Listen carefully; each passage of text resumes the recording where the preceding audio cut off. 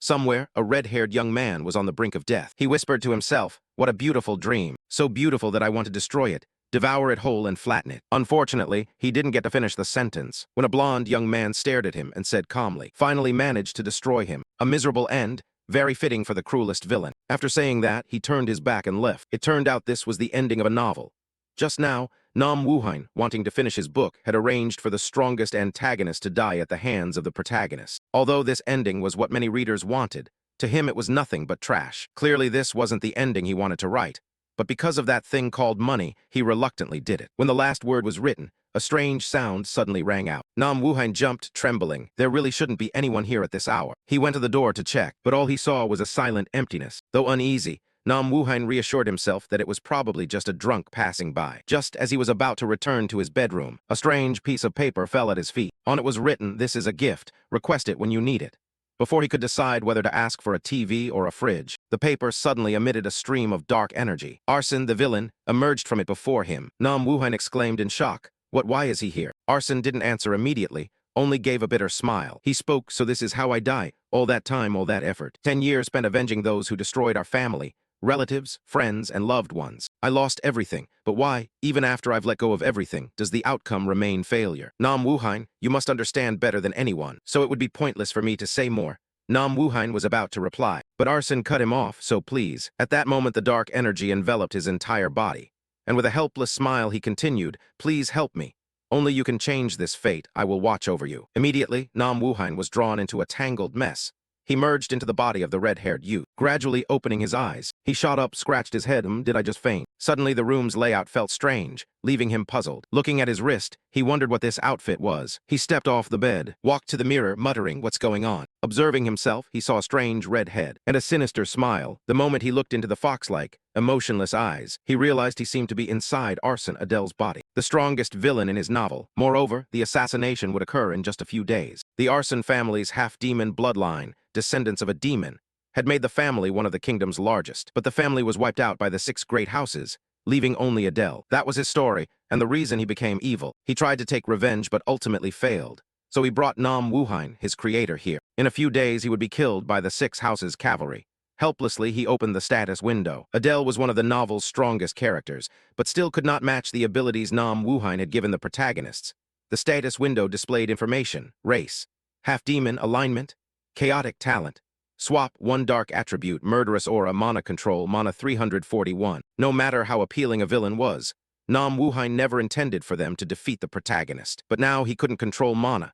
The settings he created to make Adele terrifying had become a double-edged sword. Raking his hair, he noticed the paper on the bed. "What is that? Wait, that's the paper that appeared before I was transported into the novel. I had forgotten it, and even if I didn't know whether it would help, I couldn't be picky either. I remembered the paper said to check it when needed. But when he looked at the paper, it was blank. He cursed under his breath, "Damn it. Am I really ending like this?" Suddenly a few lines appeared on the paper. "Author, if you don't know how to use the gift, answer yes or no." Nam Wuhan trembled, muttering, "You bastard, who are you?" The paper showed again. Write yes or no on the paper. Annoyed, he thought, "What now? Are you teasing me? Fine, I'll obey." He wrote yes. The paper explained how to use the information marketplace. "I will answer anything written on this paper. Some questions require payment." Nam Wuhan was surprised. Information marketplace, so it knows everything you ask. The paper explained, the more important the question, the higher the price. He requested, "Tell me how to return to the real world." The paper quickly refused, "Cannot." He swore in frustration, "Damn it, really can't rely on anything." He decided, "Then just teach me how to use mana and Adele's attributes." As soon as he wrote it, mana flowed through him. The paper notified that the question required no fee. Mana control and attribute usage were assimilated by the body. "Do you accept?" He answered yes. He smiled as he felt the mana. The first attribute was darkness, the ability to nullify an opponent's 5 senses. When activated, a black hole appeared in his hand. He was pleased. Success. Normally it's larger, but this will do. Next was murderous aura, a force that suppresses opponents with an aura. After using it, he continued to succeed. Knights and trained soldiers could resist it, but it was still effective against ordinary people. He thought now he just needed to master the swap ability, the power to switch positions with any object at will. The ultimate assassination skill. When activated, a magic circle appeared under his feet. He was satisfied but could only swap within a 20-meter range.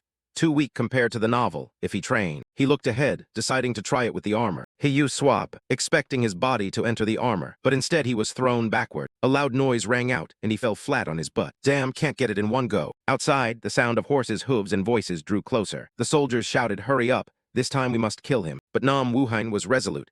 I'll try again 10, no 100 times if needed, I will survive. Meanwhile at the arson family estate, a group of people entered. Seeing so many people, the two servants were worried. A tall man, his gaze full of killing intent. He looked down and asked, "Where is he?" This man was Count Leon, captain of the Peltz Knights. The servant stammered, "In this room, sir, inside." Adele heard the noise but said nothing. Leon inquired about his condition. The servant reported he hadn't moved for days. Hearing this, Leon grew more curious. Without hesitation, he banged the door and rushed in. Adele sat calmly in a chair to receive them. "You're here. You don't intend to let a brat live, do you?" Leon sneered. "How ridiculous. Eliminate him." A soldier immediately obeyed and stepped forward. "Yes, sir." Refusing to be bullied, Adele quickly used swap one. The soldier's sword glowed, causing him to falter. Adele used swap one again, teleporting in front of the soldier. He stabbed once into the neck, and blood sprayed everywhere. Leon was surprised to see him take down the soldier in an instant. He folded his arms and ordered, "What are you doing?" Charge. The soldiers obeyed and rushed forward. Adele quickly bolted out of the room, throwing the short blade to the ground, then using swap to teleport. His body landed safely. He decided he had to reach the arson forest. Seeing him escape, Leon ordered, "He's fleeing. Pursue him quickly." In the arson forest, Adele ran desperately, out of breath. He ran while thinking, even if he miraculously escaped the knights and left the territory, he still couldn't survive.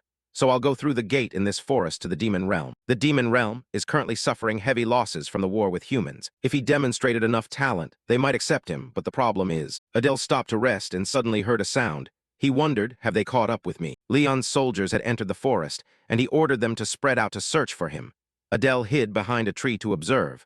The problem was he didn't know exactly where the gate was. It must be nearby. As he moved, he unfortunately stepped on a branch and made a noise. He immediately became anxious. Leon's ears were sharp as a hound's, and at the sound he unleashed a power that devastated the forest. He shouted, brimming with killing intent, "You sneaky bastard, so you were hiding here." But before that, Adele had used his power to escape. "I have 1 or 2 swaps left. I must quickly find the gate. Damn, there must be some way." He wrote on the paper, "Tell me the exact location of the gate to the demon realm in the arson forest."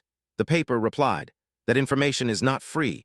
Pay 100 gold coins or an artifact of relic rank or higher." Asked to pay a large sum, Adele panicked. "Damn it. Where am I supposed to get that?" No sooner had he finished when a shockwave barreled toward him, knocking him hard to the ground, in pain. Leon stood before him with a sharp sword. "You ran to live, did you? Adele, today you will die here, whether you like it or not." Beaten until blood spatters, still defiant. "Don't make me laugh. I will not die." He thought there was still one way. Might as well risk it whether I live or die. Seeing him like that, Leon wondered, "You still resist to the end. After all, you are the head of the family." Adele gripped his sword tightly, annoyed. "Why do you act noble when you're just a bunch of grown men chasing a kid? Or become a nanny? I guess that's something you probably can't do yourself." Adele's taunts angered Leon. "I intended to send you off without pain, but now I will drive this Baron-given sword through your heart." Leon lunged with the sword. "Die." Adele grinned smugly. "Now's the time." As Leon thrust the sword, Adele quickly opened the paper to block it. Words appeared on the paper. "Thank you for paying the price, judged sufficient, exceeding the requested price, leading you to the gate to the demon realm in the forest." Adele smiled triumphantly, leaving Leon bewildered. What? Beside him, a door appeared. Adele immediately used swap one, rushing toward the gate. Leon, startled, shouted stop, but Adele resolutely ran on, thinking, "That freakish bastard, I can't believe he chased me all the way here." Seeing the door, he rejoiced, found it. Leon quickly snapped off a tree branch, determined, "I will not let you go anywhere." The branch flew straight at Adele. As it neared him, he was about to vanish. Adele smiled and said to Leon, "See you next time." Before leaving, he even greeted Leon in a special way that drove him mad. Damn, he's already reached the demon realm. After arriving in the demon realm, Adele chewed dried meat and wondered how much time had passed. After waking from passing through the gate, I was in a dungeon. This is an artificial dungeon created by someone, a secret place to study demonic arts. He wondered why there was dried meat and a stone bed in a place like this. Was it made by the treasure's guardian? Not to mention a red barrier blocking attacks from the front, and a stone guardian as well. I don't know which high-ranking family created this place, but it's full of strange aspects. Just looking at that guardian is terrifying. If I charged now, I'd probably be crushed. Suddenly the paper glowed, drawing Adele's attention. The paper read, "This is the only time you are forgiven for using items that are not your property as payment. If you do not comply, the information exchange will not take place." Adele broke into a sweat, thinking this thing is crazy, so he's letting it slide this time. Suddenly he noticed something strange. That stone wall looks unusual. I can sense these things. Suddenly a voice echoed, "You have no right." Hearing that, Adele thought it must be the barrier disable function. What a pity. He began to think, I need to find another way out of here. The rock fell from the guardian, If it's really stone, then things might go my way. He immediately used swap one, swapping places with the rock, getting out of there. He rejoiced great it worked. But suddenly a monster roared loudly. In some kingdom where the sun and moon form an eclipse, someone splashed a bucket of water and cursed, "You idiot. Why did you spill it here?" They berated the child continuously. The man standing above was the head of the bear's family in the demon realm, Crete. He entered and said, "It's lively indeed. Perhaps because my daughter is about to raid the mid-level secret area. What a hassle. If she succeeds, she'll gain the right to enter Satan. But even if I order her to fail, she would resist. Only by entering Satan can she avenge the humans who killed her mother. Would that weakling survive among nothing but ferocious demons?" Crete sighed helplessly. Suddenly a servant ran in calling, "Master, there's news." Crete annoyed, "What's all the commotion about?" The servant awkwardly bowed, "I'm sorry. We received word that an unidentified person is in the secret area." Crete asked, "In the secret area?" The servant replied, "Yes, there is no sign of them opening a door to enter, so everyone is puzzled." Crete asked, "Have they identified them?" The servant answered, "They triggered a function only you can use from inside, but we don't know who it was." Crete tapped the table thoughtfully. Perhaps they were forcibly summoned through a gate created during the war between humans and demons. He ordered, "Anyway, they'll die, don't worry. Focus on preparing for my daughter's test." The servant obeyed, understood. Crete watched outside, thinking if all goes well I might have a useful pawn. Of course, if he doesn't die in the secret area. Adele was returned to the room, crashing to the floor with a piercing scream. He was puzzled. What's this? A wolf nearly died. The wolf kept assaulting the door, making him anxious. So even without the barrier, going outside is troublesome. Suddenly he realized, wait, isn't it also made of stone? He decided, all right, I'll try. Adele quickly used swap one, swapping places with the wolf. He was pleased it worked. The wolf panicked and howled in the room trying to escape. Adele ran thinking it would die if it did so. Now I just need to find an exit. While running, he halted. A mantis appeared ahead. This might be bad. Each stage has a task, and this one is more dangerous than the wolf. He smirked proudly. Just as I thought, they're just mindless things. This is feasible as long as I have one swap. He dashed forward quickly, then stopped before the final door. A voice echoed, "Welcome, you have reached the final destination." Adele was puzzled. What? You welcome an intruder? What the hell? This seems to be the boss's room. Is anyone in there? Inside was another monster, a death knight. Adele swallowed nervously. Judging by its power, it seems equivalent to a death knight. The death knight spoke, "I pay my respects for your arrival." Adele immediately used swap one, just as the knight finished speaking. He had shifted it outside. Adele greedily approached. A treasure chest, bigger than I thought. There was also a black dragon engraved ornament. Suddenly he realized, wait, the black dragon ornament. I've seen it somewhere before, he wondered. Black dragon, among the highest noble houses there are sloth, lust, gluttony, wrath, envy, greed, malice, and pride like a black dragon. Bears, the seventh of the 7 deadly sins, pride. Thinking that, he gritted his teeth, swearing, damn, if he catches me, I'm dead for sure. Without hesitation, Adele opened the chest.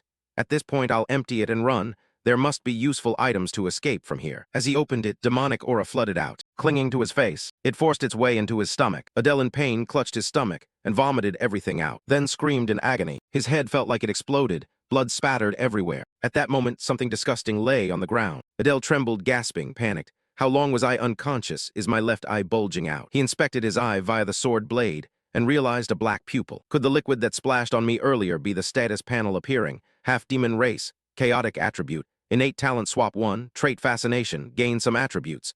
Fascination focuses on killing intent, darkness, mana control, proud eye. Mana 341, dynamic vision surge to the extreme. Triggers after killing an enemy. Obtaining this new ability, Adele was pleased. With this eye will never lose to the weak again. Not bad. Coming to the demon realm was the right decision. After finishing, he decided everything necessary was in hand.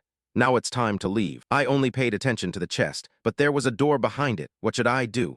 I made a lot of noise. Surely many soldiers are waiting outside. If I go out, I'll surely die. Do I need to kneel faster than light to save my life? But if they discover I'm from the arson clan, even if I beg, they'll kill me. I must hide this insignia first. The Death Knight shouted angrily, "Open the door now." Hearing the sound, Adele turned around. He saw the Death Knight repeatedly battering the door. "Your Highness is coming. Open up." Adele panicked. "What, Your Highness?" Wait, could the reason they welcome dried meat and stone beds be that this place was created by the high houses for testing? He wrote on the paper, "Who owns this place?" He thought he had stolen the prize they were supposed to receive. "They will tear me to pieces right here." He asked, "Tell me who is nearest to me." The paper replied, "That information has a price. Pay with an item worth 100 gold coins or a relic grade treasure or higher." Adele wondered what price he could pay with. He decided, mana, I'll pay with 100 of my maximum mana points. He thought it would be hard, but after surviving, he could recover. The paper accepted, deeming it satisfactory. "I will take 100 of your mana, author. The one nearest you is Renee, the youngest daughter of Crete Bears, head of the Bears clan." At that moment, Renee entered, causing Adele to worry. "Damn, My life is over. From what he knew, this was a domain created by the Bears clan to train their youngest daughter. The proud eye was certainly her reward for completing the domain. Renee, who holds considerable power in the Bears clan, could cut the guards down like butter and was now standing before him. Renee swiftly decapitated the Death Knight, then looked over at him, making him break out in a cold sweat. All right, I can do this, he told himself. Renee pointed her sword at him. Annoyed, she asked, who are you? Adele quickly knelt respectfully. Congratulations, Miss Renee, on completing the final domain. You have become deserving. Renee said irritably, explain yourself. Adele nervously explained, the master ordered me to be your guard. He thought their eyes had met, but she seemed not to notice the proud eye. Renee asked suspiciously, you are? Adele affirmed cheerfully. Yes, despite appearances, my skills aren't bad. He resolved to use her to escape from here. Renee laughed. Puff. Adele worried, doesn't she believe me? He immediately used an ability to make Renee trust him, startling her. He grasped her hand, pleased, see. I believe I will be useful in protecting Miss Renee. Renee angrily pulled her hand away, leaving Adele confused. What, is she mad? She turned away to ponder. Adele silently rejoiced. Luckily, she overlooked what I had done. He said, let's go, please come meet the master right away. He's waiting for you. Renee agreed very well. Adele wanted to leave first. I'll go carry out the other tasks the master assigned.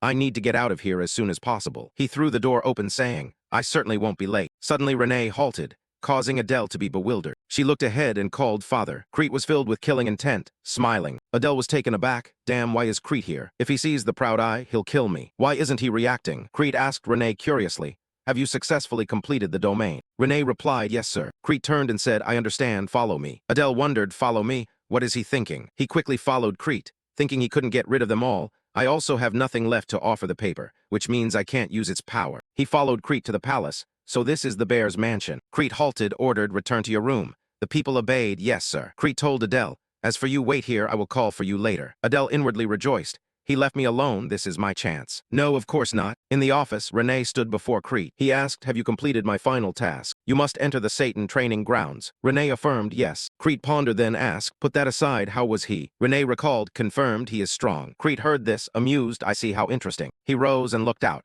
Because you proved yourself worthy, you may go to Satan as you wish. Renee happily, thank you, father. Crete thought with satisfaction. I thought he would die after invading the domain. But he survived, even obtained the proud eye and Renee's opinion of him. He is certainly worth exploiting. Adele outside worried, how much longer must I wait? In the dim lights of the castle, two men appeared. A subordinate bowed respectfully and invited Adele this way. He pushed the door, announcing, I have brought him here, master. As he stepped into the room, Crete's face appeared like a demon from hell. Adele was immediately terrified. His mind in turmoil, master, what is he thinking? He bowed his head, careful and fearful, afraid a single mistake would cost his life. Why did you let me live? Crete smiled grotesquely, the sound roaring, you bastard. He unleashed his power. The sound echoed through the dark castle. Indeed, you deceived my daughter very well. The sudden assault caught Adele off guard. Pain spread through his body. He could only grit his teeth and endure. Under Crete's great power, he could not resist and collapsed to the ground. He shouted loudly, you have no intention of killing me. Crete, upon hearing this, withdrew his power and smirked. He spared him. Adele exhaled, gulping air. His body still trembling, he thought. The demonic aura is truly astounding. Crete, with the bearing of a supreme being, smiled in pleasure and said, you are quick-witted. Looking at Adele, he asked again, what is your name? Adele, still frightened, not daring to hesitate, answered immediately, I am Adele. Hearing that name, Crete seemed even angrier. Adele. He was once again overpowered by strength.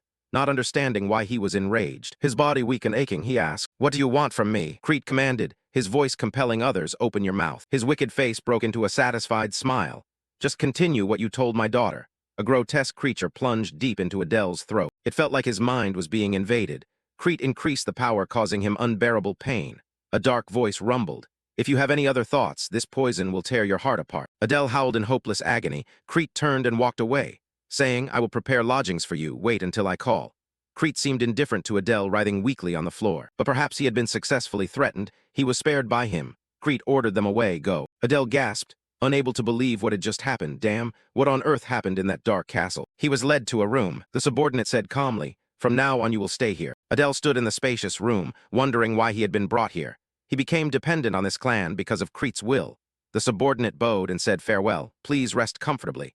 Adele remained bewildered at being spared. Living in such comfort, being allowed to live by him was something he was grateful for. Yet he felt completely exploited. He sat on the bed, satisfied with his achievement. Well, I have been partially recognized by Crete. This could actually be a good situation. But above all, that creature still lay deep inside his body. Adele clutched his chest, feeling the life of the foreign body. He resolved that he must remove it. He thought firmly it must succeed. After using his power to push the foreign body out of his body, he shouted joyfully, "It's successful." Just as I thought, it's a mindless thing. Seeing it still asleep and oblivious, he thought, if I kill it, he will notice immediately, so what should I do now? Adele was startled as it opened its eyes. He gradually realized it woke because the mana supply from my body was cut off.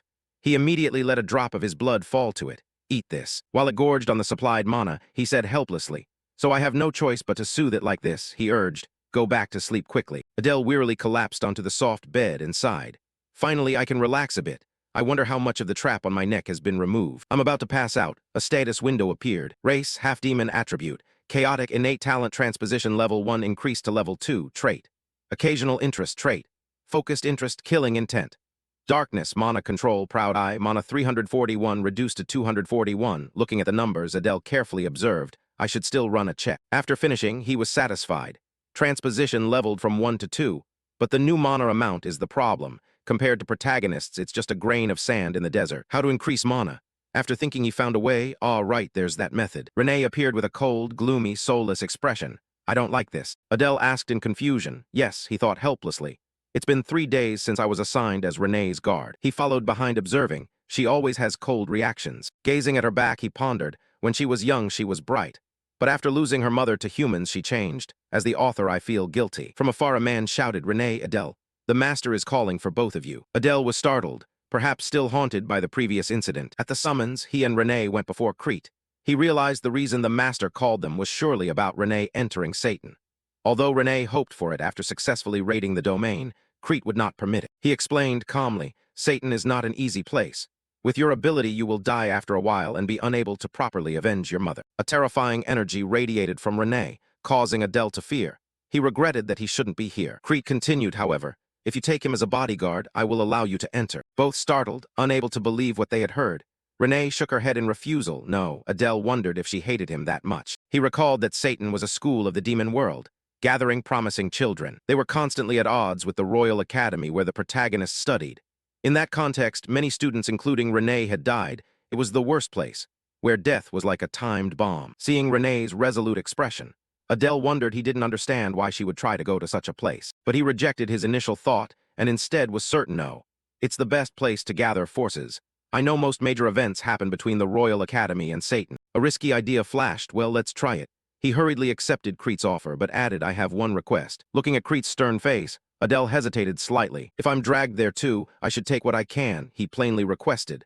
I ask for something related to mana. Crete laughed with delight as if victory was assured. Oh ho. I thought you'd ask me to remove that thing. Adele trembled, fearing the secret of the poison insect would be discovered. Luckily, Crete had not realized the insect was no longer inside him. Renee looked at him with suspicion. Crete immediately agreed, arrogant bastard. The request is not difficult, I will grant you. Crete ordered Renee, you may go now. Renee bowed respectfully, yes. She walked toward the door but glanced back with a deadly look. Feeling that fearsome power, he thought, does she hate the idea of going with me that much? Only Adele and Crete remained in the room.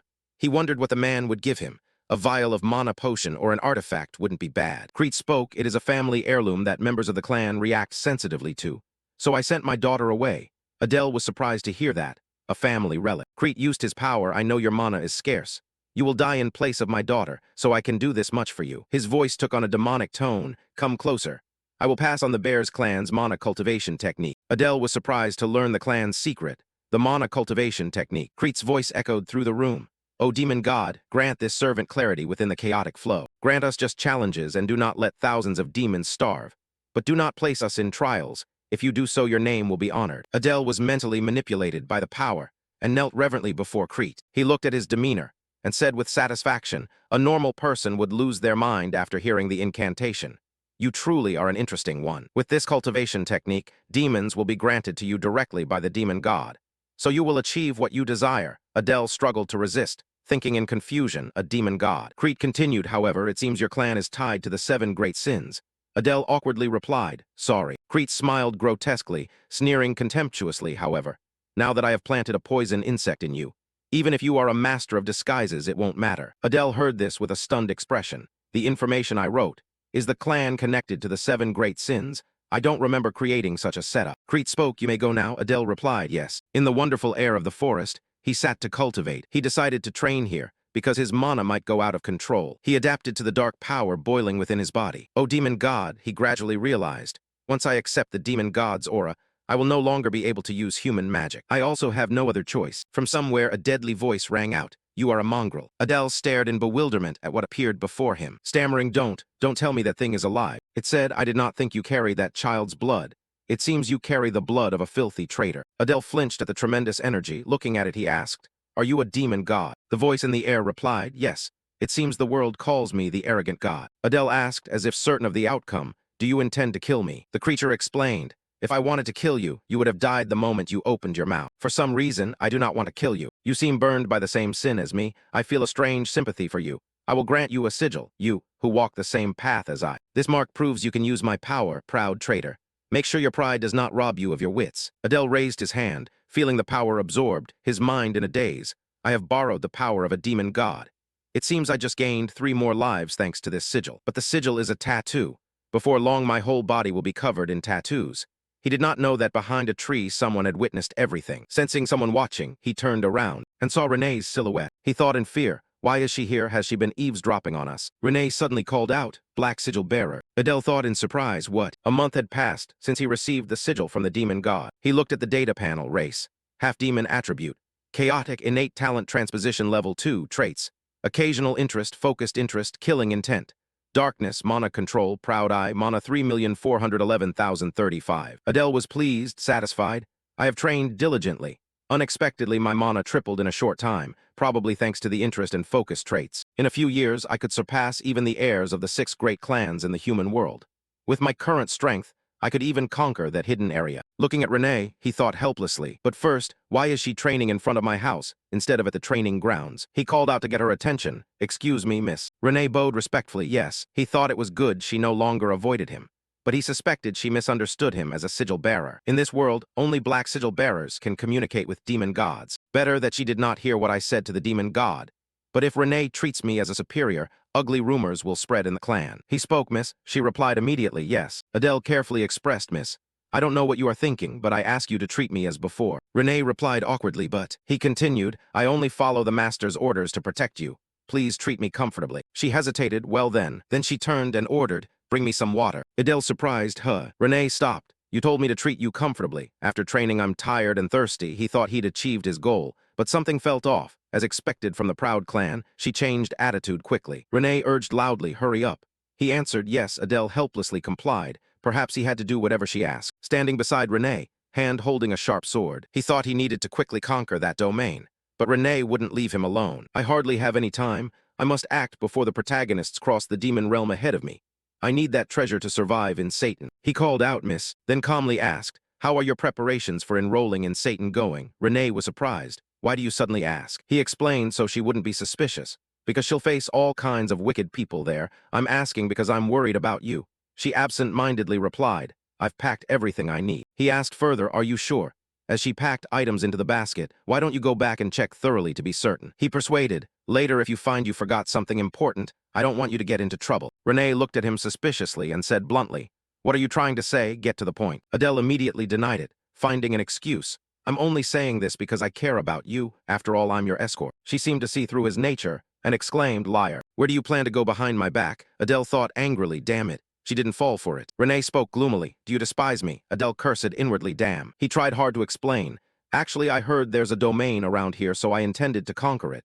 Please understand, it's for your safety. In his head, he pleaded, please believe this reason. After an eerie silence, Renee said, now I remember what I forgot. Adele rejoiced as if finding gold. So why don't you go back? She cut in, get started. The words hit Adele like a cold splash. He asked mechanically, excuse me, what do you mean? She replied, I haven't finished warming up yet. I will go to that domain with you. If it's nearby, we can finish today, right? Adele confused, miss. Renee urged loudly, let's go, where is that domain? The image was gruesome and carried a deadly atmosphere. Adele said, it's the Undying Domain. The Undying Domain was once ruled by necromancers, but now it's full of soldiers turned vengeful spirits.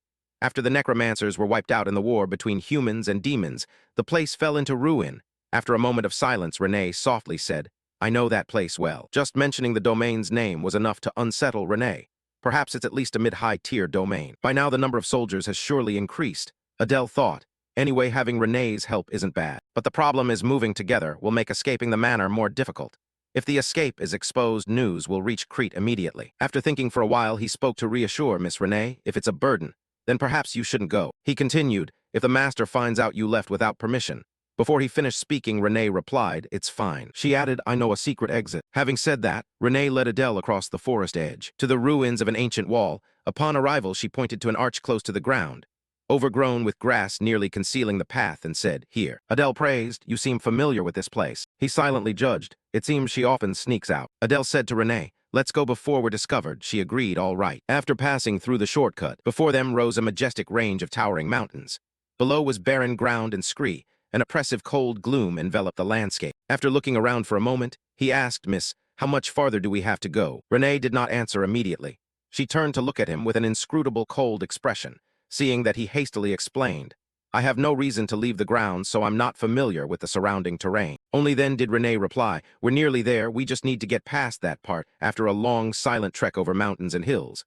Adele hesitantly broke the silence, we must be close. Renee kept her cold manner, answering briefly, Finally, the two arrived at the domain. Adele said, it seems we've arrived. The scene outside the domain was indescribably desolate. Shattered tombs and ruins littered everywhere. Not a single plant could grow on the ground. Witnessing the desolation, Renee could not hide her fury. Damn it, the offspring of Cerberus. Adele thought to himself, she probably meant bastard. I must hide the fact I'm of arson blood at all costs. He continued thinking, only I know the way into the domain. After scouting for a while, he told Renee, I think we can get in by digging here. She replied at once, Beneath the largest stone statue were the rotting soldiers guarding the land. After digging, the hatch leading to the undying domain was revealed, its top engraved with intricate ancient symbols and patterns. Adele concluded it was certainly the entrance. Adele offered, I'll lead the way, but Renee refused. No, I'll go first. Deep inside was a corridor lit by blazing torches. Adele marveled, it's brighter inside than I thought. Standing before the ancient yet gloomy castle, Renee announced, over there. We've come to the right place. Adele thought, this place is on another level compared to the bear's domain. I bet there are at least 100 new graves here. Renee signaled, let's go. Adele responded, all right. As soon as the two moved, the ground writhed with human skeletons controlled by magic. They pushed aside the earth and crawled up. Suddenly surrounded by enemies, Adele said to Renee, Miss, I'll entrust this to you. She agreed, all right. With that, she grabbed her sword and charged in to fight the surrounding soldiers. Seeing her plunge into mortal combat, Adele thought silently, just as I thought, deciding to come with her was absolutely the right choice. He shouted, there must be a necromancer commanding them at the back of the horde. I'll catch up with them soon. As soon as they were felled by Renee's blade, the bone soldiers immediately revived as before. Renee uneasily, they came back to life. Not far from the skirmish, the mastermind continuously controlled the horde through a magic orb. You have guts to come here. He ordered, eliminate the intruders, finish off the enemies. Renee anxiously shouted, they keep reviving. What do we do? Adele ran to her, saying as he ran, it's because of that mage. He continued, don't stop, keep advancing, miss. Renee responded, what was that? At the same time, a skeleton soldier charged forward. Adele had just slain one and suggested, I have a way to clear this bunch easily. Without needing his explanation, Renee replied immediately, got it. With that, the two ran together toward the leading mage, ordering the undead soldiers to stop them. Adele shouted, we just need to get close to him. Adele thought, everything will end when we break the mage's orb. Finally, I can use the new ability of Swap 2. A giant skeleton soldier suddenly appeared and advanced to attack. Adele thought it might not be that easy. He yelled, Miss Renee, charge. The giant skeleton was struck head-on by Renee. Its body shattered into pieces. Seizing the opportunity, Adele and Renee coordinated to carry out the plan to eliminate the mage. Swap 2 designated a displacement. Adele thought the new ability of Swap 2 was to exchange objects with each other. Swap 2 activated. For a moment, seeing the orb disappear, he panicked. Remembering the new function, Adele successfully captured the magic orb in his hand. He thought to himself, got it. The leading mage shouted no. Adele smashed the orb into fragments. Without the orb, the mage had no magic left. He vanished, screaming in fury, this can't be. After the mage disappeared completely, Adele rejoiced, we did it. Miss Renee, still recovering from the battle, replied softly, yep. The voices of the vanishing spirits suddenly echoed, thanks. Looking around, Adele thought quietly, the tragedy here, it all happened because of what I wrote. Please rest in peace. Suddenly Renee asked Adele, is there anything else to do? He answered cheerfully, yes, it's time to claim the reward. Before them was an ancient box not far away. Adele happily, finally I have the item I need. Shadow Fang, a dagger forged from the dark steel of the demon realm. It converts darkness into mana, increasing sharpness and speed in the dark. Eternal Moon's fulfillment. A crafted ring that absorbs and senses mana with moonlight. Adele marveled, wow, with this dagger, I will exploit the darkness attribute to the fullest. The ring is nice to have, but I don't really need it. He turned and asked Miss Renee, Why don't you take the ring, I'll take the dagger. Renee agreed, all right. Adele added, fine, then let me. With that, he gently slipped the ring onto Renee's hand. Immediately she pulled her hand back. Her face flushed bright red. Adele thought to himself, why did she react like that? Does wearing the ring mean something to the demons? He asked, how do you feel? Renee answered bashfully, this is amazing. Adele smiled, it's good that you like it. Then he sat by the box full of gold coins and said, since I handled the boss, I'll take all the gold. The sword in Renee's hand was immediately pressed to his throat. Adele hurried to defuse it. I mean, we'll split every last coin evenly. After clearing the domain, the two returned to the mansion. Adele spent time doing chores for Renee or practicing mana. A month passed, his status panel appeared. Half-demon race, chaos attribute, innate skill swap 2, interest trait. Mixed entry, interest trait. Focused, killing intent. Darkness, mana control, proud gaze, mana 10,351,297. Adele was satisfied. Nearly 1,300 mana. This is a mid-tier level in the demon realm. I've improved significantly. A few days later, Crete summoned Adele and Renee. At the mansion, her father stood before them. In a stern voice, it's time for you to enter Satan. The moment has come, he continued. Today you two will go to the capital to enroll in the academy. Crete asked, are you ready? Adele and Renee answered in unison, yes, sir. After hearing that, he said, go. I don't think a farewell is necessary. Renee fell silent with sadness, then bowed and left. Adele replied, at your command, I will accompany the miss on her way now. Crete gave a private admonition. Adele, I hope you will do well. He answered respectfully, yes. Outside, the carriage was ready. The two departed immediately. Adele looked at Crete, thinking, he said he wouldn't see us off. But perhaps demons also have feelings for their children. He told himself, I'm worried about the future, but things have come to this. I will achieve my goals in Satan. On the carriage, Adele noticed, since we left, she hasn't said a word. Did I do something wrong? Renee silently assessed. At first, I didn't like him because he seemed suspicious. But he's more handsome than I thought. Sensing the atmosphere was too cold, Adele spoke up. Haha, nice weather today, Renee kept thinking. His actions and words lack weight. And in terms of power, he's far from the required threshold. He really is a weakling. She reassured herself, how foolish. I saw him speaking with a demon god, why doubt him? Adele wondered silently. Why is she staring at me? Did I mess up? Renee's eyes remained fixed on the ring. Embarrassed, she looked away and thought, an eternal vow. That's the meaning when someone of the opposite sex places a ring on another's finger in the demon realm. He did that without saying much. What vow did he make? I'm so curious. Adele spoke, miss. We'll arrive in an hour earlier than expected. Renee looked at him, then turned away immediately. Fine. Adele pressed, miss. Did I do something wrong? Renee replied, I want to sleep a bit. He answered, yes. Eventually they arrived. Adele looked around, thinking to himself, so this is the capital of the demon realm. It doesn't look much different from the human world. It has a medieval style. However, there are some differences, like people with horns and other physical traits. He noticed an elite demon. He had a tattoo on his neck like mine. Seeing Adele distracted, Renee reminded, what are you waiting for? Hurry up. Adele flustered, yes, miss. He asked, so where do we go now? Adele eagerly, if it's in 2 days. Why don't we tour the capital until then? Renee coldly, not interested. Receiving the cold reply, the constant smile on Adele's face vanished. He persuaded, miss, maybe you could. Renee interrupted. We don't have time, let's register. Adele thought, hadn't her past been that she never left home since her mother died, my God? I don't understand her. Surveying Satan's campus, he marveled. So this is Satan. It's amazing, it's 3 times the size of a normal university. From ahead, the registrar announced, you're registered, return in 2 days. When it was Adele's turn, he spoke up. We're here to register for admission. The registrar examined him and asked, what are you? Adele surprised, he continued, you don't look like a demon. Gripping his pen, he snapped. A half-demon dares to register. He shouted, we may have lost the war, but what do you think this place is? Hearing those harsh words, Adele thought to himself, I see a bleak future ahead. The registrar angrily didn't hesitate to insult Adele to his face. To scum like you? Renee's voice rang out. What's happening here? She stepped up to the desk. Adele turned to her awkwardly. The registrar suddenly looked at her and exclaimed, oh, those horns, this intake is extraordinary. I never expected to witness a child of the 7 deadly sin clans. He softened his tone. If you're a candidate, declare your clan and status. Renee calmly introduced Bear's clan, Renee. She emphasized to the registrar, and this is my guardian, he will enroll too. He reluctantly filled in the information, but grumbled. A half-demon as a guardian. The 7 deadly sin clans really have lowered their standards. Renee wouldn't let him finish, cutting in. A murderous aura flared, that's enough. She drew her sword and glared. I will not stand idly by while you insult the Bear's clan. Panicked, he changed his tone to avoid trouble, whispering, we don't differentiate candidates by status, so forget what I just said. He loudly said, tell me your clan and status. Adele answered, Pixie Clan, Adele. He completed the procedure and reminded them, registration is complete. Attend the entrance exam on the appointed day. Adele thought, in the human-demon war, half-demons sided with and fought for humans. So their hostility toward half-demons is understandable. I'm angry but can't do anything about it. The two left, but Renee still stewed over what happened. Still simmering, Adele comforted. All right, Miss Renee, now we need to find lodging. The two arrived at a nearby inn. Adele observed. This place seems fairly clean. But Renee disagreed, disappointed. The inns here are too shabby. Adele tried every consolation. It's because we have no money. He thought the 10 gold Crete gave is just enough for 2 people for a month. Because of the war's aftermath, the Bears clan became poor, so I can't ask for more. Adele turned to Renee with a smile. Shall we go inside then? The door opened and greetings echoed. Renee looked around as if inspecting. Meanwhile, Adele politely asked the innkeeper, "Is there a room for 2 people for 2 days?" The innkeeper replied, "Yes." The innkeeper asked further, "Will you share a room?" Renee startled, blushing shyly. Truly a sheltered girl who hasn't seen the world. Adele still smiled. "No, please give us 2 separate rooms." Renee too embarrassed to look back. The innkeeper surprised. "Oh, yes." He handed over the keys and instructed. 2 rooms for 2 days, including meals. Total 2 gold, rooms on the 2nd floor. Adele paid and thought.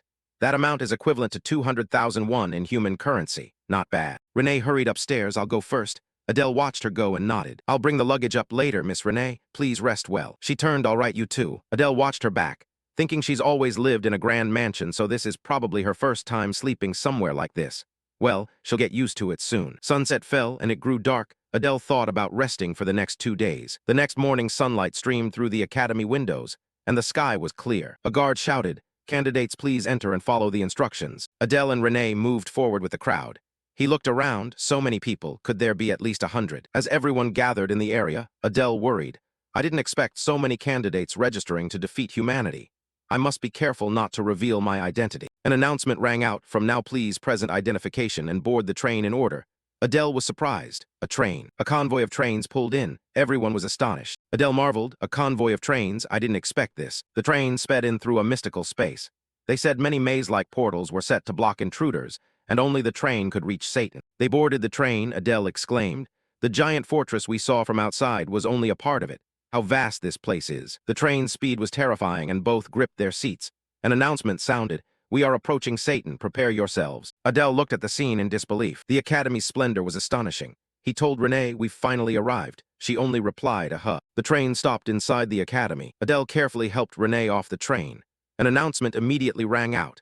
"Candidates, please follow directions and enter the hall where the exam will be held." Everyone quickly passed through a large door. Standing under the great hall, Adele looked up. Wow, it's huge. The feeling was overwhelming. He observed everyone, mostly young demon folk. He wondered if any other heirs of the 7 great sin clans were here. Suddenly, 3 people in strange attire appeared. A man with purple hair wearing a long, heavy sword at his waist, looking fierce.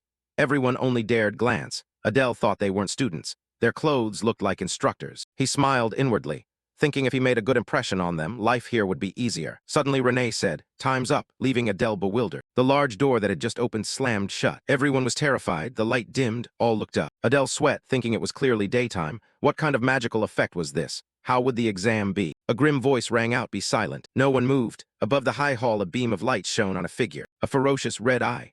A long sigil around the neck rising to the face. That person looked down contemptuously. "Welcome to Satan, you fools." That person threatened, "Let's see.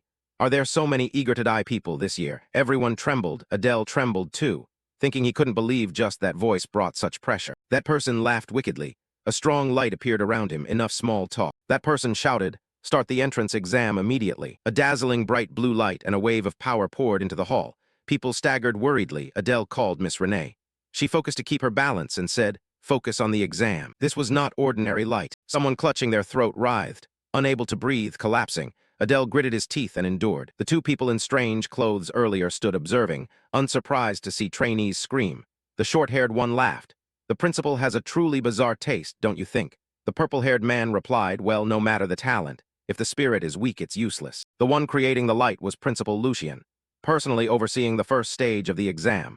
A test of mental endurance to see if candidates could withstand torture and keep secrets if captured by humans. The purple-haired man observed. 5 minutes passed, almost no one could stand. The short-haired one said, "Aside from those 8, everyone else had collapsed. I had high expectations because there were many candidates." But the purple-haired man focused and said 40%, lasting more than 5 minutes, more than last time. What a relief. They noted those unaffected. The man exclaimed, "I heard this batch includes heirs of the 7 great sin clans. Seems the rumors are true." The purple-haired man suddenly noticed, seeing Adele trembling, about to lose his footing. "Who is that kid? He doesn't look like an heir of the 7 great sins." The short-haired one laughed indeed. yet he stayed conscious for nearly 10 minutes. The short-haired one remarked, "But he probably won't last much longer." Adele was about to fall to his knees. Suddenly, the purple-haired man felt something was off. "Wait, something's wrong." Horrific black energies surged out from Adele. The two teachers were also shocked by the situation. Principal Lucien also looked toward Adele in surprise. Too dangerous, another persona within him. The purple-haired man hurriedly drew his sword, without hesitation. "We must kill him right here." He didn't look special at all. The purple-haired man looked toward Adele, who was still gasping. But suddenly the aura around him shifted, surprising him. What is that? An emotionless, murderous chi. The murderous chi enveloping Adele terrified everyone, like picking a flower or killing an insect.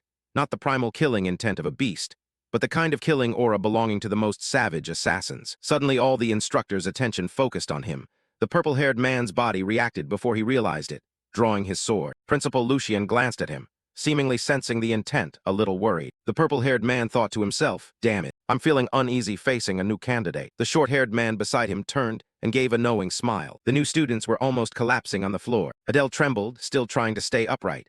His mind near breaking. "I'm about to lose it, must find a way to endure." He gritted his teeth thinking, "Wait, what if I use my killing aura? Maybe it's enough to counter her aura." Knowing he couldn't hold on much longer, Adele took a gamble. He had no other choice. He shouted, his eyes turning red, the murderous aura around him flaring bright red. Principal Lucien looked toward Adele. "You've held up quite well. Should I raise the intensity a bit?" A demonic figure threatened to invade. Just a moment more. Adele's red murderous aura spread, resisting the principal's invading aura. Lucien was a little surprised. Adele panted, seeming to regain some strength. He could stand upright now, feeling relieved much better. He hurriedly turned to Renee. "Right, how is Renee?" She seemed hardly affected. Still standing, he thought. She held up well, deservedly so, observing the others who remained standing. He recognized the heirs of the 7 great sins were holding up too. The yellow-eyed man, heir of envy, Bolton. The girl with 2 horns on her brow, heir of lust, Prone. The green-eyed guy, heir of gluttony, Samuel. The mysterious man, heir of sloth, Aaron. The burly man, heir of faith, Gu War. Looking at Renee's back, Adele thought the 6 of them, including Renee, were characters built with genuine affection. But fate had them all killed by the main cast. He frowned, suddenly recognizing a familiar figure. Long white hair. The girl with red eyes and a brown spiked crown. Adele was stunned. She was unmistakable. The girl with blazing red eyes, unaffected by the principal's power, was the future greatest villain of the demon realm. The demon lord, heir of wrath, Diana. An announcement rang out. "All right, the first round ends." Adele concentrated. The demon lord always comes from the clan of wrath, so there's no reason for her to appear here. The heir to the demon lord came to Satan as a candidate. Something happened that I don't know about. Someone shouted, drawing Adele's attention. "I failed, impossible." The purple-haired man stood with arms crossed, while students protested. "What kind of test is this? You won't touch me. Do you know who my father is?" A large hand grabbed that man's face tightly. The purple-haired man widened his eyes. "I don't care what your father does, understand?" The other guy trembled. The man released his grip and said bluntly, "Don't make me repeat myself." The man slumped to the ground. The man declared firmly, "Those who couldn't endure 5 minutes in the first test are not needed here. Failures are eliminated." An announcement rang out, "Close the gates." Adele smiled in relief. Satan is truly merciless. Fortunately, I passed. He turned to look at the principal. "Thinking that girl must be principal of Satan. I knew it. I've seen her somewhere before." He assessed, despite her cute appearance. "She's one of the strongest in the demon realm, Lucien, principal of Satan." He gripped his sword tightly. "I'm lucky to pass the first round, but must be more cautious as I could fail at any time. Fewer will pass the second test." Whispers rose. Adele turned to listen. "She's Renee, the battle prodigy of the Bears clan, right?" Renee stood there as people murmured and glanced back, thinking Renee is famous. An orange-haired guy with a proud look was surrounded by people. Adele thought it's understandable since they are heirs of the 7 great sin clans, and resisted the principal's overwhelming killing aura. He felt a sting, but wondered why no one noticed him. 2 figures behind looked on judgmentally. Renee approached to ask, "You passed too, right?" Adele replied, "Yes, I passed." He thought he should be satisfied for giving the impression he's not an ordinary candidate. Surely the instructors and the principal will remember him. The purple-haired man shouted, "Attention." Everyone hurried to focus. He said loudly, "I'll introduce myself. My name is Ares. I'm the instructor in charge of training you." Some students sweated, thinking he looked like he kept a sashimi knife in his jacket. Ares turned and congratulated them for passing the first mental strength test. It was a test to see if they could remain sane when tortured by humans in the future. The heir of lust crossed her arms and smirked. Ares continued, "The 8 candidates who endure to the end will receive bonus points. If you perform well in the second test, you'll gain access to the armory." Adele rejoiced. The armory, so lucky, thank heaven's eye lasted to the end. But he felt the murderous gaze of envy from everyone else. Ares announced, "Now I will explain the second test." Renee listened attentively. Ares said, "In the second test, you'll demonstrate your abilities. Specifically, you'll show us the talents and weapons to fight humans. Your class assignments may depend on this test. Remember that. Adele thought he meant they'd be assigned classes based on weapons and talent. He wondered what kind of humans they'd face. Ares raised his hand to cast a spell.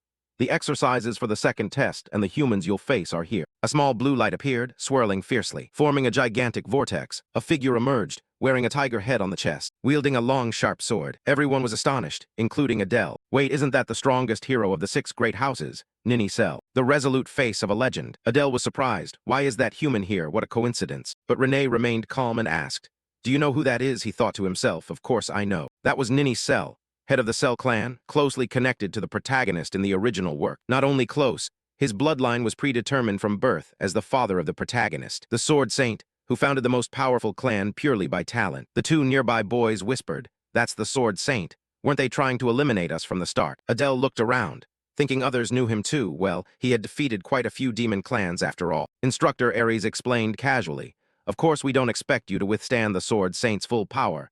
He will use at most 10% of his strength." Everyone listened. Renee turned to him. 10% isn't too easy, is it?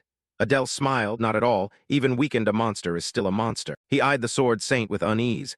Even 10% of his power could destroy a whole city. I wonder how this intake will survive such a brutal test. An idea occurred to him. There must be certain standards to pass. If possible, I'd like to use an information scroll. But we don't have much money, and the number of uses is limited. The instructor continued to announce, "At your current level, you cannot face him alone, so we will form teams of 4. To be fair, the top 8 from the first test will be placed separately. The rest assigned randomly." Adele pondered. The top 8 surely include heirs of the 7 deadly sins and me. Well, guess I'm being favored. Renee was watched by admiring glances from the male students, but she paid no attention. Adele recalled those looks. I'm used to them now. Conversely, he received unfriendly stares, as if saying he got lucky in the draw while the others were trash. A small hand touched him. Renee whispered, "Pass and come back safely." Adele smiled. "Yes, I wish you success too, Miss Renee." An announcement rang out. "I will now call the names, starting with Group 1. Adele's group was announced. Group 33, leader Adele, members Kina, Chris, Sanchez. He approached his team, thinking, I don't recognize these names. Aren't they minor characters without much significance in the original? Adele gently introduced himself. "I'm Adele. Nice to meet you all." The white-haired guy cheerfully. "Hi, I'm Chris. This is Kina." The blonde girl waved. "Hello." The remaining one was annoyed. Chris introduced, "And that's Sanchez." Sanchez looked at Adele and sneered. "A half-demon as team leader, an insult to my clan." Adele gritted his teeth helplessly. Even anonymous nobodies looked down on him, insulting his clan, thinking he's one of the heirs of the 7 deadly sins, no doubt. He turned to the other 2. "Well, let's just do our best anyway." He took the initiative. "First, we need to assign roles. Share the types of weapons or abilities you use. Start with you, Chris." Chris demonstrated his ability. "My skill is mana transformation. I can create a triangular prism that becomes armor or a sword." He demonstrated flexibly. "It doesn't have high destructive power, but it's very versatile." Adele was pleased. "Not bad at all. You're in." Next is Kina. Kina excitedly, "I'm not suited for fighting. I'm more of a support type." Adele asked, "What kind of support?" She crossed her hands to cast. "I pray to the demon god to increase allies' speed." Magic appeared. Kina panted, "Huff, so feel lighter." Adele nonchalant, "Yeah, I think so." Kina angrily, "You're so bad." Adele improvised, "Ha, I'm joking. Don't be upset." But he thought, it's better than nothing, though so weak I can hardly feel it. Honestly, I don't know how she passed the first test. He turned to Sanchez. "Finally, what about you?" Sanchez demonstrated, proudly boasting, "My ability is hardening." Adele smiled. "Oh, perfect for the front line." Sanchez barked, "Now it's your turn." With a whoosh, Adele vanished and appeared right beside Sanchez. Taking him by surprise, Adele introduced teleportation. "That's my ability." He held his sword lightly, seeing that Sanchez turned pale. Kina and Chris applauded. "Oh, wonderful. Teleportation is really amazing." Adele laughed. "Haha, thanks for the compliment." But he thought still, who knows what variables might occur. "I won't reveal all the details of my skill yet." Adele assigned roles. Simple, Chris and Sanchez hold defense in front. I'll be in the middle. Kina supports from the rear. Everyone okay with that? Kina agreed. Sounds good. Sanchez had no objections. An announcement rang out. "We will begin the second test. Each group prepare." Adele turned. Finally, it started. The instructor called Group 1 to step forward. Adele watched intently. Despite facing the Sword Saint, their eyes still burned with fighting spirit. The Sword Saint swung his blade, with just one move. Group 1 was flung in all directions. One member struck in the stomach, rolled to the ground screaming. Adele froze. I didn't even see him move. Is that really only 10% of his power? The instructor called next, Group 2. Like Group 1, Group 2 took the hit. Seeing that, everyone grew worried. Group 3, Group 4 step up. 2 members of Group 4 approached the instructor and said, "It's useless, we're sure to lose." Ares was silent for a moment, then said, "All right, you 2 may skip the test." The other 2 continue. One replied, "Yes, we'll try." Adele sensed they really continued. "I see. The condition to pass the second test is probably that." Chris was surprised. What, they don't have to do the test? Adele smiled. Of course not. The remaining 2 members of Group 4 prepared. The instructor called the group to begin. Adele watched, thinking those 2 can't handle Ninicel. Watch a bit more again. Just one strike from the sword saint sent both flying. One person screamed in pain, Adele helpless. If he used true sword chi, they'd have been cut in half. Chris panicked. Can we really defeat a monster like that? Sanchez still brash, Humph. Are you really afraid of a mere human? Adele saw Sanchez smile, but he could hear his legs trembling from here. Still just one strike from the sword saint. Group 5 was defeated, lying scattered. Group 9, the situation grew tenser. Group 10 stepped up. They begged to withdraw. Renee watched without emotion. Group 20 then Group 30 were called up. Step forward, Adele thought. Counting to Group 35, teams had already withdrawn. Not a single team managed an effective strike on the sword saint. The next group formed ranks and focused on fighting. A battle against an unbeatable opponent with no allowance to leave midway. One student used a sword to block one of the sword saint's blows. Chris was astonished. Wow, he blocked it. Adele was silent. As it went on, the matches lasted longer and their skills improved over those before. He glanced at the sword saint and said, I get it. That's the real condition to pass the second test. Sanchez arrogantly shouted. It's almost our turn. Chris replied, yeah, I'm shaking. Adele said, I figured out how to pass the second test. Sanchez was surprised. What do you mean? Adele smiled. The criterion is that even if you lose to overwhelming force, you must get back up and fight to the end. Judging by how the instructors treat those who quit. And the sword saint's power, I'm sure of it. Sanchez wondered, but Instructor Aries called next, Group 33. Adele drew his sword and smiled. Let's try to defeat the sword saint. With our strength, we can do it. Sanchez hesitated. What, Kina and Chris excited? Sure, let's try it. Yeah, losing is fine. Adele grinned inwardly. So what if I'm only half demon? With the villain's greatest talent, I can win. The team took their positions and shouted, come on, let's begin. He thought, unlike the protagonist, I don't have much information on Ninicel, because it wasn't recorded earlier. What should I do now? Then he reassured his teammates, don't worry, hold your positions and fight. Chris and Sanchez trusted him. All right, I know. The sword saint attacked. Adele shouted, he's coming. The sword saint swung his blade lightly. Chris's shield shattered instantly. Chris was blasted into the air by the residual force of the attack. Kina stepped forward, let me handle it. Meanwhile, Adele thought to himself he needed to lessen the impact when he fell. Adele anxiously called out to the front. Sanchez stayed in position. He replied, I know. The sword saint struck again. Sanchez stood firm to take the blow and said, I'm holding.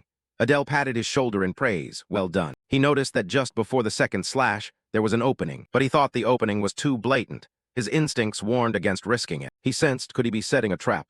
Does he have an AI inside him? The second attack was about to land. Get into position. Chris tried to cast a shield, muttering, damn. Adele felt something was wrong. Chris had reached his limit. Sanchez's hands were beginning to crack. Adele stayed calm. One strike and it's like this, not good. Hold on a bit longer. The sword saint's next blow came. Sanchez began to crack and was about to lose his hold. Is it even stronger than before? Sanchez shouted at Adele. What are you waiting for? At this rate, we'll die. Adele replied, hold on a little longer. Sanchez cursed furiously. You crazy bastard, Adele calculated. We're the only team to block the second strike. Is that what he's trying to do? The sword saint silently observed the group. Adele realized something. Meanwhile, Chris collapsed from exhaustion, causing Kina to shake him anxiously and call, Chris. Adele hurriedly asked, are you okay? He said to the trembling Chris, I know it's hard, but trust me one more time. Sanchez called out, what are you doing, Adele? He's about to attack. Chris asked, you have a plan, right? Adele nodded, yeah. He suddenly shifted into that demonic form from before. I'll stab my sword down his throat. Chris and Kina were stunned by his face. The sword saint prepared to strike. Sanchez shouted, he's coming. Adele stood behind Sanchez and said, this time you have to hold without Chris's barrier. Sanchez panicked.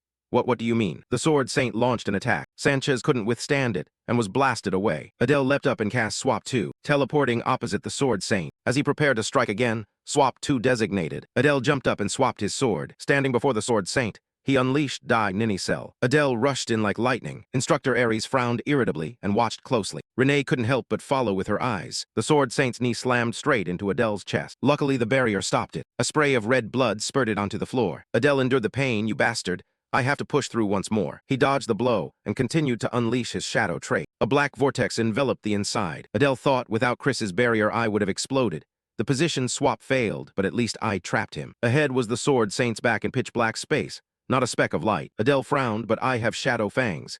In this space, they're stronger than any weapon. Standing behind the sword saint, he thought, I'll defeat him with everything I've got. The sword saint suddenly sensed something and turned back toward Adele, surprising him. At blistering speed, he lunged forward with a raised fist. Adele thought, this guy really is a monster. He spread his arms. An eye flashed red. Adele smiled. The sword in his hand suddenly appeared in a different position behind the sword saint. Adele raised his hand in front of him. This time the one lured into the trap was you. Sword Saint. Not just one, countless swords appeared in the space. Adele clenched his fist. Shadow fangs activated, dark sword storm. A barrage of blades shot forward, repeatedly stabbing the Sword Saint. Everyone outside focused on the vortex. Chris worried, what the hell is happening in there? Instructor Ares was unconcerned. Looks like it's about to end. The vortex gradually dissipated, standing there as if nothing had happened. When the vortex fully dissipated, the Sword Saint fell to the floor, while Adele remained standing. Everyone was utterly astonished. Noticing his satisfied expression, Adele thought, this silent atmosphere, I did it. The orange-haired guy looked on, exclaiming how fascinating. Chris and Kina ran over joyfully. Chris praised, that was truly amazing, Kina asked. How did you do that? Adele smiled. It was just thanks to everyone coordinating well. He turned to Kina. What about Sanchez? She replied.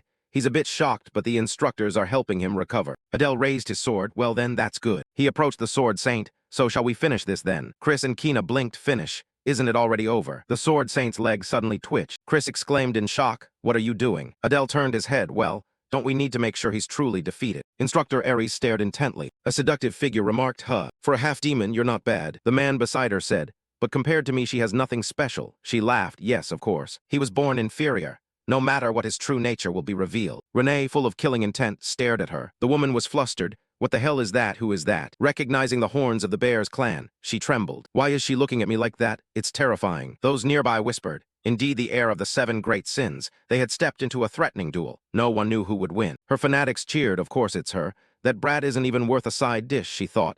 Maybe she's not that weak. Adele suddenly realized. Wait, isn't that Renee? Why is she radiating such killing intent? Instructor Ares stepped forward and called Adele. He approached and stared. Adele smiled. Yes, is there something? Ares said sternly, you really don't know. Adele nonchalantly, yes, I don't. Ares turned and walked away. From now on I'll be keeping an eye on you. Adele breathed a sigh of relief.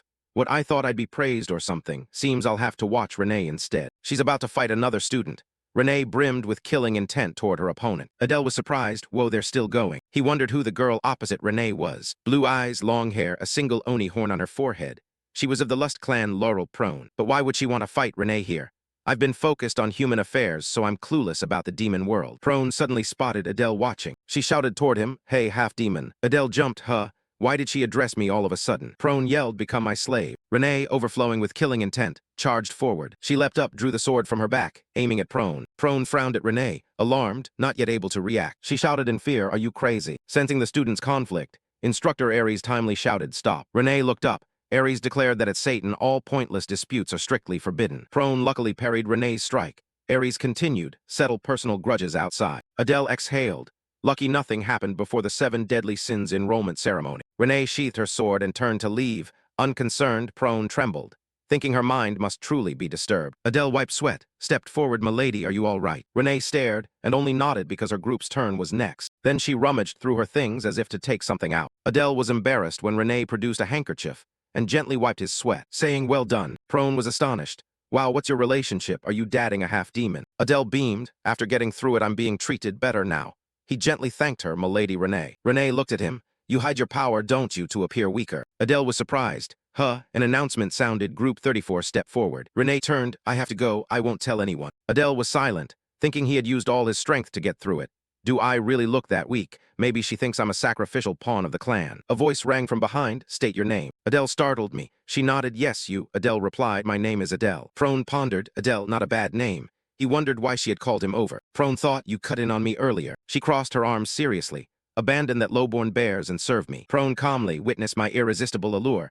I will take you and crush that girl's nose. Adele turned away, uninterested. Sorry. But it's my lady's turn now, maybe next time. Prone stunned. Wait, it's not effective. Adele delighted. Finally, I get to see the full strength of Renee. Her group looked quite strong. How powerful is she after all, he thought. I'm eager to see the other children of the 7 deadly sins. The Sword Saint and Renee radiated killing intent toward each other. Adele and the others were amazed.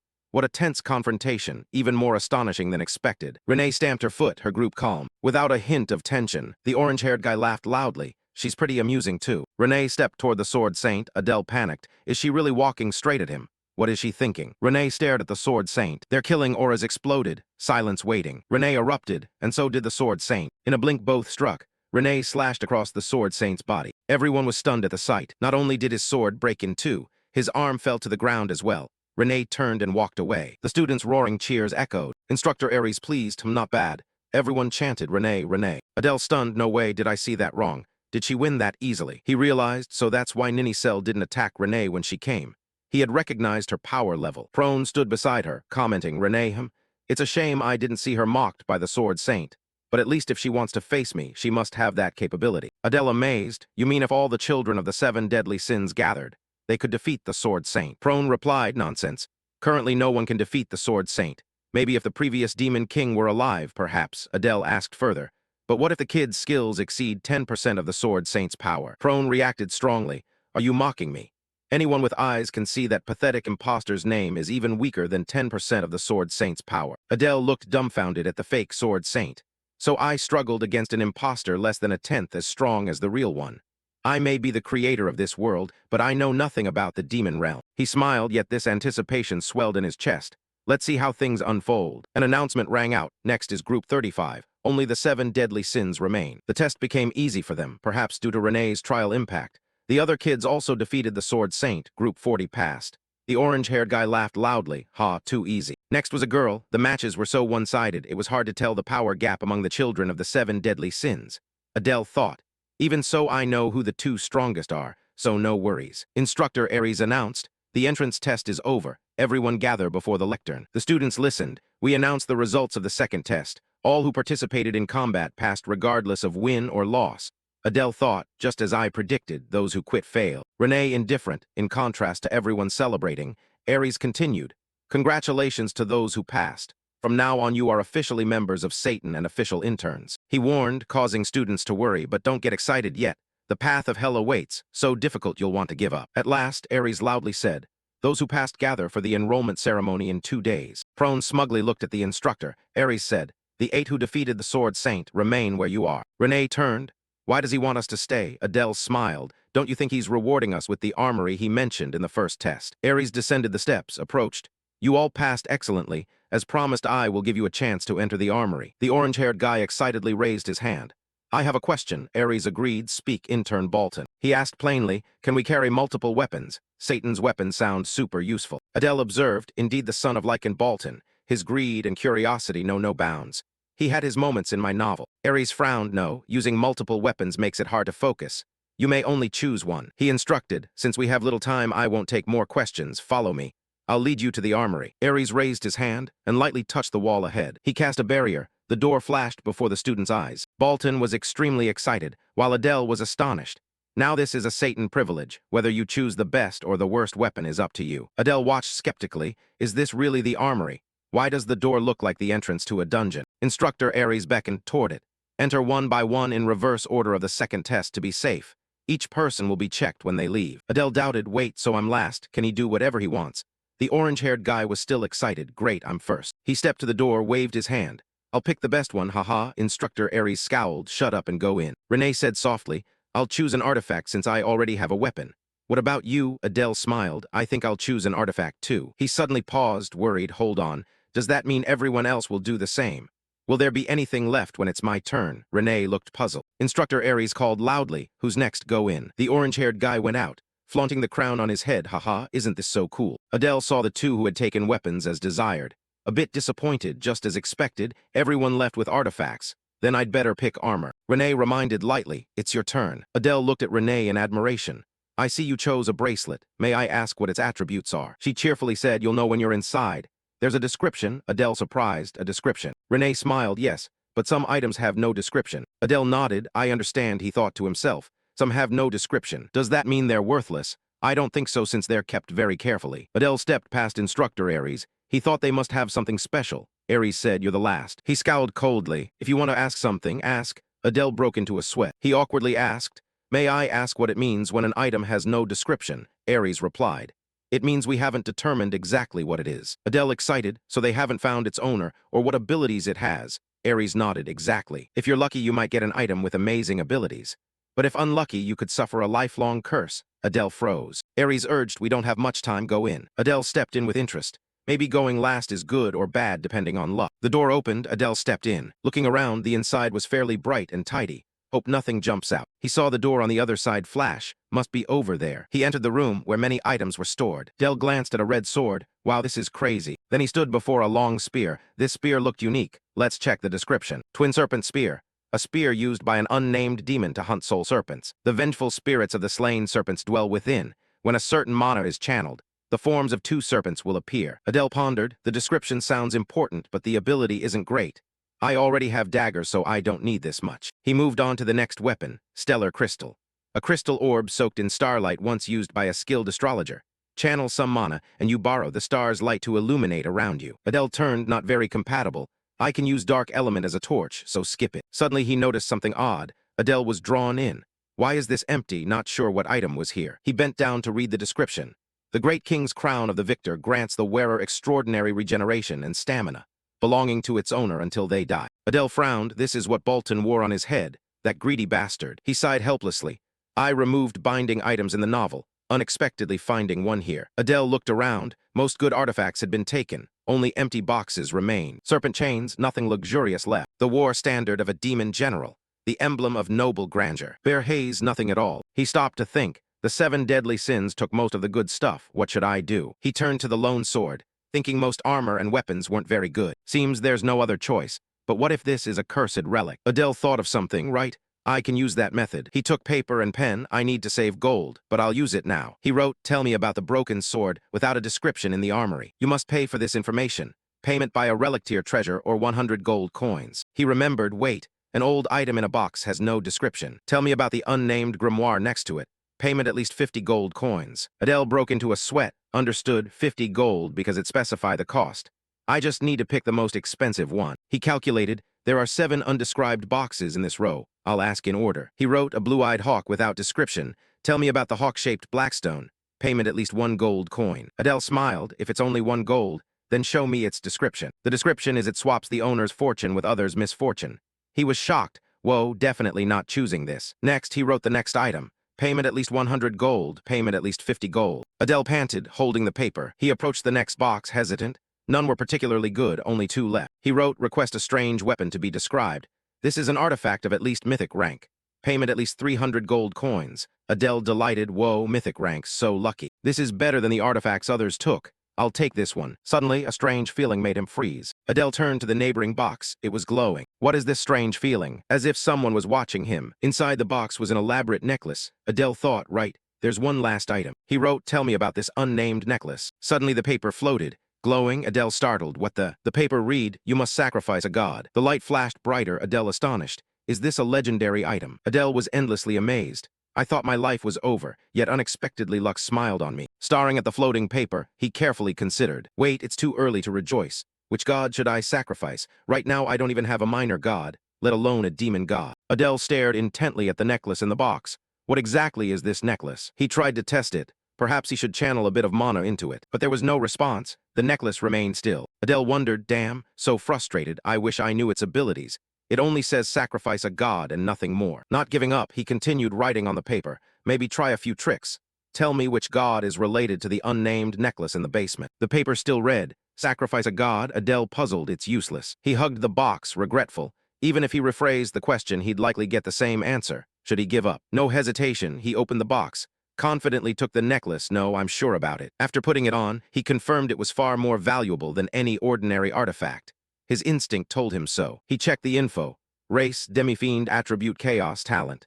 Second, transposition, traits, intrigue, focus, dark killing intent, mana control, proud eye, mana 1297. Pondering, the status window was dim, just as I thought. Nobody's interested in this. I can study it slowly. Instructor Ares was surprised to see what Adele took.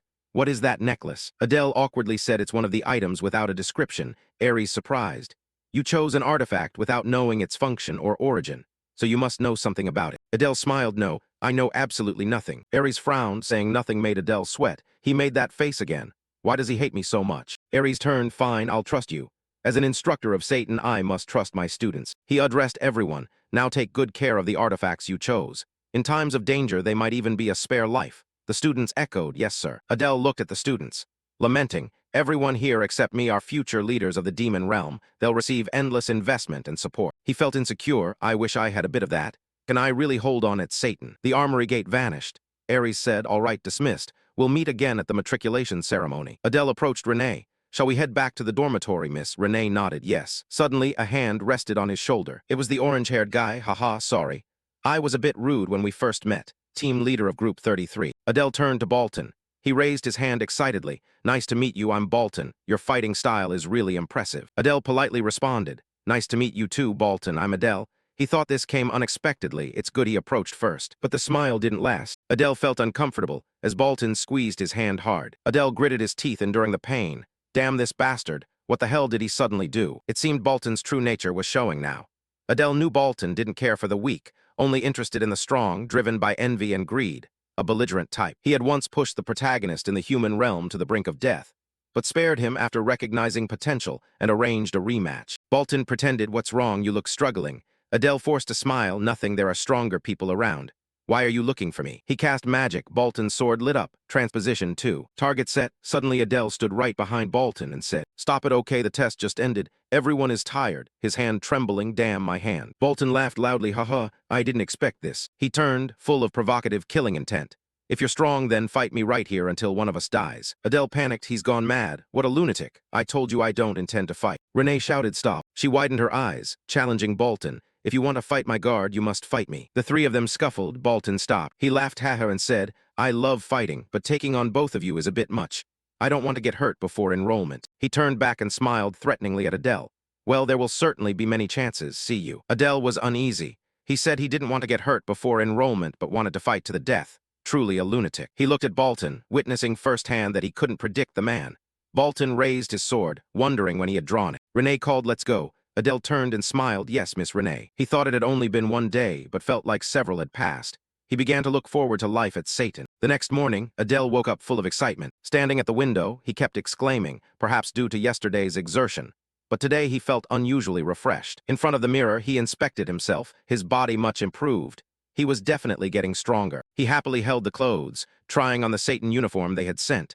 They knew where we were and sent it directly, quite thoughtful. Adele put on the uniform. Oh, it's more comfortable than I thought. He admired it. They said we wear the uniform for 3 years, but at least it's practical. He thought of Renee. I gave the uniform to Renee. I wonder how she looks in it. Should I take a look? Adele knocked on her door. Miss Renee, I'd like to ask if you need anything before we go out. The door cracked open. She said, come in. Renee wore the uniform, standing shyly in the sunlight. Adele admired in surprise. You look beautiful. Renee blushed, embarrassed. Where are you going? Adele saw her ears redden too, thought. Embarrassed, huh? I didn't expect her to look so cute. He smiled. Today is a rare day off, so I'm going to stroll around the city a bit. He bowed. You should rest too, Miss Renee. I'll take my leave first. As he turned to leave, Renee spoke up. Wait. She was shy and couldn't meet his gaze. You have something to do, right? Adele wondered. Excuse me. Something I need to do. Renee looked at him, blushing. Adele turned back to look at Renee, thinking to himself, wait, did I forget something? He suddenly remembered the guard. Adele awkwardly, oh right, I have to protect you. I forgot after getting too excited about the idea of having time off alone. Renee turned. I'll go with you, let me change. Wait a moment. She still blushed. How long do you intend to stare? Adele realized, oh, of course, I'll wait outside. He stood outside the door crying silently. My day off. The city was crowded and bustling, people trading and buying in flurries. The city was clean. Hard to believe a war had taken place 10 years ago. Adele looked around, thinking that while reconstruction continued in the suburbs of the capital, it seemed humans won the war but couldn't fully occupy the capital. Renee tugged his sleeve lightly, calling Adele. She headed toward a street vendor. Let's eat that. Adele understood she meant street food. The golden skewers sizzled with fat on the charcoal grill. He stepped forward to ask the vendor, what skewers are these? The man answered, seasoned venison skewers with vegetables. Adele wondered if they were like chicken skewers. He said, give me 2 skewers, thanks. Renee brought a skewer to her mouth. Both of them tasted carefully. Adele asked, it's good, do you think it's good? Renee nodded, it's really good. He stared at her, thinking, who knew reserved Renee would show that expression? Maybe she's gradually opening up. They passed a fountain in the city, chatting animatedly. Adele was enjoying it. It's been a long time since a real break. Maybe this is the last time I'll be this idle. They both stopped before a giant statue in the middle of the city. Adele looked up. Who is she? He pointed at the statue and asked Renee. Renee replied, you really don't know. That's the first demon lord. Adele exclaimed, oh, the first demon lord. Thinking back, she does somewhat resemble Diana. He thought there wouldn't be many chances to see the first demon lord up close. He said, let's get closer to take a better look. Suddenly the statue's 2 eyes flashed. The necklace on Adele also glowed. He grabbed the necklace in surprise. What is this? The necklace is glowing. A beam of light traveled from the statue to the necklace. Adele held tight, astonished. A gem on the necklace turned gray. He blurted, what the hell is happening? Renee called, what are you doing? Why did you suddenly take the artifact out to look at it? Still shaken, Adele stared at the statue, wondering, did I see it wrong? I'm sure I saw light from the statue, and the necklace's color changed. He turned to Renee. She didn't understand what happened. Adele thought to himself, as expected, only I saw it. The statue returned to normal, Adele thought. I only received a vague answer like sacrifice a god. But now I've discovered something important in the least expected place. He realized this necklace is definitely linked to the first demon lord. If he investigated everything related, he would trace a clue. Renee called, "What are you standing there for? Let's go back." Adele replied, "Yes, Miss Renee." But he still thought, "Now I'm really curious about the nature of this necklace." The next morning at the academy, the two arrived after the day off. Adele gently urged, "Hurry up, Miss Renee. The matriculation ceremony is about to begin." She replied, "Okay." In the great hall, the principal stood on the podium to welcome the new students. The principal and instructors sat ready in the auditorium with about 100 freshmen. Adele thought, just a normal matriculation ceremony. Two students below commented, "Can't believe that child is the principal. That kid is a monster who overwhelms us just by presence." One praised, "Still, she's cute." Adele smirked inwardly, "Cute my foot." He looked at the principal, marveling, "She's covered in tattoos. Body like a child, you call that cute?" Suddenly the principal's gaze stared down. The students flinched in fear. The principal emanated murderous intent. Adele thought, "I mean, she's really adorable. Can she read thoughts?" Instructor Aries was stern. Everyone fell silent. The matriculation ceremony begins now. Renee and Adele stood together in uniform. The principal's routine speech was ending. The atmosphere quieted. The instructor said, "You must obey Satan's rules." He continued, "The principal's speech is over. Now we begin the oath ceremony for the top and runner-up students." The two standout students were invited onto the stage. "The top student and the runner-up, please come forward." Adele watched quietly. As expected, those two took the spots. Renee remained unfazed. He thought the only reason she enrolled was to avenge her mother. Perhaps she didn't care about competition. As for me, no matter what others say, I must focus on what needs to be done. Suddenly Adele felt a finger pointing straight at him. Bolton, he was still targeting Adele. He sighed, "That scary name again. What's wrong with this stalker?" Adele tried to stay calm. "Don't react, ignore him. Stay composed, don't get drawn in." A girl stepped forward. "The top student, please come forward." A beautiful figure walked with cold composure. The male students gaped, including Adele, truly blessed by the gods, the daughter of the demon king Diana. Now she takes the top student spot. Who can stop her? The two students stood before the principal and swore, "I solemnly vow, we who are admitted to Satan will erase the shame and pledge to rebuild the demon realm." Her oath echoed. The auditorium's atmosphere shifted. Adele touched the dark mark on his neck, feeling the anger of those who lost homes and families to humans. He thought if anyone discovered he bore arson blood, just the thought was terrifying. A horrific scene appeared. Adele being brutally tortured. In the worst case, he would be tortured forever. The ceremony ended. Instructor Aries shouted, "The matriculation ceremony of Satan ends here. Students, check the notice board at the back to find your assigned classes, and then proceed to your classrooms." Adele smiled brightly. "Let's go, Miss Renee." She nodded a huh. The students studied the notice board intently. Adele looked at the information board and said, "Let's see. I'm in class a while Renee is." He felt a pang of regret. What a pity. He announced, "You're in class C, Miss Renee. Honestly, I don't want us to be separated." Renee frowned, dropped that smile. She spun angrily. "You're still my guardian, so you'd better stay until I call." Adele replied, "Of course, Miss Renee." He felt wonderfully pleased. It seemed he could relax a bit now. Suddenly, he brushed against another student. The boy's gaze was glaring, gritting his teeth. "Do you want to die? You bastard like that Cerberus." Adele was taken aback. "Wait a moment, this guy is..." Adele recognized the person before him. From the greedy family, son of Varus, Samuel. If memory serves, he was quite strong among the 7 deadly sins. "He bumped into me and still picks a fight. How ridiculous. But today I'd better avoid trouble." Adele brushed off his hand and smiled faintly. I didn't notice, sorry." Samuel snapped irritably. "Get lost. Consider yourself lucky because today is matriculation day." Adele thought, why are the offspring of the 7 deadly sins like this? Hope Samuel isn't in my class. Surely Bolton isn't in class at 2, right? A sound of a fist hitting the table rang out. Idea shouted, "So you don't trust me." Aries replied calmly, "That's not the issue. That child is too dangerous. I speak from experience. Let me handle it, and it will be better." Idea refused to accept. "They are students assigned to me. Instructor of class, you cannot override me." The principal cut in, "Enough, sit down." The instructors sat down resentfully. The principal asked Instructor Aries, "What is your reason for requesting to change the class you oversee?" Aries replied, "I intend to handle that student myself. I've faced countless brats like him on the battlefield. He was born a killer. He could point a blade at an ally at any moment. We must restrain him now." Another instructor spoke up. "Aren't you being overcautious about a half-demon? He's significantly weaker than the offspring of the 7 deadly sins." Aries countered, "No, power isn't determined solely by might. His willingness to attempt bold moves and his composure rival those of the 7 deadly sins." The two instructors looked at each other in silence. Aries continued, "That's why I want to be in charge of class. We need to be cautious with him." Idea shouted, "Wait, so you don't trust me?" The principal sighed at the bickering.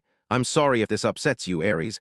When will you stop treating her like a child? The principal exuded killing intent. Enough. The room fell silent. She said, I understand your concerns, Instructor Aries, but the classes are already assigned. Changing them now would do more harm than good. Aries did not argue. I understand. However, caution never hurts. The principal told the instructors to pay special attention to that child. Idea brightened noticeably. The principal ended. Now the meeting is over. Instructors, proceed to your classes to welcome the students. In class 1, Adele disappointed. Why am I so unlucky? Prone moved to Adele's desk. Relieved it's not Diana or Bolton. She wondered, did you follow me all the way here? Adele explained. The class assignment was random. Prone gleefully, oh ho, wonderful, I grant you the privilege of being my slave. Adele thought, here we go again. Samuel spoke up, hey you two. Shut up, I'll kill you both. Prone flew into a rage. What did you say, brat of that name? Samuel replied, what brat of mine, I'll kill you. Adele reassured himself. I'll get along fine, right? The door swung open. Everyone fell silent. They looked toward the door. The instructor entered. You lot are noisy. Don't plan on fighting on the first day. Idea clapped excitedly. Welcome. I'm the instructor in charge of class. Remember my name, Idea, your senior, known as the Legion of Misfortune. Adele was puzzled by the title. Murmurs went around. Legion of Misfortune. The one who single-handedly killed 10,000 enemies at the Pollux River. Wasn't it 30,000? Adele smirked. Having such a strong person as my instructor might increase my chances of survival. Idea said, that concludes my introduction. I'll outline how the classes progress. Idea wrote on the board, hunting methods, I'll teach you this. We don't hunt animals, we hunt beasts. Samuel gritted his teeth. A bold student asked, what do we hunt? Idea answered, one of the reasons you are here, humans. The class went into an uproar. Idea continued, I only teach hunting methods. Magic and weapons are taught by other instructors. Prone thought to herself, she has a fairly pretty face for an instructor. Idea said, I also handle basic physical training. Adele froze, his weakness. Idea concluded, now we begin the first lesson. Assemble at the training ground. At the training ground, Adele exclaimed, wow, this area is huge. 4 to 5 times larger than a normal field. Is it for weapons or magic? Everyone still didn't know what they'd learn.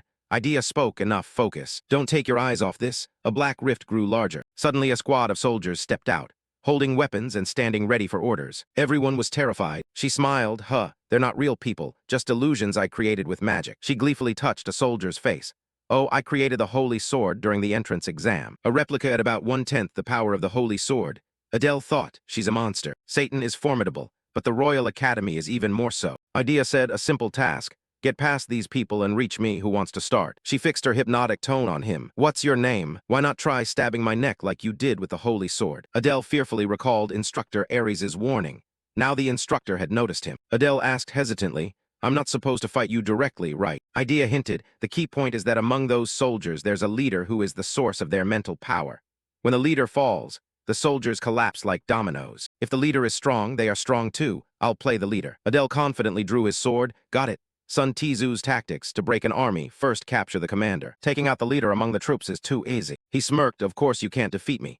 So if you touch my hand or weapon, it's considered a pass, right? Idea signaled the start. The soldiers attacked. Adele activated Swap 2. In a second he was behind Idea, pressing his sword to her throat. Is that a pass, instructor? His breath hot against her nape. Idea. He thought dozens of meters separated us before, but now distance is nothing. At first I only moved a few meters.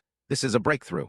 Now I can destroy an enemy base easily. Adele took pride in his ability. Idea laughed. Now I see why I was told to watch you. She pushed his sword away. You're through. Go back to your place. Adele replied, yes, I understand. He wondered whether it was hostility or curiosity that excited them. Which part of me provoked them? They haven't realized who I am, right? Sheathed his sword. He couldn't stop thinking. Idea said, now you see what the students do. Those who fail will have extra lessons. The remark made the class more fearful. The soldiers continued to attack. Adele observed, they performed the basics very well, as expected of the demon race.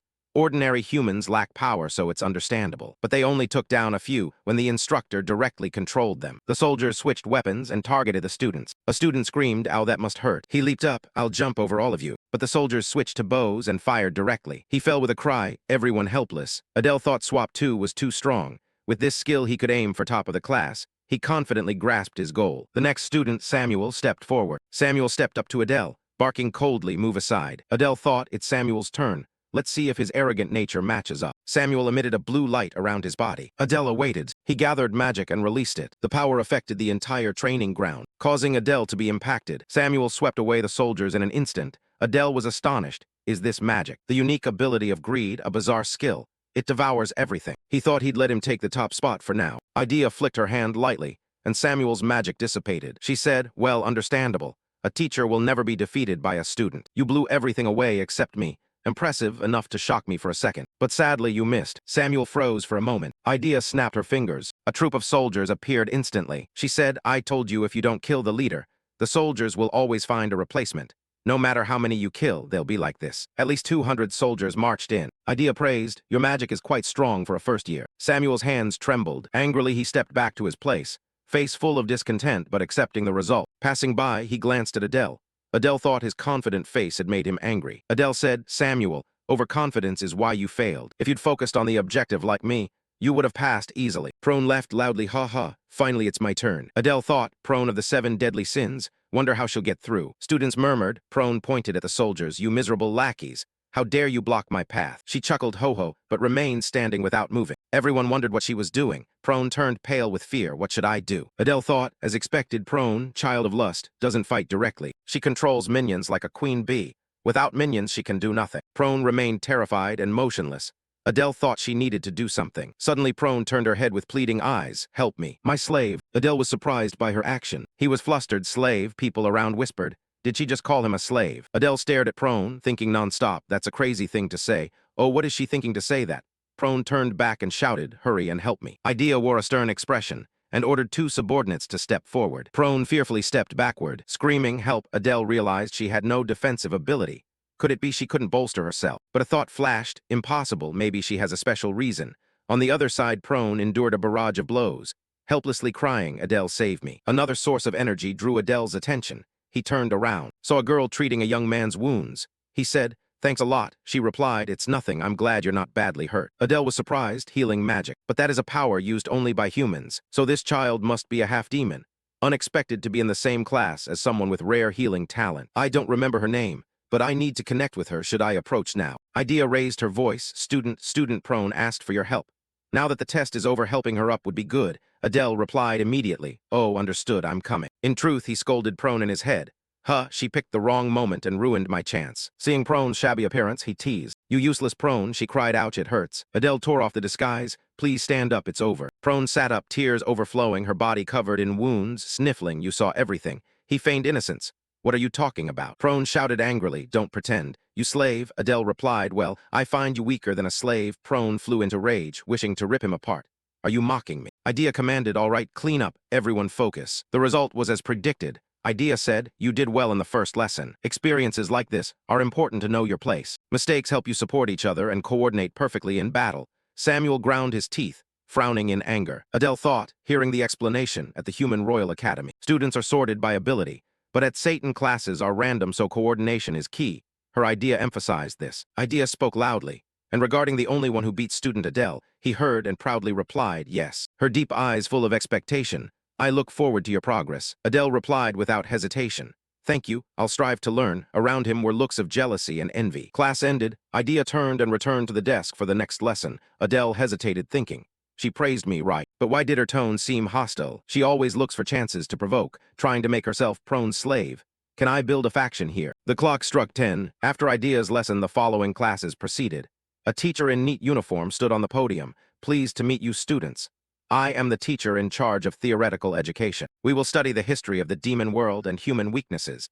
The demon race revolves around the first demon lord. Their body structure is similar to humans. Adele pondered, hit there, and it hurts the same for demons. The teacher announced, next we have a test on today's material. If you don't want to repeat the lesson, memorize it. Adele folded his book. Exhausted, he slumped over the desk, seriously. It's no different from school before, discouraged at the very start. Seeing everyone laughing and talking happily, he felt dejected, as if separated and alone. Now he had no friends either, just like before. He shed tears. But he suddenly noticed the girl with healing ability. Cheered up, he thought, that's right, there's that girl. He stepped forward. This time I'll start a conversation. He greeted, nice to meet you, I'm Adele. The looks around him made him uneasy. Wait, why is everyone looking over here? The girl seemed not to notice. Absent-mindedly, yes, nice to meet you. Adele thought, when 2 half-demons do something, it definitely attracts attention. She is uncomfortable. I should leave the conversation for another time. Feeling disrespected, he greeted, I'll talk to you another time then. She flustered, okay, goodbye then. He walked while consoling himself. Maybe I should go to the restroom to replenish mana, or something about being lonely. Before he touched the door, Samuel threw the door wide open. Adele complained, I'm unlucky. Terribly timed. Samuel saw him angrily, so it's you again. Adele didn't want trouble.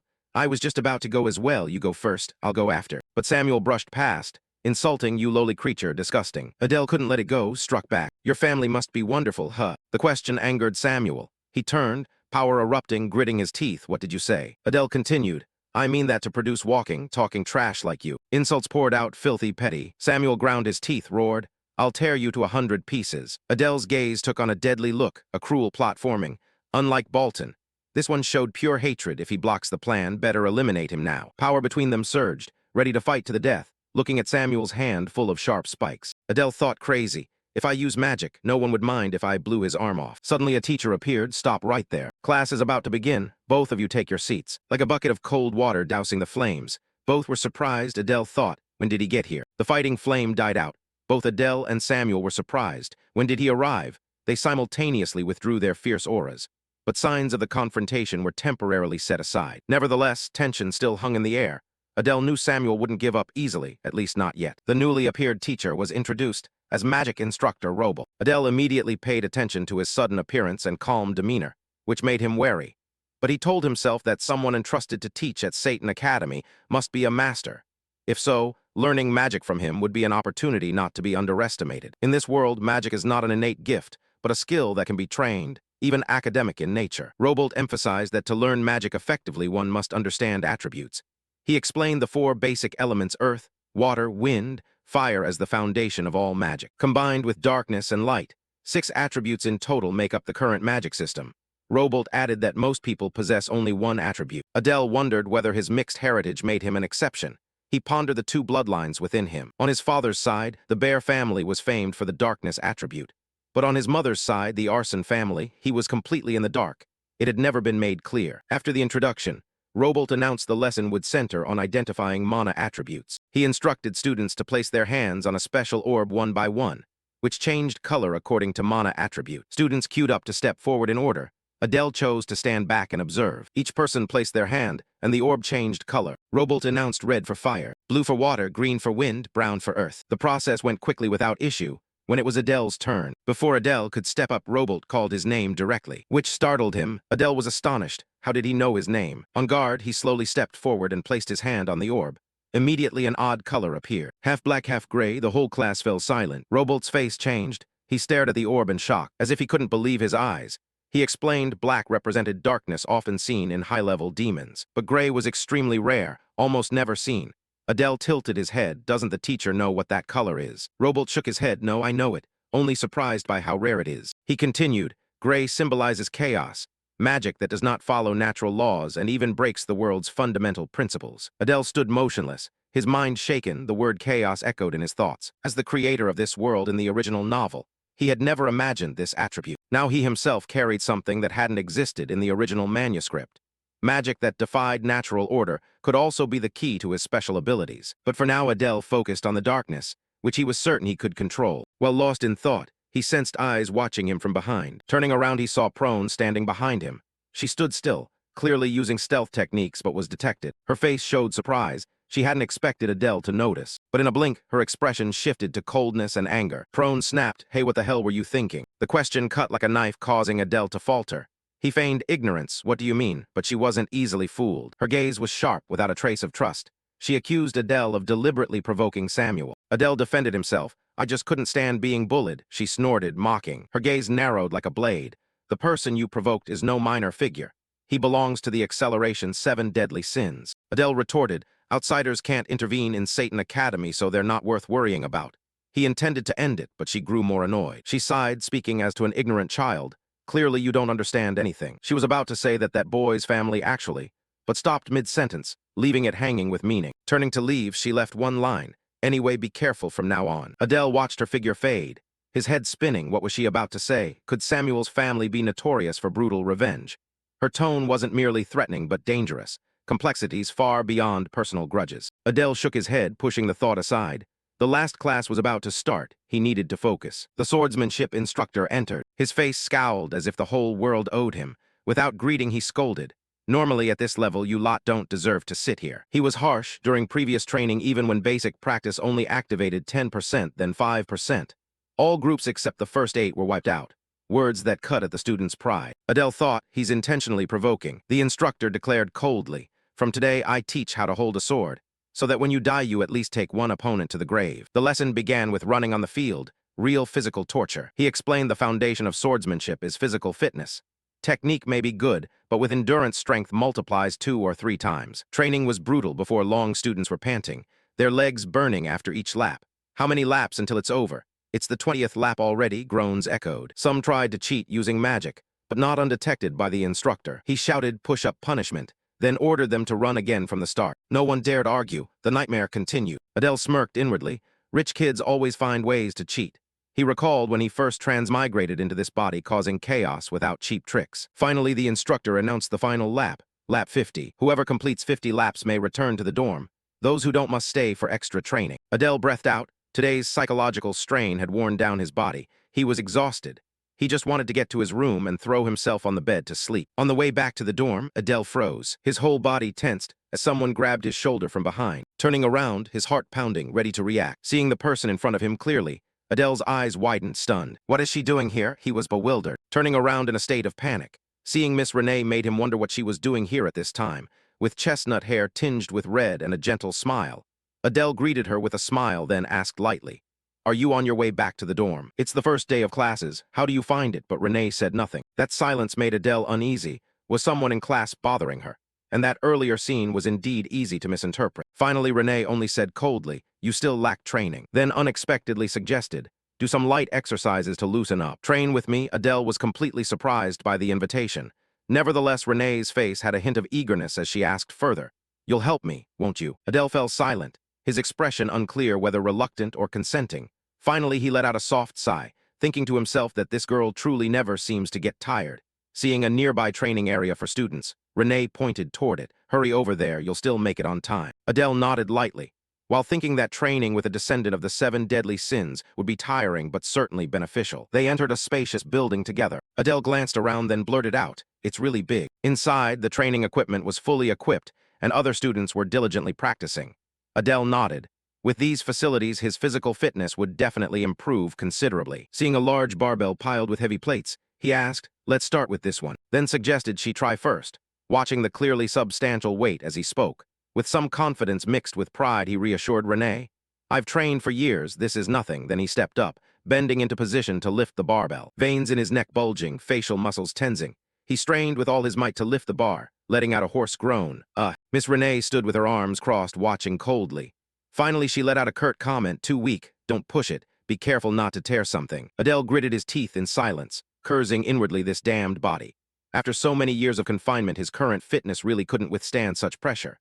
He collapsed onto both hands, panting, sweat dripping onto the floor, without the slightest concern for his struggle. Renee walked over as if nothing, bent down to grab the barbell and casually said, "This kind." Then with a light hop she lifted the barbell up from above her head with no difficulty. Adele gaped in astonishment. What the hell? Such strength was truly incomparable. He realized that even using his full raw power he might not catch up to her. He needed to train more seriously. A determined smile quietly formed on Adele's lips. 2 hours passed under the harsh afternoon sun. Finally, he approached Renee, who was still lifting weights at this point. "It's late, we should stop." Renee set the barbell down with a solid thud. Not objecting, she only nodded, then said, "Okay." Adele gently said, "I'll escort you to the dorm gate." She didn't refuse, simply walked silently beside him. Along the way, he observed quietly, thinking to himself that she had clearly been training a lot lately, curious about Renee's current condition. When she briefly turned into the changing room, Adele quickly activated a special skill. A blue glowing interface appeared before his hand, displaying Renee's status information. The display showed half-demon race, chaotic alignment, transposition talent level 2, traits curious and easily immersed. High killing intent, darkness attribute, mana control, arrogant gaze. Adele looked at the info panel filled with indescribable feelings of surprise and interest. Someone like her was certainly not simple. Renee's mana stat on the interface rose from 1297 to 1321. Adele noticed all other stats barely changed. Only mana increased by exactly 24 points. He mused that despite Renee's nightly persistence training mana control, her growth rate remained frustratingly slow. Indeed, this was the slowest development phase. He sighed inwardly and briefly considered buying some potion or something to help accelerate her cultivation. But before he could think further, Renee's voice came from behind. "I'm done changing." Adele turned, slightly surprised by her quickness. Renee frowned at him. "What are you doing?" Adele regained his composure and smiled lightly. It's nothing. Shall we head back?" After training, he escorted Renee to the women's dormitory gate. He said goodbye, rest well. Renee nodded slightly. He did the same good night, then she went inside. Adele watched her go, letting out a heavy sigh. His body felt about to fall apart from exhaustion. From the start of the day it had indeed been overwhelming. He decided to return to the men's dorm to rest, climbing the grand staircase of the luxurious building. Recalling the instructions to turn right after going up the stairs, he pulled out his admission letter to confirm the room. Room 407. Adele muttered. His gaze swept the fourth-floor hallway, then quickly found his room. Standing at the door, he wondered who his roommate would be. Secretly hopping it would be someone skilled and pleasant, maybe even an ally. This could be the first male friend I make in the demon world. The thought made him a bit excited. Taking a breath, he pushed the door, smiling friendly. "Hello, nice to meet you," his voice caught. The smile freezing as his eyes met the person lounging on the bed. Samuel was casually sucking a lollipop. Samuel looked up, surprise shifting to disgust. His green eyes narrowed with killing intent. Both shouted in unison, "What the hell? Why are you here?" Adele nearly collapsed into the doorframe, clutching his forehead, tapping his hand nervously. He couldn't believe that among hundreds of students he'd been assigned this roommate. Samuel was no less enraged. He bit the candy hard until it shattered, clearly not pleased. The two adversaries exchanged looks, the air thick with hostility as if a spark could ignite a brawl. From the bed, Samuel curled his lip in contempt. Filthy hybrid scum. Adele remained near the door, teeth clenched, wrestling with whether to make the bastard leave immediately. But he took a deep breath, suppressed his anger, exhaling heavily, then walked to the desk, intending to set his things down. Samuel sprang up, fists clenched, shouted, "Want to fight right now?" Adele laughed scornfully, shook his head. "Are you crazy? Fight here in the dormitory," he said sarcastically, then calmly turned away. "I'm just stepping out for a bit." Samuel didn't reply, only stared with murderous eyes. As his hand touched the doorknob, Adele casually threw out, "Enjoy your rest," then decisively stepped out. The door shut with a dry click. Inside, Samuel ground his teeth and muttered, "Damn unlucky bastard." Outside on the campus grounds, Adele sighed again. He had hoped to relax, yet he had to share a room with that guy, truly no peace. He decided to take a walk and return after Samuel fell asleep. Walking slowly along the tree-lined paths of Satan Academy, he thought about Samuel's strange hatred. He's not a descendant of wrath, yet always like he's ready to erupt. He shook his head irritably, truly baffling, but a thought flashed. Wait. Samuel is a descendant of gluttony, so his anger might be instinctual, like I have a chaotic inclination. Adele recalled the concept of intrinsic alignment that Master Robolt had mentioned. What exactly is chaos? Is it a mana attribute or something deeper? He intended to query the magic resource info to look it up, but shook his head. If it knew anything about chaos, it would have said when teaching skills. Buying extra seals would just be a waste of money. Frustrated by the lack of information, Adele sought a quiet spot to practice his mana purification skill. He wandered into a small grove near the east field. Under the blazing evening sky, his gaze unconsciously rose to a tree. A small bird perched on a high branch. Adele muttered, "A sparrow." But on closer look he shook his head, not exactly a sparrow. After all, there were still birds here. How interesting. He thought that even within Satan Academy, grounds creatures from outside, the city could still fly in freely. Suddenly the bird's eyes flashed red, startling Adele. He quietly took note. Night fell. Adele gently opened the door to room 407. He exhaled in relief, seeing Samuel asleep. Tucked under the blanket, good, asleep means peace. Utterly exhausted, he couldn't be bothered to tidy up, tossed his bag aside, collapsed onto the bed. Sighed, dead tired, could drop right now. Though his body was wrecked, he still thought he should practice mana a bit before sleep. Lying on his back on the pillow, Adele regulated his breathing and focused his mind. Mana flowed gently through his body, but his consciousness drifted toward sleep. Suddenly, a pitch-black figure loomed over the bed. It was Samuel, his eyes glowing green, eerily staring at him as if trying to pierce his mind. Meanwhile, Adele knew nothing and slept soundly. Samuel's face was full of contempt. In his head, he thought bitterly that even asleep that guy looked stupid and annoying. Irritation swelled as old memories flooded back. The sneers and insults Adele had hurled at him. Even slandering his family, Samuel clenched his fist and swore inwardly that even if he was wrong, he would never apologize first. He exhaled in frustration. So many things to worry about, now having to waste time on this trashy name. Then an unexpected image appeared.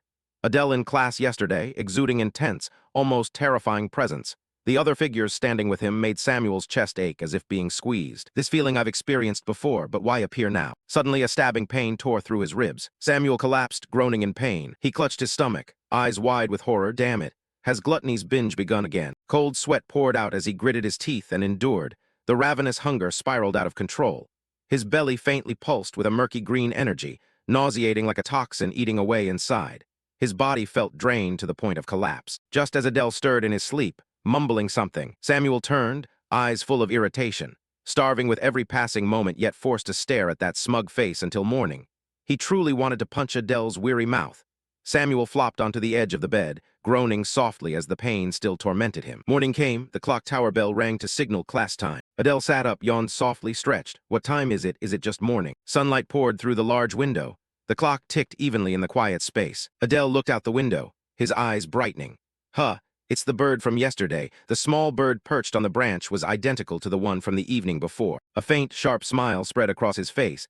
In Satan, strict about foreign creatures, yet this still prowls around. He frowned, suspecting someone was watching him. The conclusion came reflexively, yet he remained calm. Adele stretched by the window as the wooden frame creaked slightly. In his mind, he considered that it might be Instructor Aries, the one who suspected him most. He scanned with mana to check. It wasn't an illusion, it was a real living creature. After a moment, he decided to try tamming it with food. He reached out and waved gently, cooing, "Come here." But glancing at the clock, Adele saw breakfast time was almost over. He muttered that Samuel had probably gone to eat. He must go too or starve. He left the window, still thinking about the strange bird and whoever stood behind it. Briefly flustered at not remembering where the mess hall was, he ended up late to class. A female instructor entered, cheerfully greeting, "Good morning, class." Adele sat down and silently sighed.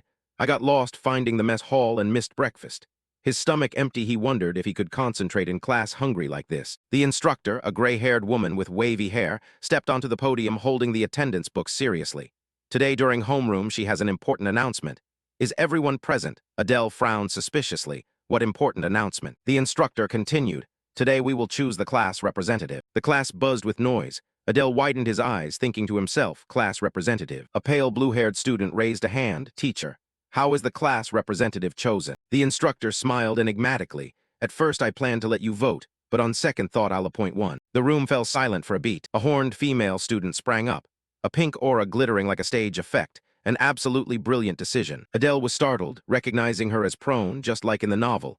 He smiled faintly. "With that personality, I certainly wouldn't be class rep." Prone turned down and declared boldly, "From now on, let me lead this class. Serve me like your king." Adele silently nodded. Prone was a reasonable choice, though slightly lacking in intellect. Her charisma and coercive ability were unmatched. Another student spoke up. Why not let Adele be class rep? He seems pretty capable." Prone shot a contemptuous glance. "Please. Someone half-blood like him wanting to be class rep." The discussion grew lively. Someone asked, "What about Samuel?" Prone frowned and shrugged. "He's too scary." Adele smiled slightly, feeling warmed. He hadn't expected his performance earlier to leave an impression. Being named like this felt good. Prone puffed her chest smugly. "Whatever anyone says, I remain the clear choice." "Come on, teacher, announce it." The instructor exhaled and said decisively, "The class representative is not student Prone." Prone gaped, her blue eyes widening in shock. She shouted, "What?" The instructor smiled and looked toward the red-haired boy near the window. "The class representative is Adele." Adele was stunned into silence. He looked around, his mind in knots. "What, why me, a half-demon like me as class rep?" Before his thoughts finished, the instructor's voice with eyes faintly glowing blue rang out. "Adele, do your best to lead the class well." A student cheered excitedly. "Go Adele, the class rep."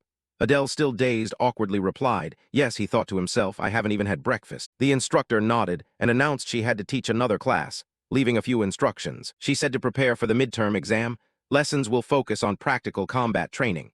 The whole class buzzed with whispers and students stirred. She continued, "Training will be divided into groups of 3. Form your groups before the end of the day." A pink-haired girl near Adele put her hand to her chin, appearing to think carefully. Adele closed his eyes and pondered the exam and practical combat. He deduced that if it's practical combat at Satan, the likelihood is high that it involves killing. Fighting here meant eliminating the enemy. The instructor ended the period with a reminder, "Student Prone." Prone looked up curiously. "Yes." The teacher's voice was gentle, but her gaze full of authority. "If you address me disrespectfully again, you will be given priority for remedial lessons." "Understood." Prone flinched and froze, her arrogant smile deflated like a punctured balloon. With just one sentence, the instructor put her in her place. Adele watched and smiled slightly, thinking this teacher knows how to bring people down to earth. Before leaving class, she reminded the class rep to submit the group list in the final period and smiled, wishing everyone good studies. Adele was now officially the class rep. Watching her leave, he mused about practical combat. He stroked his chin, maybe used the puppet training like before, but shook his head and dismissed the thought. Based on the storyline, it's not yet the academy attacking humans. Current training is only preparation. Anyway, the priority was forming teams. Adele's gaze swept across the class, stopped at the pink-haired girl near him. He smirked, almost finished choosing teammates. In the hallway outside the classroom, as the homeroom teacher departed, she walked into the view of 2 figures lying in wait. A tall man with spiky purple hair, a black cross tattoo on his neck, a cold face, murderous intent. He walked with heavy steps. In another room, Instructor Idea was writing documents when the door was flung open. She looked up calm-eyed. "So you're here." The man Aries snarled angrily. "What the hell are you thinking?" Idea only smiled faintly. "It's been a long time since I've seen your serious face. Worth it, isn't it?" The light remark only inflamed Aries more. He snapped impatiently. "I'm not here to listen to your idle talk." He slammed his hand on the table with a sharp crash. "Why appoint that brat as class rep?" Idea kept a steady tone. "You already know about what happened this morning." She smiled. "You really do have an information network all over Satan." Aries gritted his teeth, eyes like knives. "You must understand the implications of letting him be class rep." Idea nodded without hesitation. "Of course I understand." But Aries shouted, "Even temporarily handing control of Class A to him is like handing over the whole world." "Are you insane?" He slammed the table, shaking with anger. "Grit your teeth. It's not too late. Replace him now or else." He left the threat hanging, blatant intimidation. Idea did not flinch from his blade-like gaze. She looked back calmly yet firmly. She didn't need to shout. Her steadiness said it all. Aries buried his head, raking his hair in despair. "My God, this is enough to drive me mad." Idea continued calmly. "I like that student," she explained. "He has outstanding ability, but isn't arrogant like those descendants of the Seven Sins. Moreover, his status is guaranteed by the Bear's family, clear identity, and backing." But Aries was unconvinced. He pressed, "Clear status doesn't mean trustworthiness. You should know that better than anyone," he added. "The most dangerous sword is the blind one." Idea sighed softly, arms crossed. "I will take care of my class myself. Don't interfere anymore, though I'm a new instructor. I trust my eye for choosing people." Aries slammed his hand on the table in anger, but gave no reply, quietly left the room, leaving a fuming Idea alone. As she disappeared, he spat a curse. "Damn it." He growled inwardly with regret. "I should have taken that class. Leaving someone so dangerous to her was a mistake." A fleeting memory surfaced. A half-blood who left an unforgettable wound in a brutal battle. He thought the aura Adele gave off yesterday was too similar to that person. The probability that he is a descendant may be low, but it's too coincidental to ignore. I haven't clarified what he wants. Just then, a small bird landed on Aries' shoulder, chirping. He turned his head, eyes cold. "Still nothing unusual so far, but do not take your eyes off him for even a second." "Understood." Elsewhere, seemingly the library, a group of students chatted noisily.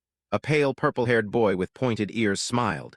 Beside him, someone with a dark neck tattoo, and a blonde student with small horns looked friendly. The atmosphere was mundane and warm like student friendships. None of them knew they were being closely watched with every movement. In class, during break, everyone bustled to form groups. Adele sat still observing the lively scene. He smiled slightly, half joking, half sad. "I'm class rep and still no one invited me to a group.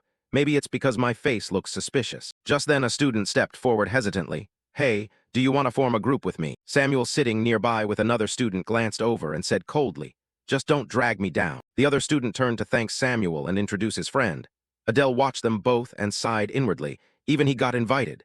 Yet I'm still sitting here like the odd one out. Adele sighed in resignation, accepting the truth. If he kept waiting to be invited, he'd never get a team. A snake good at twisting wrists, he stood up determinedly. His gaze landed on the pink-haired girl he had noticed before. He stepped forward and said simply, "Hi." The girl startled slightly, a small surprised sound escaping her. Adele said calmly, "I just scanned your mana. Sorry if I startled you. But I noticed your mana level is quite good and you have healing skills. Very suitable for forming a team." He smiled and introduced himself. "I'm Adele. We've met before, remember?" Then asked, "Have you found a team yet?" The girl, flustered, replied softly, "Not yet, I don't have one." Adele immediately nodded. "Great, then tell me your name." After a brief hesitation, she answered softly, "Luna." Adele smiled lightly. Such a cute name. He tilted his head and invited directly, "So join my team. It's beneficial to work with the class rep." Luna widened her eyes, embarrassed. "This is a bit sudden." Adele kept the initiative, leaning in to lower his voice as if whispering. "There isn't much time left before the final period to submit the group list." He added softly and tactfully, "Besides, we're both half demons. We'll coordinate well together." Luna made a small, astonished sound. Adele concluded, "Just say yes and we're a team from now on." She didn't reply, but he treated her silence as consent, nodding, "Good decision." At that moment, Prone, the horned girl at the next desk, spoke mockingly. "What's so brilliant about that decision?" Adele turned his head and inwardly groaned. Her again. Prone laughed loudly with a sly look. "So you still don't have a team." She tossed her hair and declared proudly, "Fine.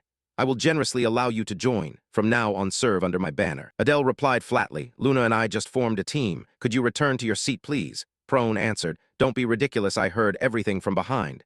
Meanwhile, Luna blushed, swept into this mess. Prone remained unmoved and proclaimed forcefully, "No matter what, I will not recognize you as class rep. The one who should truly lead is me." Adele thought to just refuse outright, but Prone clung like a leech. Finally, Adele conceded, "Fine, you can join. The condition is you are team leader." But in his mind, he planned that every decision of hers must be approved by him first. After all, she is a descendant of the seven sins. Better to keep her close to monitor. Prone, unaware of his calculations, beamed radiantly.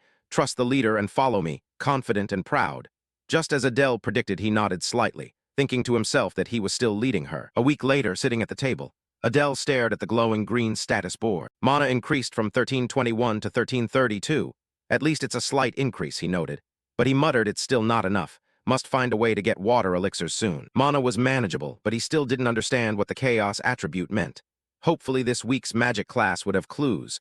A weary aura emanated from him. Thinking of other matters, Kralativ, the small dragon-shaped relic, sleeping quietly in its box, recently unstable.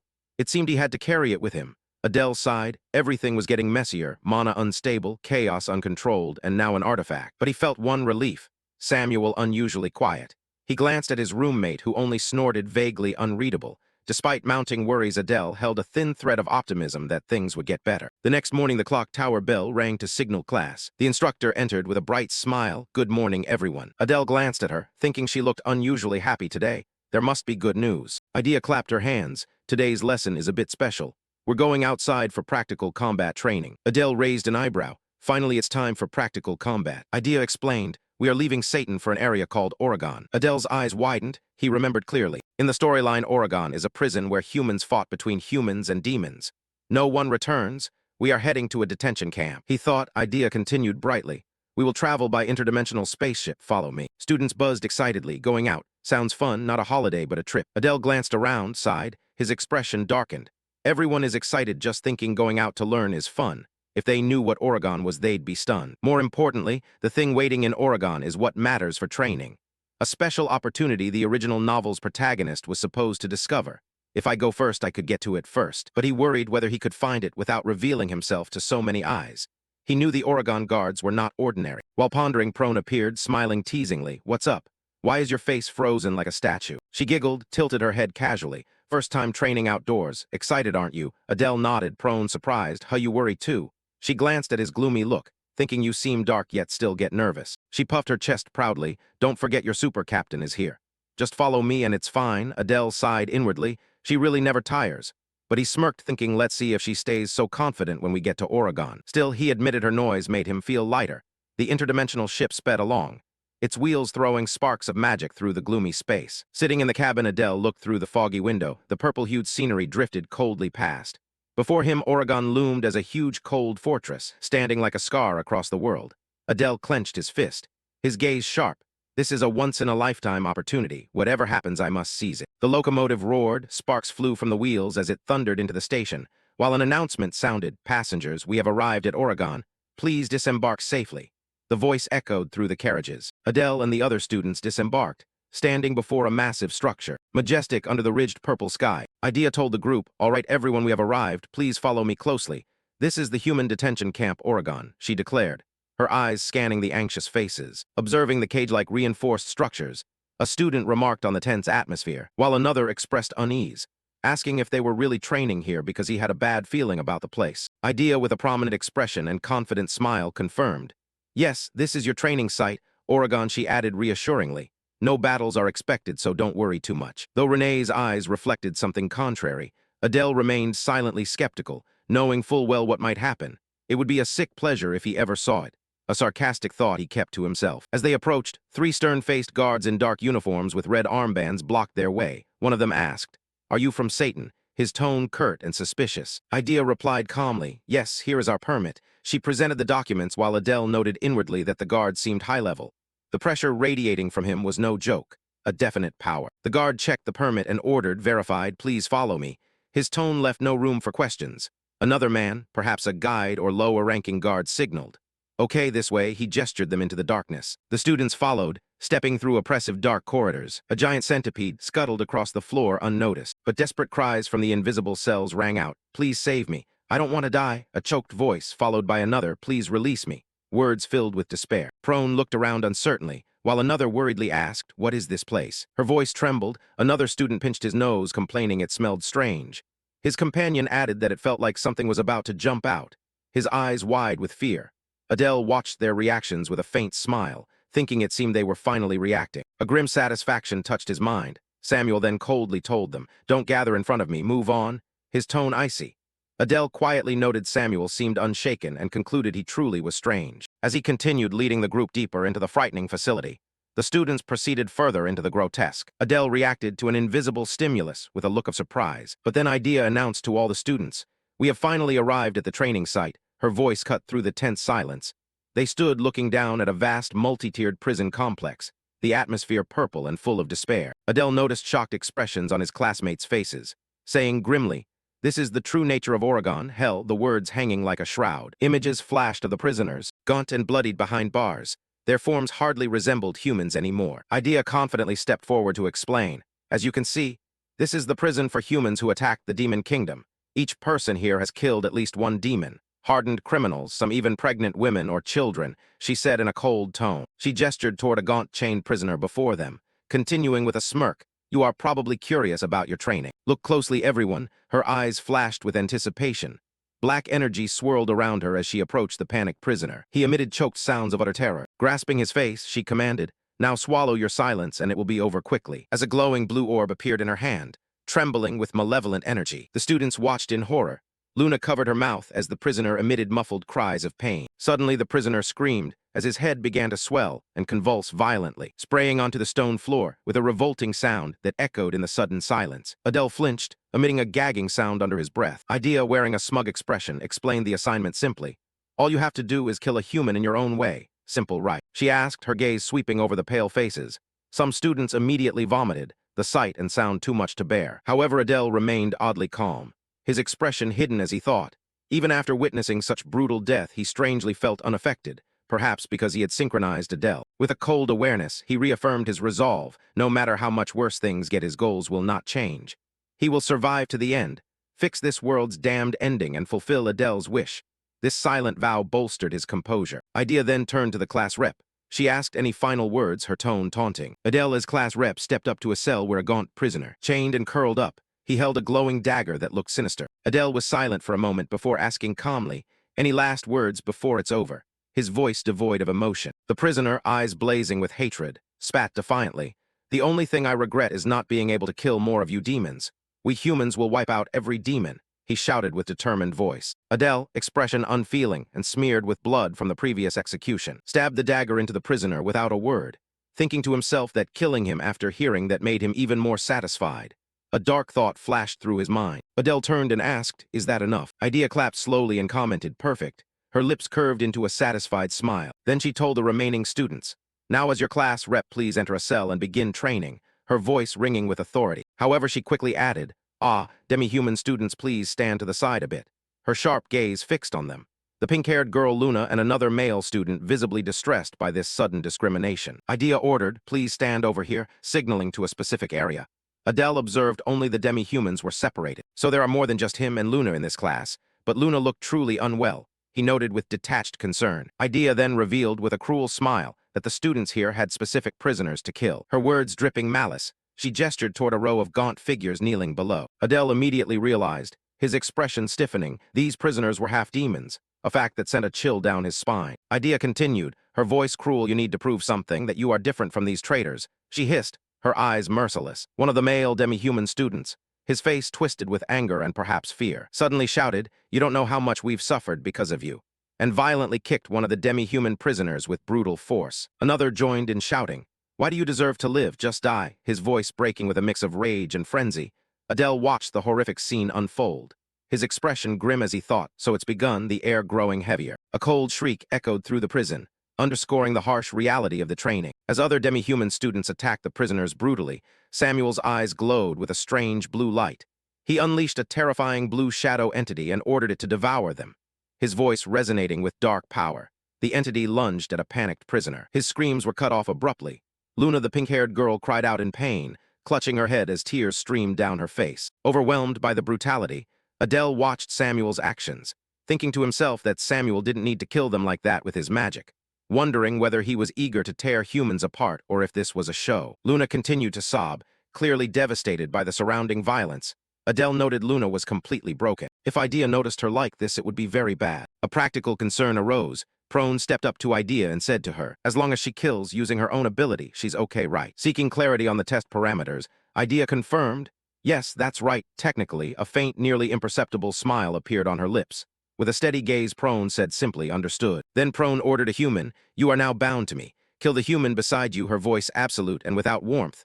Prone did not hesitate to reach toward a gaunt, panicked prisoner, her eyes glowing with a frightening pink light as her power took hold. The prisoner screamed and another cried out, don't do it.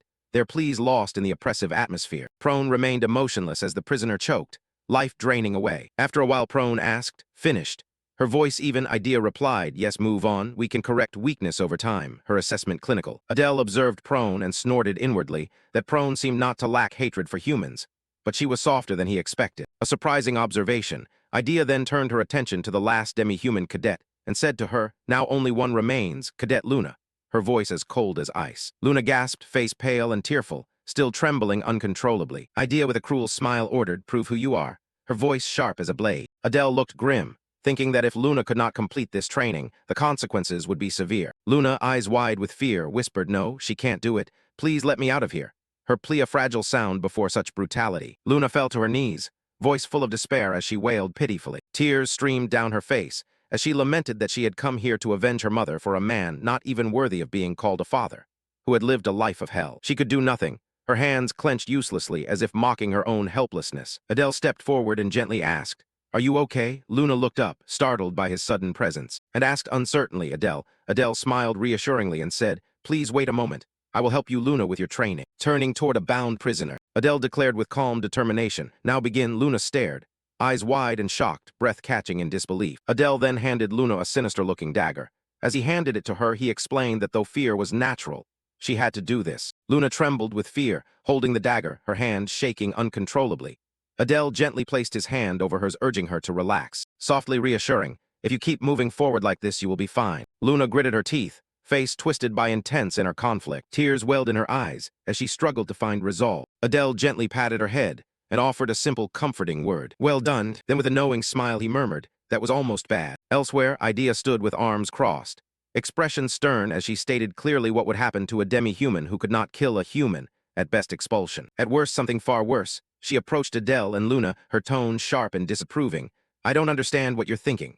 The class rep silent while Luna looked on worriedly. Idea continued, you don't expect her to pass after that, do you? However, Adele smiled confidently and declared, Cadet Luna passes. Idea's expression twisted in disbelief. She snapped, what did you say? Adele calmly explained, she clearly said that if we kill a human with our ability, we pass. Cadet Luna is the only healer in all of Satan. I'm helping her because I recognize the value of that talent. Idea sneered, a dry laugh. Unbelievable. So by that logic you mean you wouldn't help a student without talent? Adele affirmed coldly, of course. If they have no talent, I will leave them behind. A subtly calculating smile appeared on his lips as he spoke. Idea's expression hardened. She coldly remarked that he only remembered what he wanted to remember, but she would be sure to remember those words. Then she announced she would go check the others and ordered them both to wait there. As Idea walked away, Adele exhaled in relief and thought to himself, crisis averted. He considered himself lucky his answer pleased Idea. If it had been Ares, Luna would have had no chance. Turning to Luna, who was still recovering, he gently said, Miss Luna, it seems you passed safely. Luna looked up hopeful and asked, really? Adele nodded reassuringly. Luna flooded with relief, whispering softly, I understand, thank God. Before collapsing forward fainting, Adele gently caught her and said simply, it's okay, rest. Then as Luna slept soundly leaning against the wall, Adele stood nearby, a look of determination appearing on his face. Now he thought the real game was beginning, confident because he knew every nook of Oregon and believed he still had time. Observing the patrolling guards, he noted inwardly, predicting the security was very tight. He concluded that to find the opportunity he sought, he needed to go underground. Adele resolved to his purpose and decided to cloak himself in darkness. As black energy swirled around him, he watched with satisfaction. Oh, it works. I've definitely improved. Confident that the darkness would let him sneak in undetected, he focused on reaching the entrance to the underground tunnel. Moving stealthily through dim corridors, he suddenly froze as a stern-faced guard spun around, his gaze sweeping the area. Adele wondered to himself, have I been noticed? The guard paused, but eventually turned away, seemingly unaware of Adele's presence. Adele exhaled in relief, inwardly impressed by the guard's keen instincts. He sensed a subtle difference, surely a guard from Oregon. Realizing he needed to move quickly, Adele proceeded and soon found his target. Found it, he whispered. The only empty cell on the first floor had a passage inside. Activating his ability, swap place, move, he teleported into the cell in a quick streak of shadow. Upon landing inside, he immediately recognized a pressure mechanism on the floor. Just as he predicted, hovering in the air before the floor collapsed, He wondered how to go down safely. Recalling the depths reached by protagonists in the novel, he timed it precisely 12 zix. Just as he neared the bottom, he reactivated his ability, swap place move, and landed smoothly on his feet, as the sound of something breaking through the ground echoed in the dark. He had reached the sewers, next would be. Adele muttered as black energy swirled around him. Black poisonous slime. Suddenly, 3 terrifying black poisonous slimes with glowing purple eyes emerged from the darkness. He knew their poison was lethal on contact, quickly strategizing. He thought, in that case, I'll target the slime cores from a distance. With a sharp, focused motion, he unleashed his ability. Dark fangs, black blades drew across. Several blades of dark energy sliced through the slimes, striking their cores with precision. Knowing their weakness made dealing with the black poisonous slimes easy. Standing at the edge of a murky dark pool, he muttered, "Now I just need to dive into this water." Immediately, Adele plunged into the water, sinking deep into the unknown. As he dove, he recalled that, according to the novel's protagonist, the final resting place of the great evil was said to be here. But he wondered about this great evil. I never wrote anything like that. He remembered this was where a demon who led a century-old uprising had been sealed. So great evil meant a demon even the Demon King could not handle. He wondered, well, I'll find out when I get there. Surfacing from the water, drenched and gasping, Adele looked around and wondered, is this the place? In front of him hung a gruesome white skeleton chained to the wall. He quickly realized a heart was beating in its chest. The heart inside the white skeleton, perhaps it held an opportunity. I'm about to get it. Reaching out with silent confidence, his finger moved closer. However, as he closed his eyes to focus, the heart suddenly began beating erratically, glowing with a fierce red light. Alarm surged as his eyes widened. Wait, the heart. He stammered in his mind. Without warning, the ground beneath his feet shook violently, throwing him off balance. Staggering, he thought inwardly, this is insane. The moment shifted from opportunity to chaos, and Adele realized whatever came next would not be easy. For a few brief seconds, the skeleton before Adele seemed to come alive. Its whole body was suddenly pulled into the air, hanging menacingly. Behind it, a radiant golden sigil appeared, shining like the sun. Adele could only stare, stunned. He couldn't believe this was really happening. And that sigil, it looked exactly like his family's tattoo at the nape of his neck. Wait, could the traitor of the Demon Kingdom have something to do with your family? The skeleton, as if running out of time, began to speak hurriedly, its voice echoing directly into Adele's mind. Child of the arson house, listen carefully to what I say. If you can hear my thoughts, it means we now bear the same burden. Chaos was born from me. Do not let yourself be swallowed by that chaos. Chaos is what warps the natural order of the world. If you lose yourself chasing its meaning, you will end up like me. With that final warning, the skeleton slowly disintegrated, dispersing into the air as gray dust. The message delivered. Its existence vanished. All that remained was the heart and dust. Silence once more. Adele reached out and grabbed it, holding it in his hand and examining it closely. He could feel inside it a will burning with a fierce desire to destroy. It was surely a final wish passed down from his ancestors. The heart shattered and crumbled in his palm. Curious to see what he had gained from it, Adele quickly opened his status window. His eyes lit up when the words appeared. Soul transfer, a new skill. He couldn't help but shout, soul manipulation skill. Finally, there's this. I've waited too long. Let's try it now. Without hesitation, he pulled out his trusty dagger and tried to move it by will alone. Clang, the dagger hit the floor with a piercing metal sound, not moving at all. Adele blinked, then knelt to pick it up. It's not that I lack ability. Certainly I'm not yet proficient with this skill. I need more practice. But anyway, I've made tremendous progress. I have a clue about the chaos and unlocked a new skill. That's a big win. He looked around. There was nothing else useful here. Better to return before someone notices I'm missing. Without further delay, he dashed back to the rendezvous point. Unfortunately for him, Prone had noticed. As soon as she saw him return, the proud white-haired girl stepped forward and demanded, "Where did you sneak off to?" Taken aback, Adele gave an awkward smile. "I just went for a little walk, to stretch my legs." Prone didn't believe it for a second. Really? You expect me to believe you went for a walk alone in a place like this? Unfazed, Adele just waved his hand. What can I say? The sight of a person locked behind bars is pretty impressive. His indifferent attitude only made Prone angrier. "Hey, I'm talking to you. Where did you sneak off to?" But Adele had started looking around, clearly fed up with the questioning. Wondering where he had gone, he muttered. Just then Luna appeared nearby, her voice calm as she greeted them. Adele turned to her with a smile. "Ah, Luna, did you sleep well?" The girl nodded slightly. "Yeah, I slept very well." Seeing her so calm, Adele breathed a sigh of relief. "Good. You slept so soundly I was worried someone might carry you off without you noticing." Turning back to Luna, she didn't forget Adele's earlier help. In a soft voice, she murmured, Thanks for helping me. Without you, I'd probably..." Before she could finish, Adele flashed his usual polite smile and cut her off. "Don't worry, no need to thank me." It sounded casual, even charming. But behind that friendly mask, his thoughts told a different story. "Now Luna owes me. Just need to find the right moment to use that favor. A little advantage never hurts." Not long after, their roaming instructor finally returned. Idea was still full of energy. clapping and calling, "Okay, everyone, gather up." Lucky for you, this time no one gave up. I can see a little fire in your eyes now, but don't get complacent. We still have much to do, now let's head back. The students collectively sighed in relief. Some even smiled. Adele more than anyone was glad to leave that gloomy prison, finally escaping the hell where time seemed to stand still. Time passed quickly as they returned to class. A week later, things had more or less stabilized. The students who had trembled after being forced to take a life were calmer now. Some even joked around a little. As for himself, Adele had been secretly practicing the new skill, soul transfer. And fittingly, the teachers kept reminding them about the midterm exams. He glanced around the room. In the novel, the first-year students from Satan actually attacked the Royal Academy during the midterms. That meant something big was likely coming, perhaps an attack on the human kingdom. His eyes narrowed. How many of them would survive? That was the real question, and honestly worth pondering. Just then something caught his attention. Luna was secretly watching him from across the room, but the moment their eyes met she flinched and quickly looked away. That reaction did not escape Adele's notice. He raised an eyebrow, a flicker of curiosity crossing his face. What's going on? What's up with her that makes her look like that? Unable to contain his curiosity, Adele stepped over and gently tapped her shoulder. The sudden touch made her jump. "Adele, you startled me," Luna exclaimed, spinning around.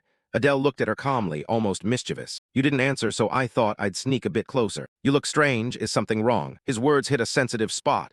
Luna instantly panicked, waving her hands to deny it. "No, it's nothing." But that reaction only made Adele more suspicious. "Really?" he asked, his voice full of doubt. Luna nodded so vigorously it was almost cartoonish. "It's true, I swear." Seconds passed. Adele sighed inwardly. She's definitely hiding something. But instead of pressuring her, he gave her an out. "Want to have lunch together?" Luna blinked in surprise. "Lunch?" Adele nodded. "Unless you have other plans." Her face quickly broke into a relieved smile. "No, let's have lunch together," she replied eagerly. That made Adele nod with satisfaction. "I'll wait at the cafeteria entrance at noon." Her reaction, especially the warmth in her eyes, put him at ease. She looked more comfortable, a bit fragile but approachable. She was no longer afraid of him. It seemed he had scored points with her. By lunchtime, Adele waited outside the cafeteria, but Luna didn't show up. He checked the time again, frowning. Lunch break was nearly over. "Where did she go?" he sighed. "I don't usually eat alone, but it seems there's no other choice. Might as well go back to the dorm and keep training." Disappointed, he turned to leave, but after only a few steps he froze. Two familiar figures were approaching from the other side of the path. Renee and Diana. Oh no, his mind nearly stopped working. Not now. Without hesitation, Adele activated his swap skill and vanished in a flash of energy just before being seen. Almost, Renee halted, instincts warning her. She squinted to scan the area. Diana had walked a few steps ahead, then recognized something and turned back. "Diana, is something wrong, Renee?" From Renee's side, she glanced over the area one last time, found nothing suspicious, and turned to Diana. "I thought I just saw my escort. Must have been my imagination." Meanwhile, a few bushes away, Adele was crouched low, heart pounding. Why are they here? His thoughts scrambled. This pair is the worst scenario. I've heard enough in Oregon. If they discover I'm a descendant of the arson house, I'm dead for sure. His mind rewound memories. I'm not just a minor character in this story. I'm central to the fall of the Demon Kingdom. Moreover, I killed the Demon King, both him and his wife. If that truth gets out, I'm finished. Adele bit his lip and slowly crawled backward out of the area. Only when he was far enough did he breathe a sigh of relief. That was almost too risky.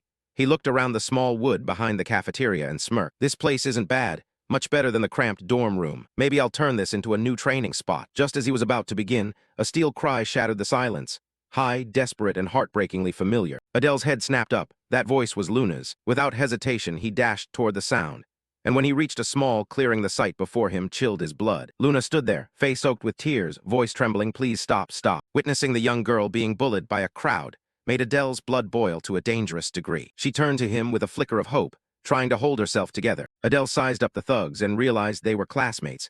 He almost had a full grasp of the unfolding situation. With a voice edged with barely concealed anger, he demanded the thugs return to class. "They're definitely bullying Luna.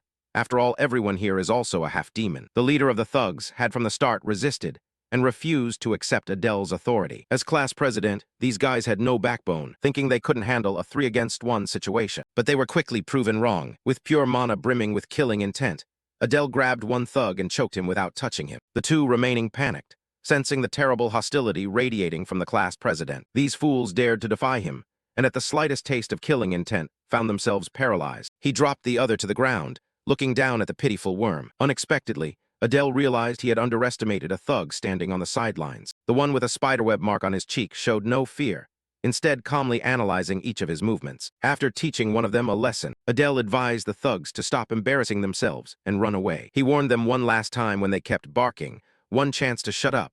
It's still lunchtime, and he didn't want to see their entrails before the meal. Nonchalantly leaving, the three idiots retreated with their tails between their legs. The boy with the spiderweb tattoo remained calm and watched Adele cautiously. Such composure was unusual for a student. Besides Luna, Classa might have another rough gem. As the thugs left, Luna ran to her rescuer and expressed sincere gratitude. Because she had been held up too long, their lunch date had to be postponed. Class was about to start, so they needed to hurry back. Adele had heard they would practice real combat magic today, so he didn't want to be late.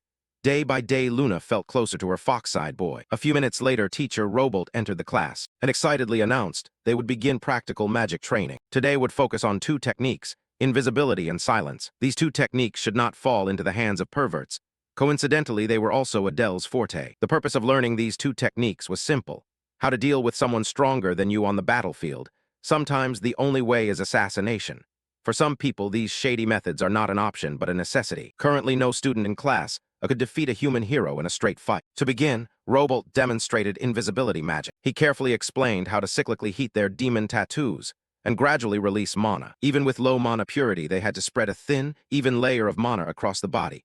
If done wrong, it would fail. After performing every step perfectly, the teacher seemed to vanish without a trace. That was probably why no one noticed when Robolt entered.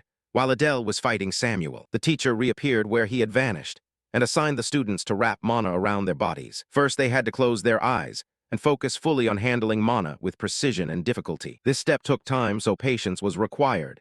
Even if someone accidentally succeeded, after a few tries, the caster could still see their body. Each student tried their best to concentrate all their willpower and control mana for the task. Robolt estimated it might take more than a day for one of these kids to achieve some success. One standout student was prone. She had deep lineage and good control, unsurprising for a child of the 7 deadly sins. More impressively, Samuel, the boy known for his arrogance, demonstrated astonishing control. His body had begun to fade. He must have innate talent for this technique. For ordinary students, a week of practice was the threshold to sense the complexity of invisibility. Prone and Samuel were at genius level. While busy praising the rich kids, Robolt noticed a notable student was absent from the class.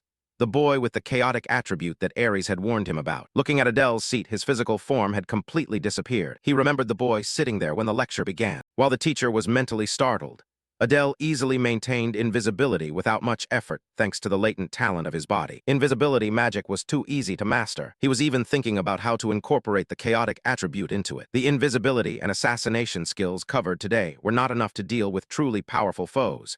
He needed a more lethal method. Returning to the dorm, Adele was stopped by teacher Robolt in the hallway. He only wanted to know whether Adele had practiced magic before enrolling at SAT. Seeing no harm in it, Adele admitted he was new to formal magic study, but could always use his innate talent. Realizing he was holding a generational talent, Robolt invited Adele to stop by his laboratory regularly. He praised his outstanding potential in magic and the untapped possibilities of his rare chaotic attribute. Adele might be very talented at assassination, but exploring other directions wouldn't hurt. Since he already had plans for today, he promised to visit Robolt's lab another time. This would help his school life if he continued to maintain the guise of a magic prodigy. Sitting in the dorm, Adele needed to handle one thing before midterms began.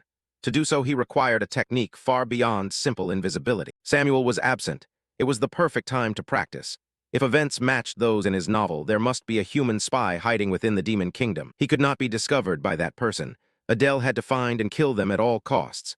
A high-level spy would be very difficult to deal with, so mastering a trump card was key. Beyond simple invisibility, he intended to exist and not exist at the same time. With a perfect combination of compatible attributes and his grasp of basic invisibility magic, he succeeded after only a few attempts. The technique worked so well that he could no longer see himself. As his existence and presence dissolved, Adele felt an ominous premonition. Perhaps he had overdone the non-existence aspect of the technique, and now he was struggling to breathe.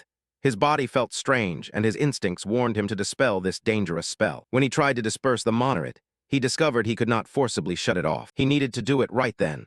Otherwise, he would truly vanish from existence forever. Concentrating all his strength to regain control of the mana, he managed to dispel the modified invisibility after many efforts. In that state, his sense of time and all his senses became blurred. It was truly a terrifying feeling to lose control. Furthermore, his mana was severely depleted, making it difficult to stop this erasure technique. If not controlled in time, he could have been swallowed into complete nothingness. This experience made him understand why the ancestors warned about being consumed by the power of chaos. Even so, he could not give up such a promising trump card. A completely new technique combining a famous spell with the chaotic attribute would be a deadly weapon in his hands. He called it absolute invisibility. Suddenly, while panting from exhaustion, his annoying roommate burst in and kicked him hard. Samuel shouted angrily, but Adele could not understand a single word he said. In retrospect, he couldn't hear his own voice either. The worst-case scenario crept into his mind. Had he lost his hearing? After things settled in the dorm and his hearing returned, Adele decided to continue practicing the new technique in the outskirts of Satan. This time he controlled absolute invisibility better. Fortunately, this time the backlash took his sight instead of his hearing. Now he was certain using absolute invisibility demanded the price of 1 or 2 senses. He had experimented and refined this spell for a week, enduring the loss of hearing, taste, touch, and now sight. Luckily, the drawback only lasted about 2 hours each time. The bad part was he couldn't choose or predict which sense would go. Currently, the technique was only safe for about 3 seconds. In other words, it was almost useless. A high-risk, low-reward technique was worthless. Perhaps Adele could unleash the technique if he guaranteed a killing blow. Besides practicing absolute invisibility, he also tried combining the chaotic attribute with other traits, but failed. The most direct way to get stronger now was to train swordsmanship and mana. Without sight, he was stuck in the woods for 2 hours seeing nothing. Since he had come here early, he wasn't worried about being late for class. Class was managed by the strict teacher Aries. After regaining his sight, Adele was forced to line up and run, as if his life depended on it. Weeks had passed, and the lessons were all physical training instead of learning how to use swords. After a brutal physical session, Aries ordered the students to assemble. As class president, Adele was used to relaying the teacher's orders to his classmates. Of course, this always irritated the muscular guy, still seething because he had been appointed to the important role. After clearing his throat, Aries announced they would reduce physical training time to begin formal sword lessons. Adele was not the only student pleased to hear the running would be cut. Today's sword lesson would start with a demonstration. Drawing his sword, Aries signaled the class president to step up. Adele had no choice but to comply. Aries rudely asked whether he could channel mana into his blade. Adele honestly answered that he could. Aries sternly ordered him to pour his all into a mana blade and attack. To make it fair, the teacher would not use mana and would rely on raw strength. Knowing this man's hateful nature, he surely wanted to stage an embarrassing scene for Adele. Before attacking, Adele confirmed Aries would only use a sword. With that condition, he drew his trusty dagger. Though allowed to use mana, using his innate trait might be overkill. He wanted to probe the teacher's skill. From the start, he noticed Aries' stance had no openings to exploit. In the human world, he would be at a high expert rank. But in the demon realm, swordsmanship was judged mainly by the amount of mana infused into the weapon. Mortal rank meant nothing here. Infusing mana into a weapon was not easy. Adele knew the teacher was underestimating his ability, wounding his pride a little. If so, he only needed to exceed expectations, rushing like an arrow. Adele aimed for the right carotid artery to kill. Of course, the opening strike was not easy. Aries easily avoided it by changing his angle. The second part of the attack began as he spun the hilt, circling back with a swift follow-up strike. Confident he could inflict a killing blow, Aries stared at him and mocked his unrefined technique. The teacher flexed his bulky muscles and caught the dagger without raising his sword to block. Then a brutal counterattack to the spine sent Adele crashing to the floor. The classmates witnessed Aries using excessive force in a simple demonstration. Adele's fall left a large crater on the training ground. He coughed and gasped, his lungs collapsing from the brutal counterattack. Without stopping, Aries raised his sword, seemingly aiming at the student's neck with murderous intent. Adele sensed death approaching. From the crowd, Luna anxiously called his name, with one hand hoisting the heavy blade above his head. Aries brought it down in a powerful blow meant to wreak destruction. The impact shattered the training floor. Even Samuel realized this was too violent for a sword lesson. If that stubborn brat felt it was too much, then clearly something was wrong. Luckily, Adele had time to infuse mana into his body and roll out of the blast zone. Thanks to quick reflexes, he shoved the sword aside at the last moment to survive that brutality.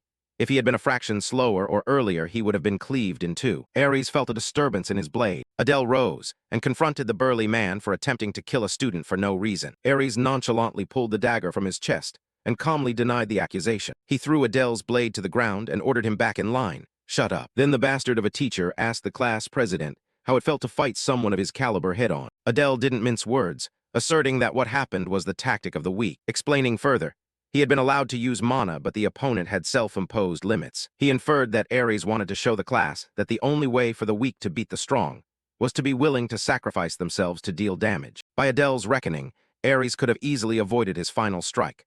But the man deliberately took the blade as if it had been planned from the start. Surprisingly, Aries acknowledged that he had given the correct answer. He wanted to ingrain in the students' minds that the human world was full of terrifyingly powerful individuals, nearly impossible to defeat without risk. Demons must lure these powerful beings into complacency, and when necessary, boldly expose a weakness to seize a chance for a surprise attack. What he taught was not the noble art of swordsmanship.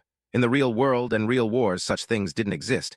Aries would not teach pretty swordplay, only what led to victory. From now on, they would not be limited to swords. This was a weapons class. He implied that death didn't matter as long as victory was achieved. Ares was planting this idea for the midterms. Now the Royal Human School's teachers would certainly be on high alert. The human spy must have already probed the current situation in Satan. In the novel, Satan's students would fall like grass, while the Royal School's pupils remained unscathed. Ares might suspect Adele is the spy. To clear his name, he had to find the traitor first. After the ostentatious demonstration, Ares dismissed the students. While the others returned to class in an orderly fashion, Adele stood still. Ares looked at him with irritation and asked if he intended to rebel over what happened. Adele smiled to deny such a foolish thought, but when Ares turned his back, his covert hostility flared up. He could not rely on someone who suspected him of being a spy. Ares also despised the cruel, killer expression Adele had shown from day one. He could not contain it. The killer instinct had fully merged with his person. It was necessary to attain enough authority and status to suppress the power of the 7 deadly sins. However, if Ares kept crossing the line like he did on the training ground, Adele would do everything to make that muscular brute pay. While plotting revenge on the teacher, Luna stepped forward and sensed a trickle of killing intent from him. Adele apologized for startling her again. It wasn't intentional this time. She had come to make up for the lunch they had planned before. Perhaps today was the right day. Adele happily agreed, lighting up Luna's face. In the dining hall, they ordered lavish dishes befitting nobility. It had been a long time since he ate anything so luxurious, even for lunch. With the table piled with delicacies, Luna worried that leaving food would invite punishment from the glutton god. As they were about to eat, the thugs who had been taught a lesson walked in. They noticed Adele and Luna, but before they could cause trouble, Adele smiled and waved, convincing the 3 idiots not to get involved. Unlike the other 2, the spider boy remained drawn to Adele. He took the chance to ask Luna what had happened with those 3. She admitted other half-demons had been bullying her. She didn't know why, only that they had started taunting her at some point. She blamed herself for being weak and lacking any special physical ability. Perhaps she didn't realize the true value of her healing ability. Luna added that those 3 never hit her, only cursed when passing by and occasionally took her money. Hearing about the poor situation she endured, Adele advised Luna to stay close to him from now on. Luna insisted she didn't need protection, only to prove she wasn't betraying demons. But that was all the more reason for them to stick together since Adele wanted to investigate. He asked Luna what she knew about the boy with the spiderweb tattoo. According to Luna, his name was Kyle. Hearing the name, Adele's memory recalled a character named Kyle from the novel. Adele probed further. He knew Kyle was a pureborn demon yet associated with the half-demons. In Luna's eyes, the boy was particularly terrifying. He looked at her as if she were a repulsive insect. Isn't that how they used to look at humans in Oregon? Kyle immediately jumped to the top of his spy suspect list. He briefly considered requesting the dossier to confirm, but that might be a waste of money. To avoid more headaches, it was better to check himself. After all, he already had a lot of data related to this spy. Adele rose and approached the 3 idiots' table and greeted them politely. They immediately reacted with a mix of fear and hostility, while Kyle remained indifferent. Incidentally, Adele mentioned hearing about a first-year girl at the royal school. Kyle stayed seated, focused on his meal. Adele added that the girl was a half-demon with one living relative, a brother. At that moment, he felt Kyle blazing in his seat. To provoke a reaction from the suspect, Adele mentioned the name Ray in a venomous tone. In that instant, Kyle must have realized his cover was blown, and that it was a much bigger problem than he anticipated. Things were about to go too far. The green-haired guy with eyes flashing with aggression stepped closer, his firm hand gripping Adele's shoulder tightly, shouting angrily, "Can't you get lost somewhere else?" As soon as he finished, with eyes cold as ice, Adele tightened his grasp on the man's tie, pulled hard and slammed him down onto the wooden table where Kyle sat. The impact rang out like thunder, cracking the surface, splinters flying everywhere. The green-haired guy fell heavily, his mind spinning, eyes blurred from dizziness, blood trickling from a tear on his forehead. Before he could regain composure, Adele expertly twisted his wrist, his sharp gaze like a blade, speaking in a low, threatening tone. "So it turns out that guy was real." On the ground, the green-haired guy clutched his head tightly, blood streaming between his fingers, screaming in pain, his voice trembling with fear and humiliation. Right after Adele's words, Kyle held back the storm of anger raging inside him and slowly stood up, his eyes ashen, deep like a suppressed storm, revealing no emotion whatsoever. Without a word, Kyle quietly turned and walked away, his tall figure casting a shadow against the dimly lit corridor. Seeing that action, Adele silently confirmed in his heart, a subtle smile flickering across his lips. Found it. The 3 of them left, gathering in an old restroom, the weak light from the flickering fluorescent lamp on the ceiling. The blue-haired guy's face was still smeared with blood, aggressively washing his wound under the cold water, his hands trembling with anger. Suddenly, he slammed his fist against the wall, the impact echoed in the cramped space. He growled through clenched teeth, "Damn it, it's that cursed half-blood again." Then he turned to Kyle, eyes blazing with fire, continuing to shout, "Will you take revenge?" Kyle remained silent, his cold eyes staring into space as if lost in deep, secret calculations. Seeing the silence, the blue-haired guy grew even more furious, stepping closer with a hardening voice. "What's this? Why aren't you answering?" Kyle still didn't speak, his face as still as a stone statue. At the peak of his anger, the blue-haired man lunged forward, shouting, "You're the untrustworthy one among the half-demons, yet you're the one talking to them. Now you plan to abandon us." He grabbed Kyle by the neck and yelled, "You cowardly bastard." But as soon as he finished speaking, Kyle, like a provoked beast, spun around with terrifying speed, grabbed the blue-haired man's head and slammed it hard against the brick wall. The dry crunch echoed along with the blue-haired guy's pained cries. Unrelenting, Kyle's face twisted with rage. He continued banging the man's head against the wall, each blow as rhythmic as the heartbeat of a destructive machine. The wall began to crack and shatter, debris falling heavily to the floor. The blonde-haired guy stood beside them, his face pale, watching the scene in horror. Finally, when the wall was stained with blood splatters, Kyle stopped, still gripping the green-haired man's head tightly, his voice low and filled with murderous intent. "These pesky vermin are really troublesome." The blonde man stammered tremblingly, "Hey Kyle, what are you doing?" At this moment, Kyle seemed to become a different person, his bloodshot eyes flashing like fresh blood, grinding his teeth as he looked at the blonde man, who cowered in fear to the floor. Kyle growled in a voice cold as ice, "Get out of my sight before I kill you all." The two hurriedly helped each other, staggering away from the restroom, leaving Kyle standing alone in the quiet space. He walked to the faucet and washed his face. The cold water helped him regain some sobriety. Looking into the mirror, his face reflected faintly, Kyle murmured to himself, how could he possibly know? The illusion that reduces awareness and the camouflage spell still functioned perfectly. Cast by the best sorcerer, moreover, being a half-demon. The chance of his identity being exposed was extremely low. Could it be that he was also a spy sent by humans? But no, the bear's family had secured his identity. A haunting question arose in Kyle's mind. "Adele, who exactly are you, and how do you know about my sister?" His eyes grew fierce, deadly thoughts rising. He cursed silently. It would be best to kill him before he reveals his identity. Night fell, in the dormitory shrouded in darkness. Kyle placed several weapons on an old wooden table, the light from an oil lamp glinting off the sharp blades. He checked each item, his fingers lightly gliding over the metal surface to ensure perfect sharpness, silently calculating that to kill him he must be thoroughly prepared. First, he needed to send the information he had gathered. His identity seemed to have been discovered by Adele. Just as he was about to write a letter, the door suddenly swung open, Adele barging in with a loud push, causing Kyle to startle and turn around. Adele, looking exhausted as if having just run a marathon, sighed softly, "Ha ha. That was nearly late." Kyle's sharp eyes questioned, "How did you find this place?" Adele adjusted his outfit and smiled comfortably. "Tonight is truly beautiful." As Adele stepped closer, Kyle hesitated not at all, and flung the pen he was holding fiercely toward him, shouting, "Damn your head, if it weren't for you, tonight would have been peaceful." The pen flew swiftly, but Adele easily dodged and caught it, his tone still calm, too difficult, huh? Immediately after, a sudden explosion sounded behind Adele, startling him. A brilliant yellow energy beam shot forward like lightning. Adele quickly dodged, realizing Kyle had taken the initiative to attack. He smiled mockingly, "Dual element energy orb magic, huh? Not even bothering to hide your identity now. If you are using magic, you must be a half-demon, and your current form is fake." Kyle did not deny it, replying coldly, "Yes, even this secret place you found, so you have understood everything already." Adele smiled, his eyes sparkling, "Probably so." Kyle angrily unleashed several more magical strikes at Adele, shouting loudly, "How do you know about Ray?" With astonishing agility, Adele spun to dodge each attack. While running, he thought, even in this situation, he was still worried about his younger sister first, which was understandable. Kyle was not acting out of concern for humanity, but for a younger sister with a peculiar constitution, whose magical energy was concentrated in her heart with reserves beyond endurance to cure a terminal illness. He had allied with humanity, and faced with Adele's defensive dodging, Kyle continued to unleash fierce magical attacks, yelling, "Answer me quickly." Adele did not resist, he only dodged, but a thought flickered in his mind. Why not dig out the truth completely? A smirk tugged at the corner of his mouth. He adjusted his clothes and calmly said, "How would I know? How could I possibly know? I haven't even met your sister. And that pitiful smile of hers just before she cries is beautiful. So beautiful I want to crush it." Hearing this, Kyle trembled with anger. His eyes were bloodshot, lips tightly pressed, the energy inside him erupting like a volcano about to blow. He could no longer hold back and growled, "You damn bastard." Adele remained composed and replied, "To be precise, you should say spy. That bastard Cerberus fits better." The insult was like pouring oil on the fire. Kyle clenched his fists tightly and shouted, "Shut up." He stretched both hands forward, gathering into a massive magical orb surrounded by blinding light, and shouted, "I will extract all the information you know before I kill you." Noticing that the opponent was losing control just as predicted, Adele smiled inwardly.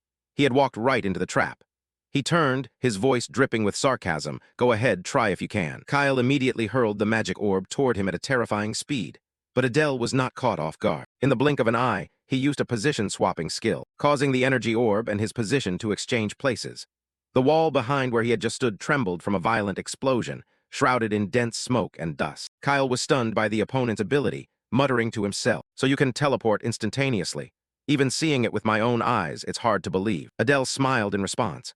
"Almost right, you've investigated me so thoroughly, so you must already know everything, don't you?" Kyle gradually regained his composure and said, "So that means you've known my identity all along, right?" Adele nodded. "That understanding should suffice, I suppose." Kyle's cold glare drew closer, his voice dropping. "Understood." In this situation, Adele thought to himself that finally he realized there was no chance of winning. But contrary to his thoughts, Kyle gritted his teeth as a massive surge of magical power erupted around him. Countless yellow magic orbs appeared, enveloped by flashing lightning bolts that shook the very space. This sudden action startled Adele, and his eyes flashed with vigilance against the opponent's terrifying power. Seeing countless glowing energy orbs swirling around Kyle, Adele murmured inwardly, "Third circle level multi-magic. At least 20 strikes, much easier than I thought." A slight smile curved on his lips, so easy it was almost unbelievable. On Kyle's side, he maintained intense focus, his sharp eyes locked firmly on the target. The magical orbs he had just created hovered, glowing like tiny stars. Without hesitation, he swung his hand, commanding them to dart straight towards Adele, shouting fiercely, "Die!" The magical orbs screamed as they cut through the wind, aiming directly at Adele's body. But just as they were about to hit, Adele silently activated his position-swapping skill. In the blink of an eye, his body vanished, replaced by a sphere of energy appearing in the original spot. Kyle's attacking orbs lost their target and crashed into the stone wall behind, causing a blinding explosion that shook the entire space. Seeing Adele suddenly rush forward, Kyle smiled with satisfaction, a gleam of triumph in his eyes. "I've been waiting for you to use this move for a long time," he shouted loudly, but before he could savor the moment of victory, Adele used the position swap again. In an instant, his body appeared right behind Kyle, as fast as a ghost. Kyle froze, turned his head in shock, eyes wide with disbelief. How did he link them together? Before he could finish the sentence, a dense wave of dark magic burst from Adele, enveloping the entire surrounding space. The darkness was like a living curtain, swallowing the light and making the scene suffocatingly mysterious. Looking at the scene before him, Kyle stammered, his voice trembling. "This is..." Adele cut him off, his voice cold and low. "Get some sleep." Before Kyle could react, he raised his hand and delivered a powerful strike to the back of his opponent's neck. Kyle collapsed instantly, unconscious, his body limp as it fell to the cold ground. Adele exhaled deeply, murmuring softly, "Finally, I've got him." He glanced around, scanning the items Kyle had prepared earlier, unable to help but marvel. So much preparation just to kill me. His gaze settled on Kyle's unconscious body, and a thought suddenly flickered through his mind. Should I just kill him now? But he immediately dismissed that idea. "No, I need the information Kyle holds. If I kill him, Ray will become my enemy." Dealing with Kyle is easy, but Ray is a different story. In Adele's mind, the image of Ray was vivid. The girl who was once helped by the protagonist had now become a powerful pseudo-contractor, freed from a fatal illness. The dragon's heart had granted her tremendous strength, enough to control an enormous amount of mana, turning her into a great mage, no less than a legendary heroine. If Ray were to unleash her full power to avenge her brother, even Adele would find it hard to retreat unscathed. Their bond truly was that strong. He thought silently, his eyes briefly clouded with contemplation. Then he noticed a small device nearby that looked like a camera. HMPH, this transmitter only sends information one way, with no status updates. They probably still think Ray is suffering in pain. He turned to Kyle, his voice lowering. "But that doesn't mean I'll let you go. If only there were a way to make him obey me, how great that would be." Just then, Kyle's body slightly stirred, a sign that he was gradually waking up. Adele watched, a cunning smile briefly crossing his face. "I see," he thought to himself, "so there is still a way." Kyle opened his eyes, waking up from unconsciousness, realizing he was unharmed. He scanned his whole body and then glared fiercely at Adele, shouting loudly, "What are you plotting?" Adele raised an eyebrow, pretending to be surprised. "Plotting? I don't understand what you mean." Kyle growled angrily. "I mean, why didn't you just kill me but let me wake up?" Adele smiled, his tone gentle but tinged with danger. "Ah, indeed I was waiting. But do you think I was just standing by doing nothing?" Finishing his words, he took out a small dragon from inside his sleeve. Its entire body emitted a dense, dark, magical aura, making the surrounding air feel thick and heavy. Seeing the dragon, Kyle was stunned, his whole body trembling as he stammered, "What is that? What the hell is that?" Adele smiled coldly. "So you recognize it now?" Kyle panicked, his voice trembling. You can also control the poisonous parasite." Adele nodded in confirmation. "That's right." He raised the small dragon and continued. "This parasite is called the twin poison, Just a slight trigger is enough to kill the host, but it only works properly when inside the bodies of two people. Kyle jumped up, eyes full of panic. Twin poison, what the hell have you done to me? Suddenly a horrifying thought flashed through his mind. Kyle jerked back, shouting loudly, "Wait, don't tell me." Adele nodded, his tone calm but cold. "Just as you think, the last one is inside Ray." Hearing this, Kyle's whole body trembled with anger. Adele continued leisurely. "Her body is truly fascinating. Her mana sensitivity is so high that even my heart can hardly bear it, which makes the parasite implantation much easier." These words made Kyle shake violently, unable to utter a word. His body turned to stone. Adele went on, her voice gentle but full of authority. "Although her condition is very dangerous, it is not incurable." Kyle seemed to snap out of it and hurriedly spoke. "So," Adele interrupted him, "if it were me, I could cure her." Kyle narrowed his eyes in suspicion. "Someone like you can do what even the great national archmages cannot." Adele smiled, raising a finger. A stream of dark mana burst from the fingertip, awakening the little dragon. It opened its eyes, devouring that mana like a starving beast. Adele slowly explained. "The Bears clan's parasites feed on the host's mana. Ray's heart cannot withstand the overwhelming mana, but the parasite absorbs it. Knowing so much about Ray, do you think I have no way to make you submit?" Watching the little dragon fall asleep after enjoying the meal, Kyle felt his whole body go limp. A thought gradually became clear in his mind. It turns out this parasite was actually saving my sister. He looked up at Adele, his voice trembling. "So what do you want from me? You can't say so much and then just leave us alone unless you clearly want something from me." Adele stepped closer, a thick aura of killing intent radiating from him. He sat down and stared directly into Kyle's eyes, his voice cold and deep. "I really like your attitude, but don't forget your life, and your sisters are in my hands." Under heavy pressure, Kyle gritted his teeth, his whole body trembling slightly, and finally nodded.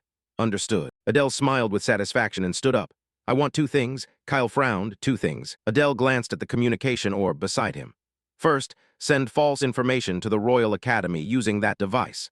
Say that Satan is plotting an attack on the candidates of the 35th hero." Kyle was puzzled. "You plan to attack another 5, right? I can't accept that." Adele reassured him. "I understand your concern. And of course you worry because Ray is studying at the Royal Academy. Don't worry, if you cooperate, I will ensure Ray's safety." Hearing this, Kyle clenched his hand tightly, trembling. He nodded.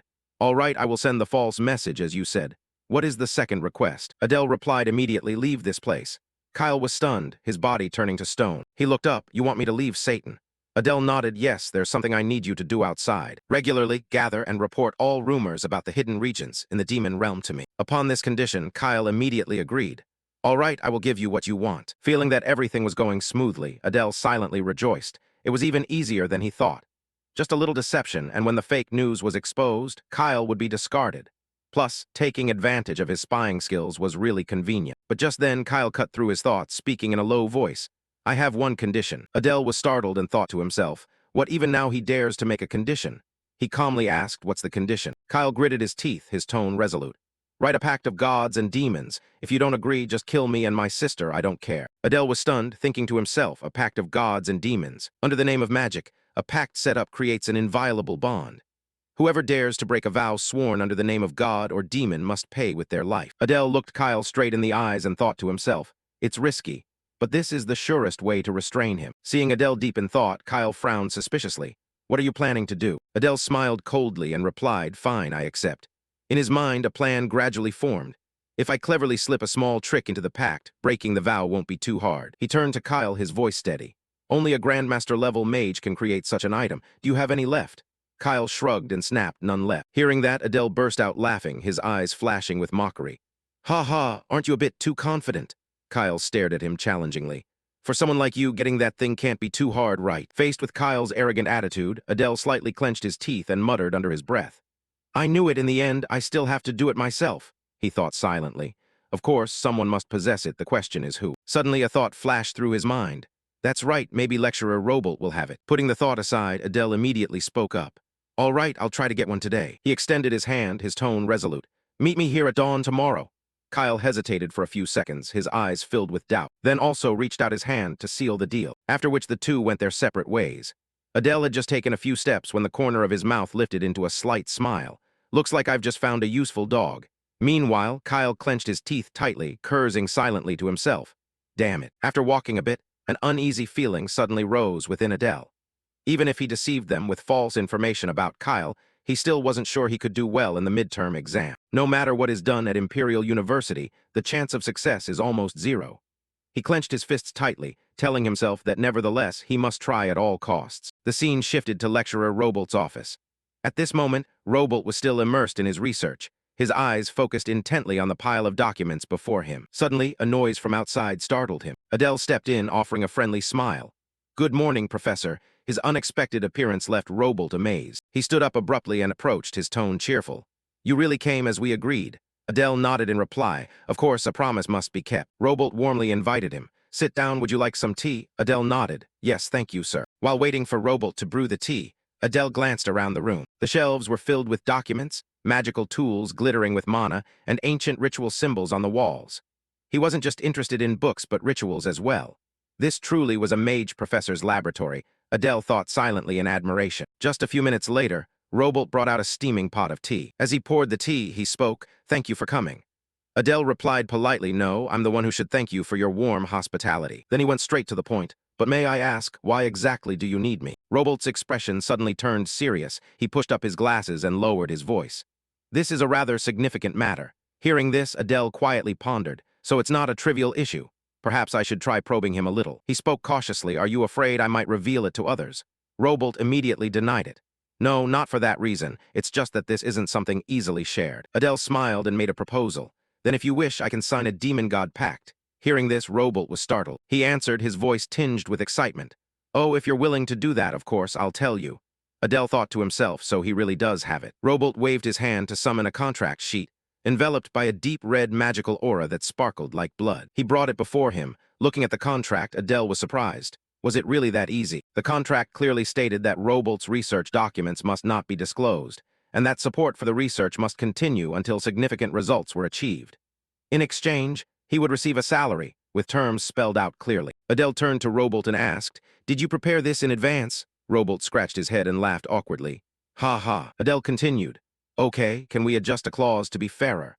If during the research process I find it beyond my capabilities, I can stop supporting and return all the salary I've received." Robolt nodded. "Reasonable, so how do you want to be compensated?" Adele responded immediately. "I want a Demon God's Oath pact and 3 premium mana potions." Hearing the request, Robolt stroked his chin, pondering. Adele thought to himself, premium mana potions can fully restore mana upon drinking, an essential item for him right now. After a while of thinking, Robolt amended the clause on the contract and handed it to Adele. "Understood. That's cheaper than even a vial of elixir. You just need to sign here." Adele held the contract and asked, "I just need to sign my name here, right?" Robolt nodded. "That's right." Before signing, Adele curiously asked why he chose me. "Surely there are many students better than me." Robolt replied calmly. "Actually, I've asked many second and third year students for help, but most weren't any help. Oh, I even invited Samuel from the first year, but he flatly refused, saying it was troublesome." Adele smiled quietly, typical Samuel. After signing, he handed the contract to Robolt. It was done. In his heart, he thought, "I will soon have to use an alias without the name Arson in it." Immediately, the contract vanished, transforming into a deep red magical energy. That shot straight into Adele's heart. The pact was established.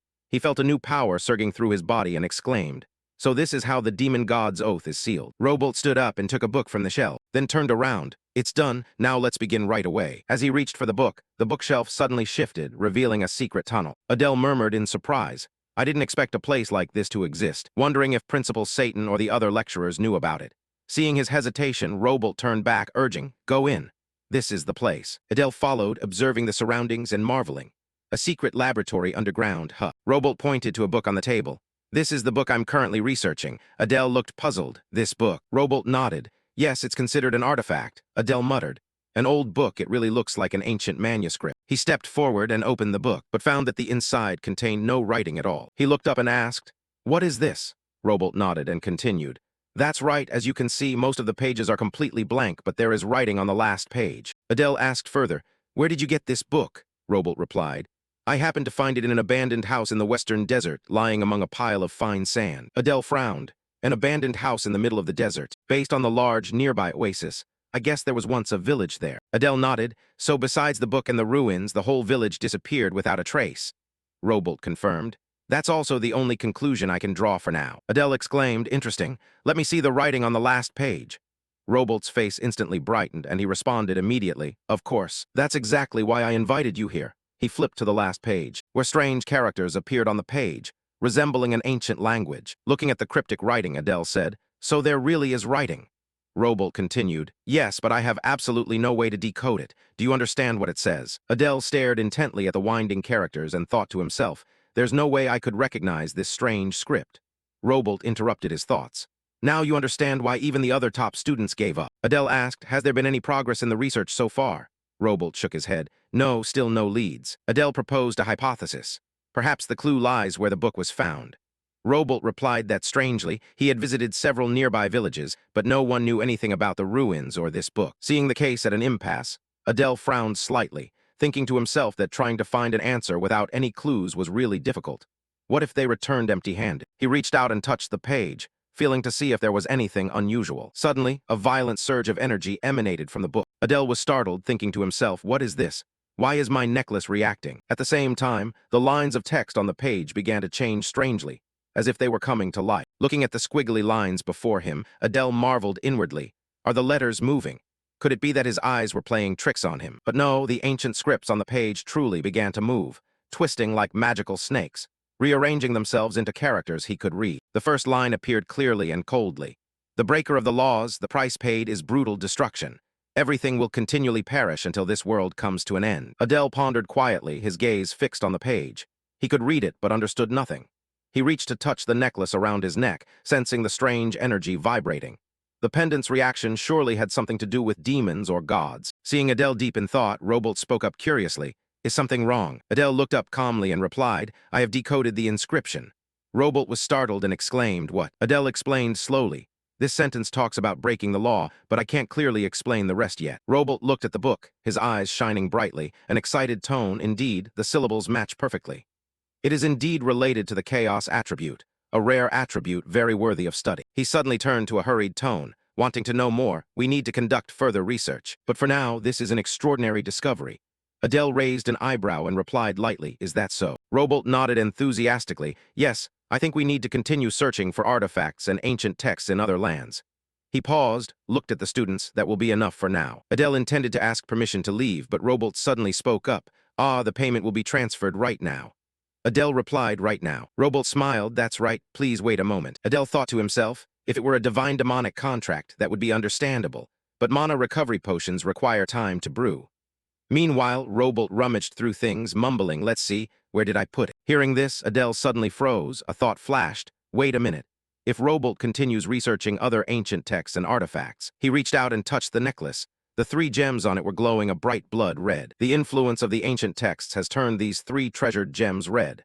If the entire necklace were soaked in blood, what would happen? Even he did not know. He pondered silently. If it had nothing to do with demons or gods, it was best to keep it close. Although he was familiar with Robolt, the man was not entirely trustworthy yet. After a moment of searching, Robolt exclaimed, found it. He turned back and handed a mana vial to Adele, smiling warmly.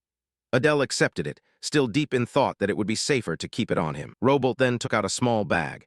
Here it is. I put all the payment into this bag so it's easier for you to carry. Adele nodded as he took the bag, thanking him sincerely. Robolt stepped forward politely. No, I should be the one thanking you. Without you, I wouldn't have been able to read those texts. I hope to cooperate with you again in the future. Adele smiled. I will help as much as I can. Robolt suddenly became serious and warned. Please don't tell anyone else about my research. Adele's expression soured slightly. He muttered to himself, that depends on the exorcist's decision as well. Robolt was startled. No, are you planning to break the contract? Adele stepped closer, exuding a strong aura of menace.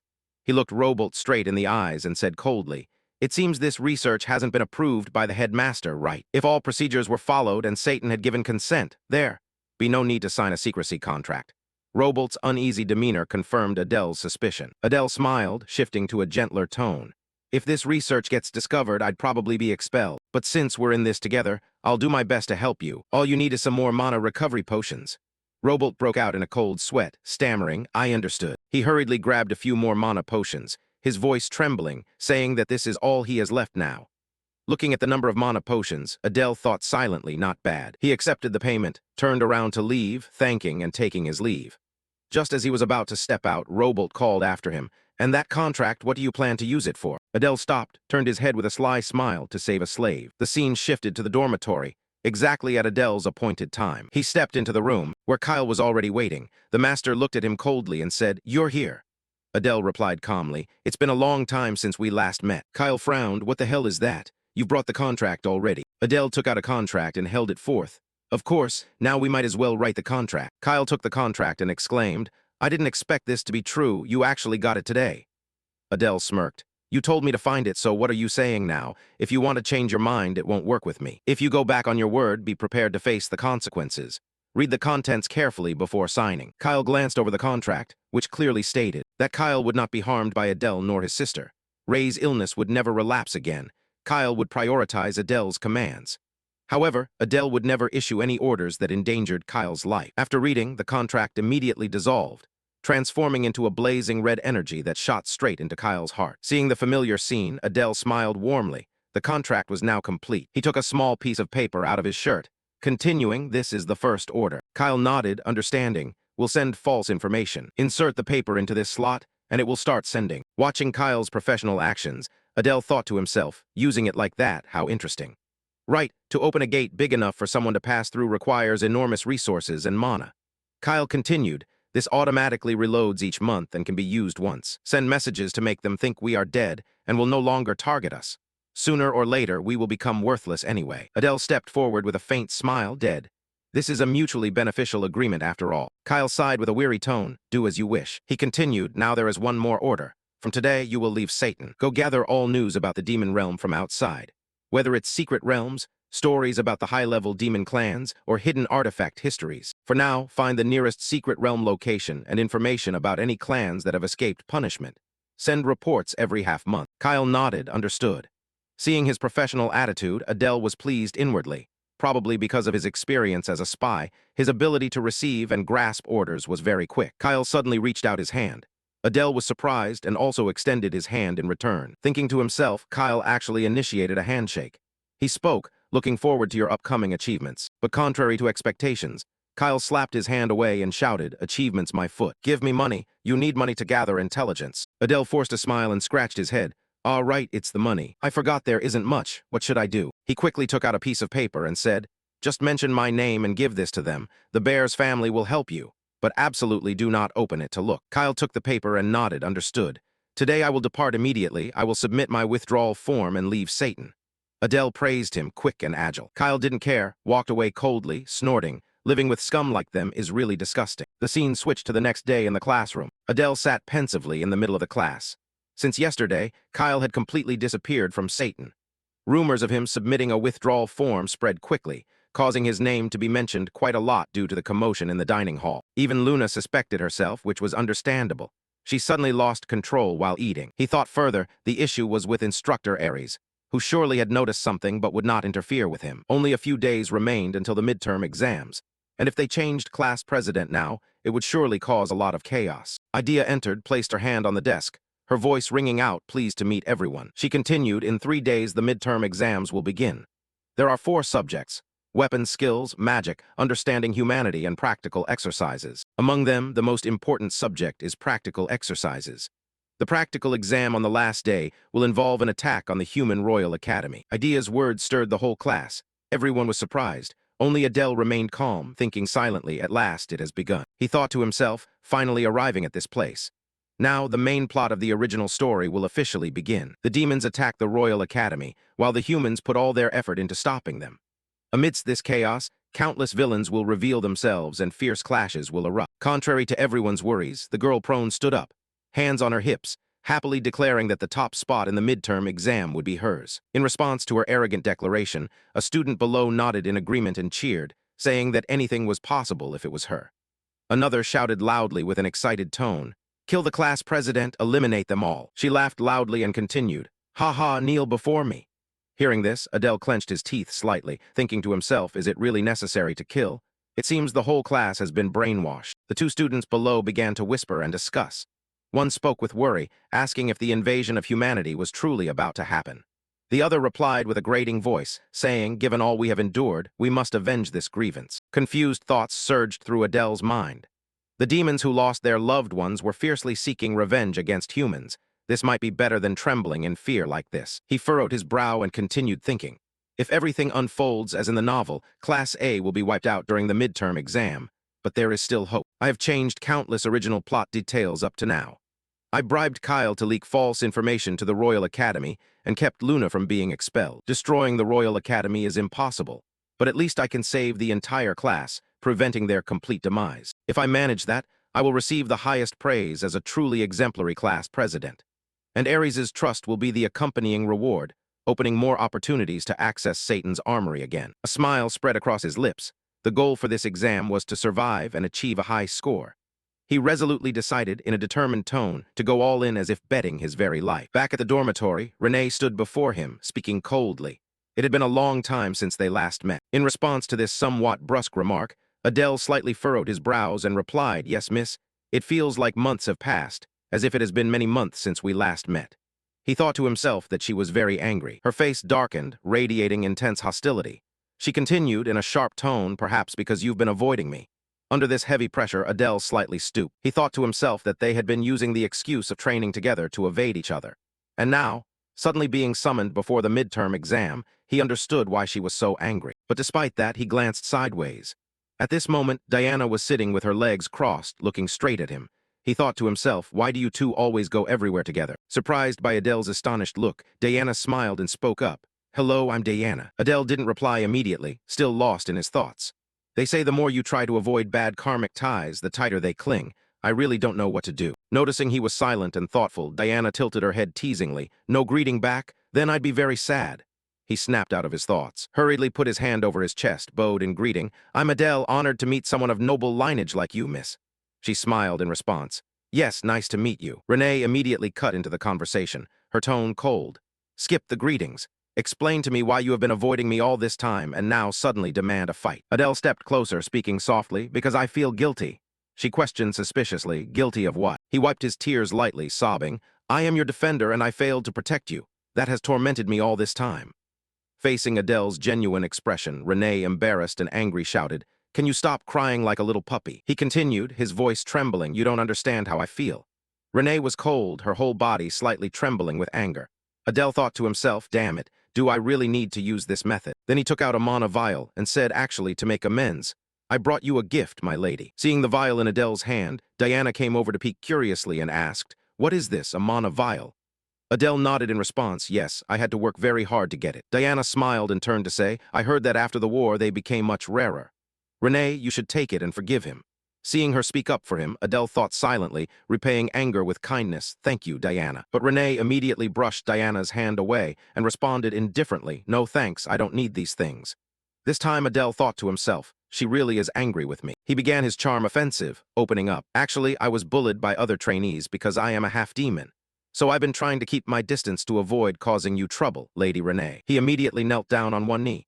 His voice sincere, "If that hurt you, I sincerely apologize. Sorry, my lady." He thought to himself, "I've said everything I could, hope this will work." Diana stood beside him, arms crossed, adding, "He really cares about you, he's a very good protector." Hearing these words, Renee pondered for a moment. Then the corners of her lips softly curved into a gentle smile. She stepped forward and spoke, "I won't accept it." Seeing that she was less angry, Adele put his hand into his shirt and smiled as he continued, "Haha, you mean you accept the mana basin now?" She still kept an indifferent attitude, turning her face away and continued, "I said I'm not hurt at all." Those words left Adele speechless, not knowing how to respond. Diana stepped up to rescue him once again, cheerfully saying, "That's great. It seems everything is fine now."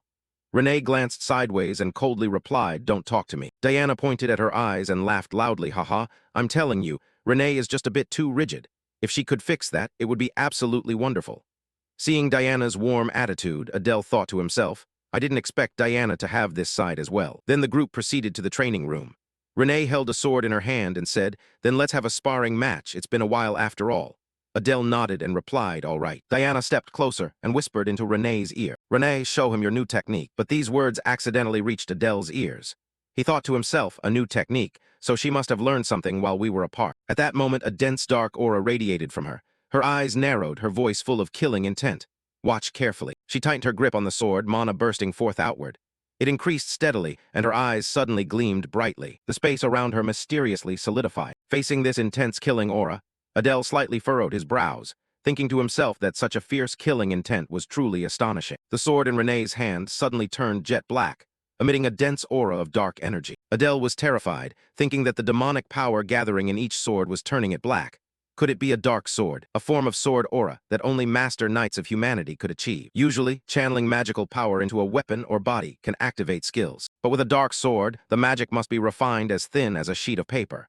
Yet he could do it, truly the descendant of the seven-shaped great sin. She gripped the sword tightly for a long moment, then relaxed her hands, causing the dark aura to gradually dissipate and returning the sword to its normal state. Seeing this, Adele stepped forward and spoke, wondering if it was not yet perfected. Renee nodded in reply, yes, I still have to concentrate with all my focus to the utmost limit. Adele tightened his short sword in hand and smiled. Then let's have a match and see how it goes. The girl happily nodded. All right then. He thought to himself, curious about the power of the dark sword. But for now, he'd try using a regular knife first. With that thought, he rushed toward Renee, swinging his knife with great force. She immediately swung her sword to block the attack, their weapons clashing and sparking fiery bursts all around. Facing this powerful attack, Renee took a slight step back, her eyes flashing as she spun her sword to deliver a horizontal slash. Fortunately, Adele leaned back, dodging the slash. He stepped back, dropping to one knee, readying himself for the next strike. Thinking to himself, with enhanced vision, I can see all of Renee's movements. This is doable. On the other side, Renee wielded the dark sword once again.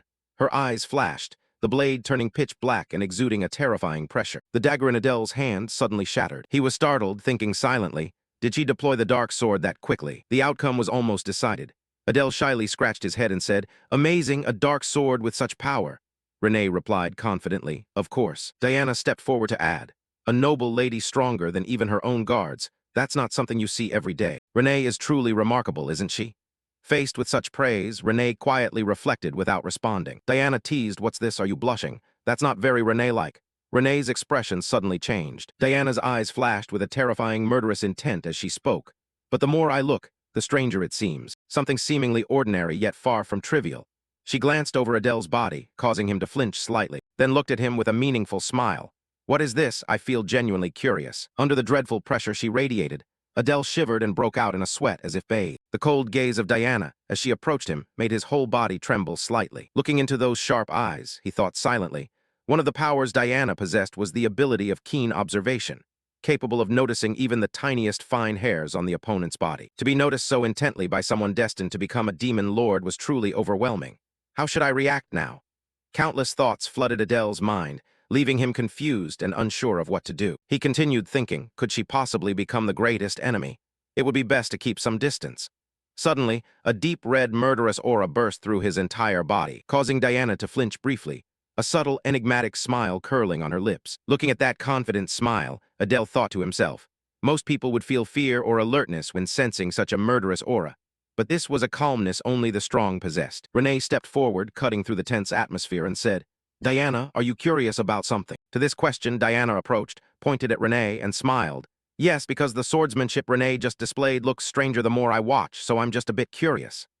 Renee looked at her with suspicion, but seemingly with some trust as well. Seeing this, Adele muttered inwardly, she's so easily deceived. Then he turned to Renee and said, I also want to ask, how is such swordsmanship performed? Holding the sword in her hand, Renee began to explain firmly. First, you must grasp the secret, which feels like pouring energy fully into the sword itself. Adele nodded repeatedly. Ah, so that's how it is, he thought to himself. Ha ha, only geniuses would come up with something like that. He stepped forward and continued, I still have to study for exams, so let's stop the contest here. Renee nodded in agreement. Yeah, let's do that. Watching her back as she turned away, Adele asked, Renee, how is your preparation for the midterm exam going? She looked at him and smiled confidently. Perfect. Faced with that confident look, Adele also smiled, thinking that the timing of the first midterm exam and the moment the main characters received that arrogant glance didn't align, which means Renee will survive this exam. But the chances are very high that my Class A students will all perish. Watching their backs as they walked away, he said, Then good luck, miss. Renee turned back and waved. Yeah, you be careful too. Diana glanced at Adele beside her and gave a slight smile, whispering, see you later. This unexpected remark startled Adele. He thought to himself, looks like I'm being noticed again. Scene changes to the next day. The academy appears under the clear blue sky. Sun rays streamed through the window panes, and a little bird perched on the windowsill, pecking at tiny crumbs of bread. Adele looked at the bird and thought, finally the midterm exams start today. Aries worked me so hard he didn't even let me eat. I still have to take exams, so hurry up and eat quickly. He was almost exhausted, his face pale, muttering to himself. The first subject is human knowledge, and despite studying all night, not a single word seemed to stick. Being the author but not understanding this subject, it's truly ridiculous. But he comforted himself. Back in school, he often studied selectively, so he probably managed to salvage a few points. When he sat down in class, Adele's expression turned blank. He cursed, realizing that as soon as he entered the classroom, he forgot everything he had studied. Luna approached him, clenched her fists tightly, and encouraged him. "Adele, you've done your best." His face looked like he hadn't finished speaking, but Adele interrupted. "It's not that bad." He then asked Luna if she was ready. She smiled and said, "Yeah, I'm a bit fuzzy, but it's probably not enough to fail." He turned to Prone and asked, "What about you?" Prone crossed his arms with a confident smile, saying, "Why bother with theoretical subjects? As long as I do well in the practical parts, that's enough." Hearing that, Adele thought to himself that to increase the chance of survival, even by just 1%, no part should be taken lightly. Prone laughed loudly. "Ho ho ho, after all, the top rank will belong to this young lady here." At that moment, a teacher entered, speaking in a clear, strong voice. "Everyone, take your seats, arrange your notebooks, and put everything into your desk compartments. If anyone is caught cheating, they will be immediately expelled from the exam room." As the proctor finished speaking, the students below bowed their heads and began their exams. While working on the test, Adele muttered to himself that perhaps thanks to his interest and focus, cramming had surprisingly been effective, and the test was going smoothly. But then a question caught his eye, causing him to pause briefly. "What do you think about humanity?" This question isn't graded.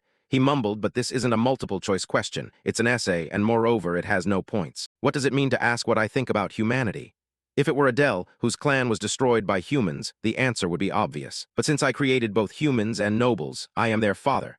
How am I supposed to write the correct answer? Though feeling somewhat uneasy, he still knew the answer that Satan wanted. After much thought, he wrote 2 words on the paper: enemy. 45 minutes passed. The proctor announced, "Time, up hand in your papers."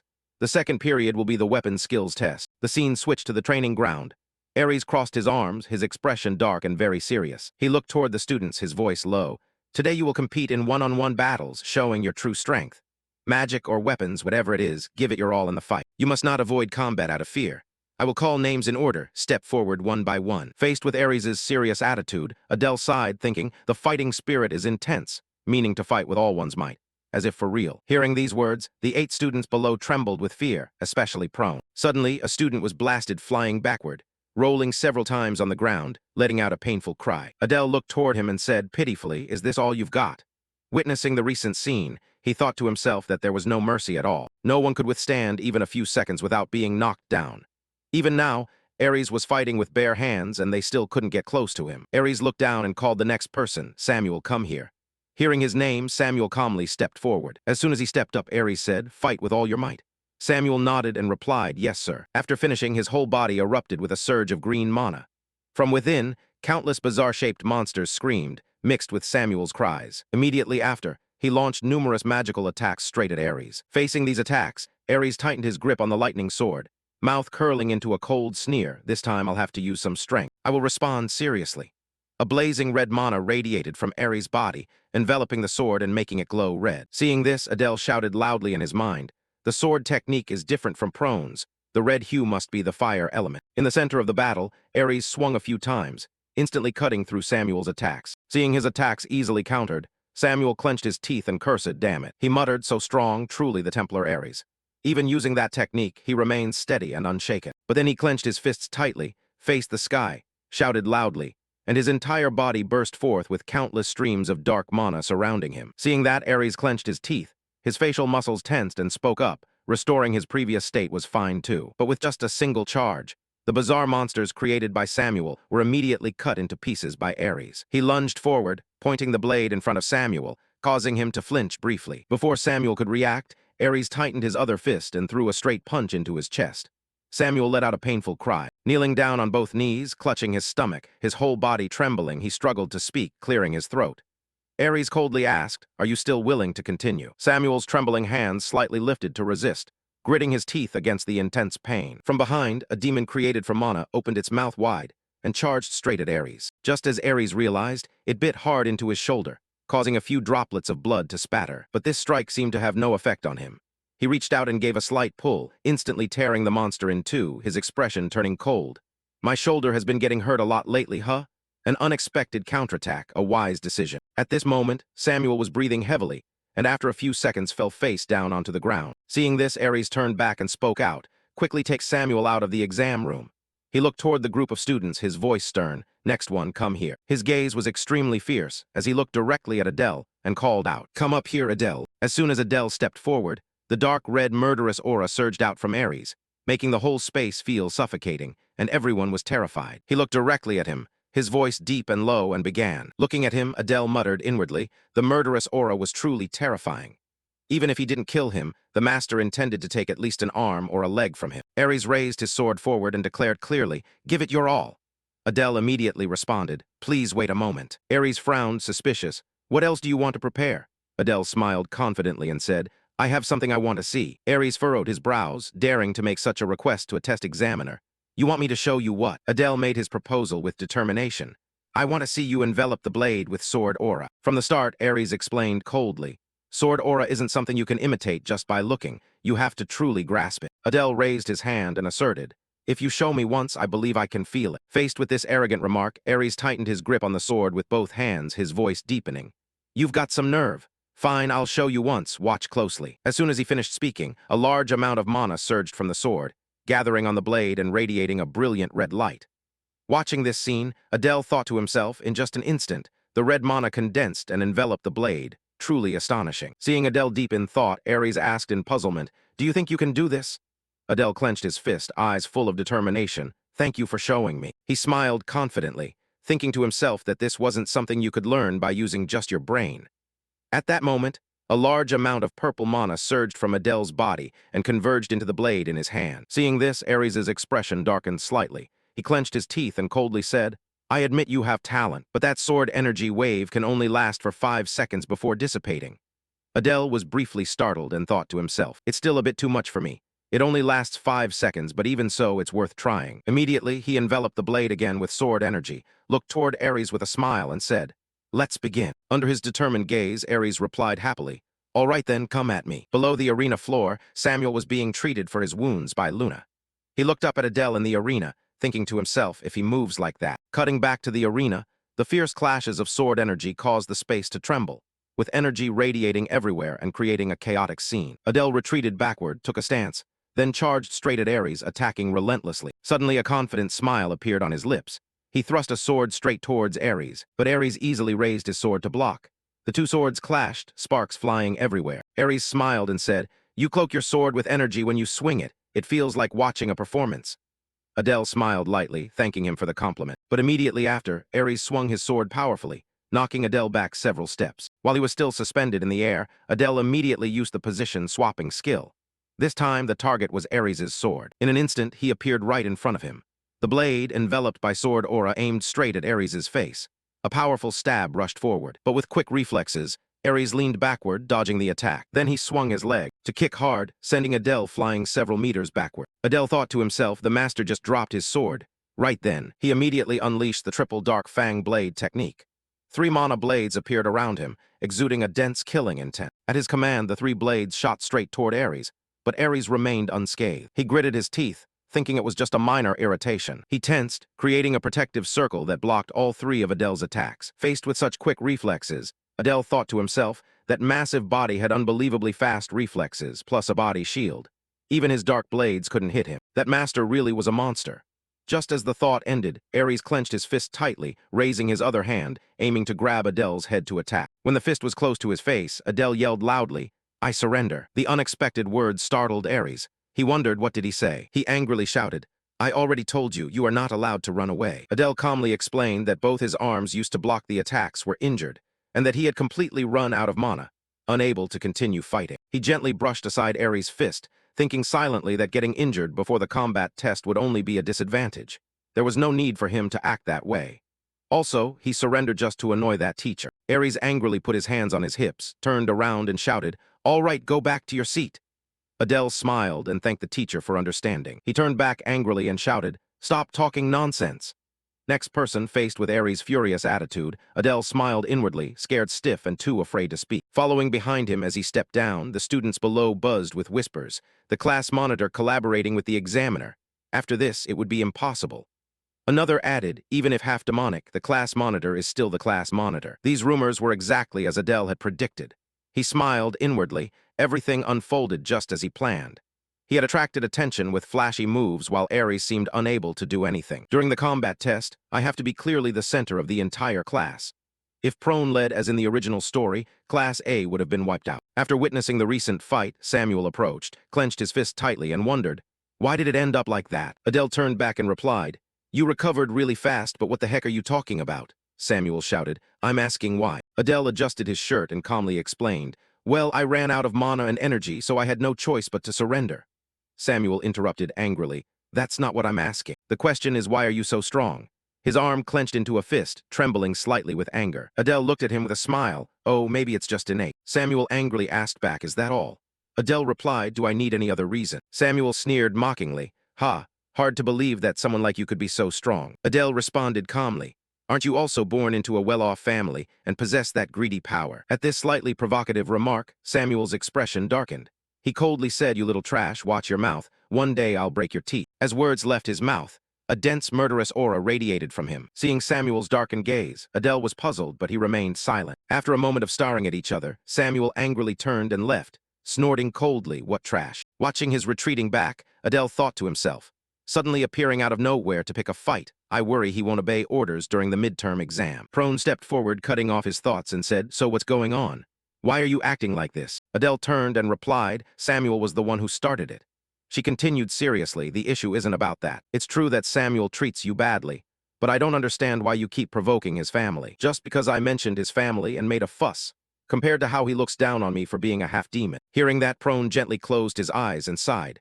Turns out he really didn't know. She explained that Samuel is the head of the gluttonous clan. Watching Samuel's figure walk away, he murmured to himself, a first-year student who has just enrolled is already a clan head. As if understanding his thoughts, Prone spoke up to explain, just as you think, his clan was completely annihilated. Hearing this, Adele quietly murmured in his heart, so that's why. No wonder he reacts like that every time his clan is mentioned. She continued, during the Great War between humans and demons, all the bloodlines were wiped out by humanity. Only Samuel survived, becoming the clan head. Now you understand why I blame you. At that moment, Adele thought silently. Originally, I was also in the same situation of clan annihilation, but since I merged with him, I didn't truly feel the rage or sorrow. Samuel is different. He witnessed and experienced that tragic scene firsthand. He once thought that things like clan or family exterminations were just plot setups, but never expected the characters in his novel to become this vivid. Then he turned to her with a smile and said, from now on, I'll be more cautious. She nodded in response, do that, I'm off now. Watching her back as she walked away, he said, good luck on your exam. She laughed loudly, ha ha, even a servant worries about me. She looked back confidently and said, this is as easy as eating porridge, just sit there and watch with your own eyes. Looking at her back, Adele smiled, thinking to himself that he thought it was all just bragging. But it turns out there's a serious side too. But then distant noises suddenly made him flinch. Prone, come here quickly. Then from over there, loud cries rang out, wake up for me. Prone, please spare me. Faced with this scene, he frowned slightly, thinking that he should start preparing for the next test. The third test was stealth techniques and magic theory, which were his strong suits, so there was nothing to worry about. The magic theory part mostly covered familiar knowledge, so it wasn't difficult. As soon as the test was finished, the proctor announced, all right, everyone has worked hard.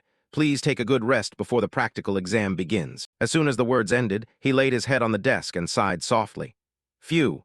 Among all the tests, this was the easiest one. Maybe his magic score would be almost perfect. But the problem was the practical exam afterward.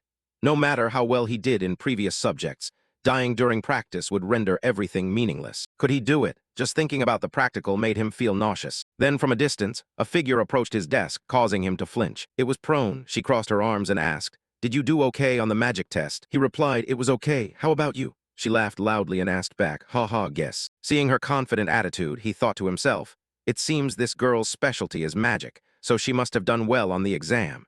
If he didn't indulge her a little, he'd probably be bothered all day long. He spoke up, she must have gotten a perfect score. Ending his thought, he continued, clearly, she just bombed the weapon proficiency test, yet for some reason she still likes to brag. Hearing this, her expression suddenly changed, her face stiffening. She stepped forward, grabbed him by the collar, and shouted, what did you say, you bastard? Seeing her anger, he immediately explained, hey, I just misspoke. I was just worried about the practical exam and said something careless.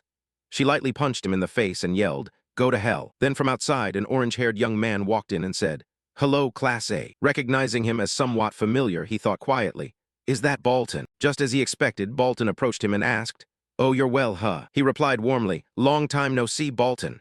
He wondered silently, why did this guy suddenly come here? In response to his polite attitude, Bolton smiled shyly and said, ha ha, you remember me? I'm really touched then. But then his demeanor suddenly shifted.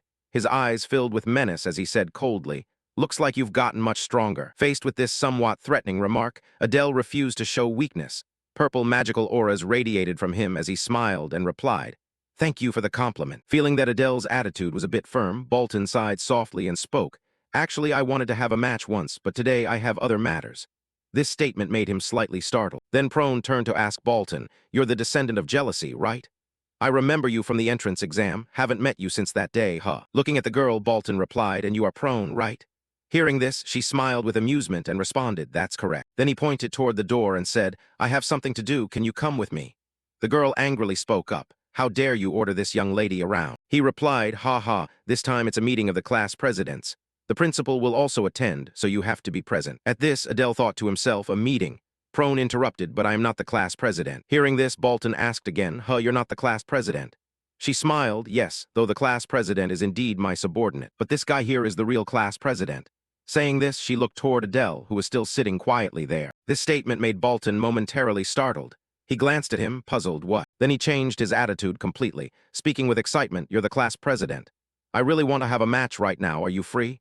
Faced with this eager attitude, Adele thought to himself, "He's truly crazy." Then he replied, "I have to attend the class president meeting.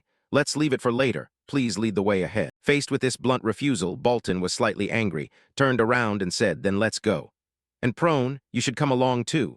She curled her lips and replied, "I am the class president's master, of course I have to follow him." Bolton walked ahead. Hearing this conversation, he laughed loudly. "Haha, you all seem to have a lot of fun playing together. All right then, let's go now."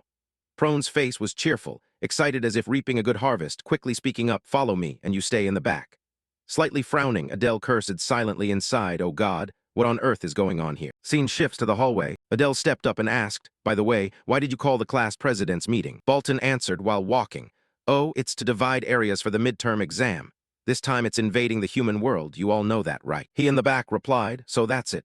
Meaning the meeting is to determine which areas each class will attack." Hearing this, Bolton turned back and praised, "Very sharp indeed. No wonder you were chosen as class president. Even if you are a half-demon class president, it's still better than those big-headed dull types like some grape-shaped brains." As he finished speaking, he pushed open the door and the three of them entered the room. At that moment, Renee, Diana, and the other class presidents were present in the room. Seeing his appearance, Renee wondered inwardly, why is he here? Beside them were the class president of Class D, Gu War, and the class president of Class B, Aaron. Bolton was the class president of Class E. He looked toward the person sitting directly opposite and said, "Everyone is here now, principal." Seeing the three people enter, the principal said, "Please come in quickly, class president of Class A, Adele." These words made Renee startle briefly, surprised to learn that Adele was the class president. Meanwhile, Aaron put on a look of frustration, asking again, "What, that guy is the class president?" Gu War next to him snorted coldly without responding. He stepped forward, smiling brightly and said, "Yes, thank you for calling me." Diana was equally surprised and turned to tease Renee, "What's with your defender being so fierce?" These words made Renee's expression turn shy, and she didn't reply. Seeing that attitude, Adele thought to himself, "So I never told Renee that I was the class president. Explaining it later will probably be difficult." Seeing everyone was gathered, the principal spoke up, "If everyone is here, then let's begin now. Please take your seats." However, Gu War stepped forward, looked at Adele, and mocked, "How ridiculous, a half-demon as class president." Then he glanced at Prone behind him and continued, "And that fool back there who bore the notorious title of the 7 deadly sins has now been ousted from the class president seat." Sitting and studying with these scummy people, even Cerberus passing by couldn't hold back laughter. "Isn't that right?" Aaron, still with his head down on the table, added, "Ha, not wrong at all." At these words, Prone trembled slightly with anger but remained silent. Adele maintained a calm demeanor, but thoughts began surfacing in his mind. What is this? What kind of atmosphere is this? This isn't a meeting, it's a trap. Gu War looked up and threatened, "You'd better get out of my sight immediately, you damned hybrid bastard." In response to this threat, Adele did not falter at all. His eyes narrowed slightly, flashing a heavy killing intent, silently scoffing inside, surrounded by enemies on all sides. At this moment, Adele was being overwhelmed by Gu War's massive body. He thought to himself, just following Bolton to the meeting room, and yet such a thing happens. Even the principal tacitly allowed this situation to occur. Could it be that they deliberately arranged this to test if he was qualified or not? If so, I must show some real strength.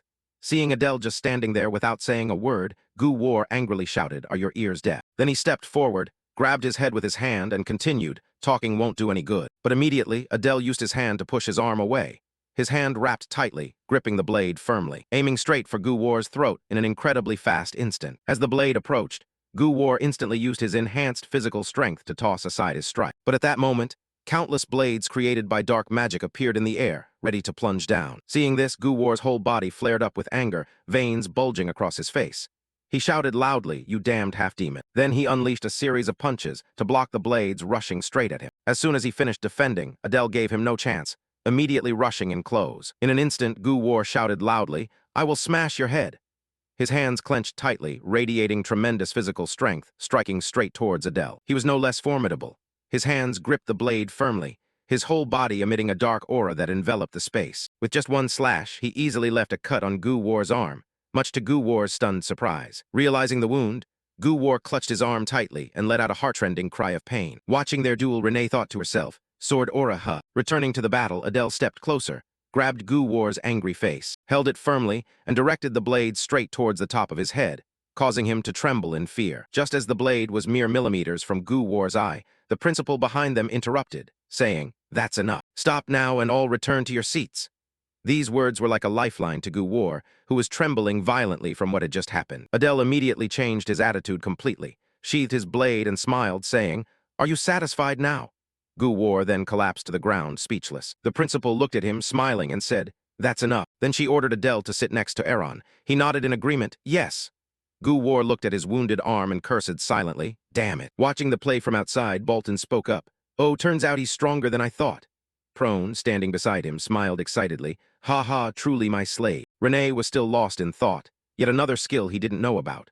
Diana coldly turned and said, "Impressive, just as expected from Renee's bodyguard." Once everyone had settled into their seats, the principal spoke up, "All right, now that everything is settled, let's begin the meeting. The sole reason I summoned you all here is to assign the attack zones to each class leader for the practical combat exam in the human world." Adele replied, "I've heard a brief overview, but I want to know exactly how the areas are divided." Immediately, the principal summoned a cubic orb in his hands, looked toward him, and said, "It's better to see it directly than just hear about it." From the orb, a vast map appeared floating in midair. Looking at it, Renee wondered, "Is this a star map?"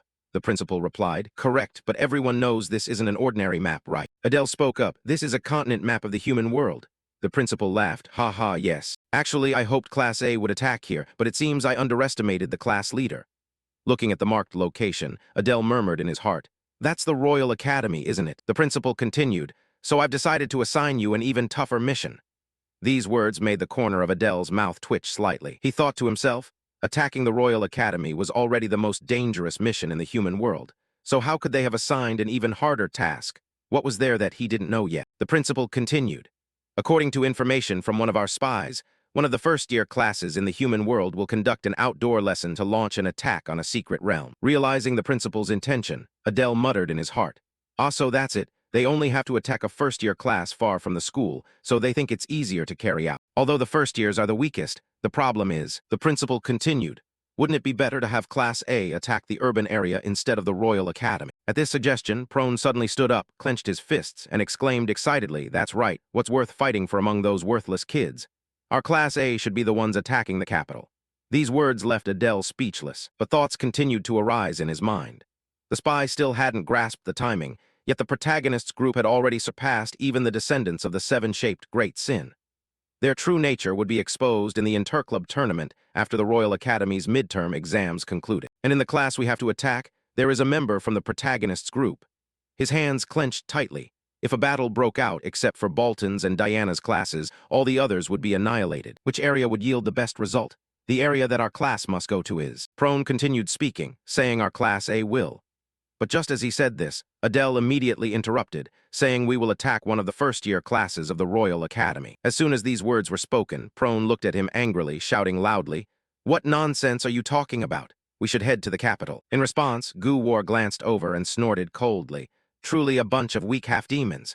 Just a few people and they're already so afraid they choose to retreat." At this taunt, Adele turned, his eyes cold as he replied, "You should have had one of your eyes gouged out earlier. Probably now you wouldn't even dare to look at me." At this threat, Gu War suddenly stood up and shouted, "You bastard!"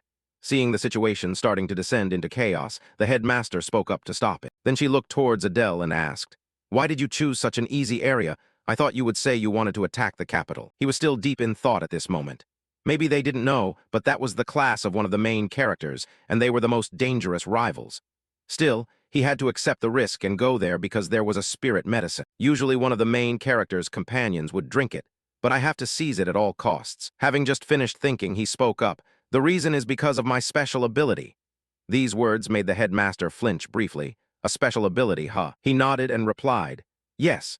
First of all, I'm extremely skilled in assassination, but there's no reason to cause a commotion in a city full of people. In the capital, most areas are very crowded, so bringing along dozens of people to carry out an assassination is clearly very dangerous. Of course, killing all the witnesses would also solve that problem. In response to this bold idea, the principal smiled and said, so that's it, even more than I expected.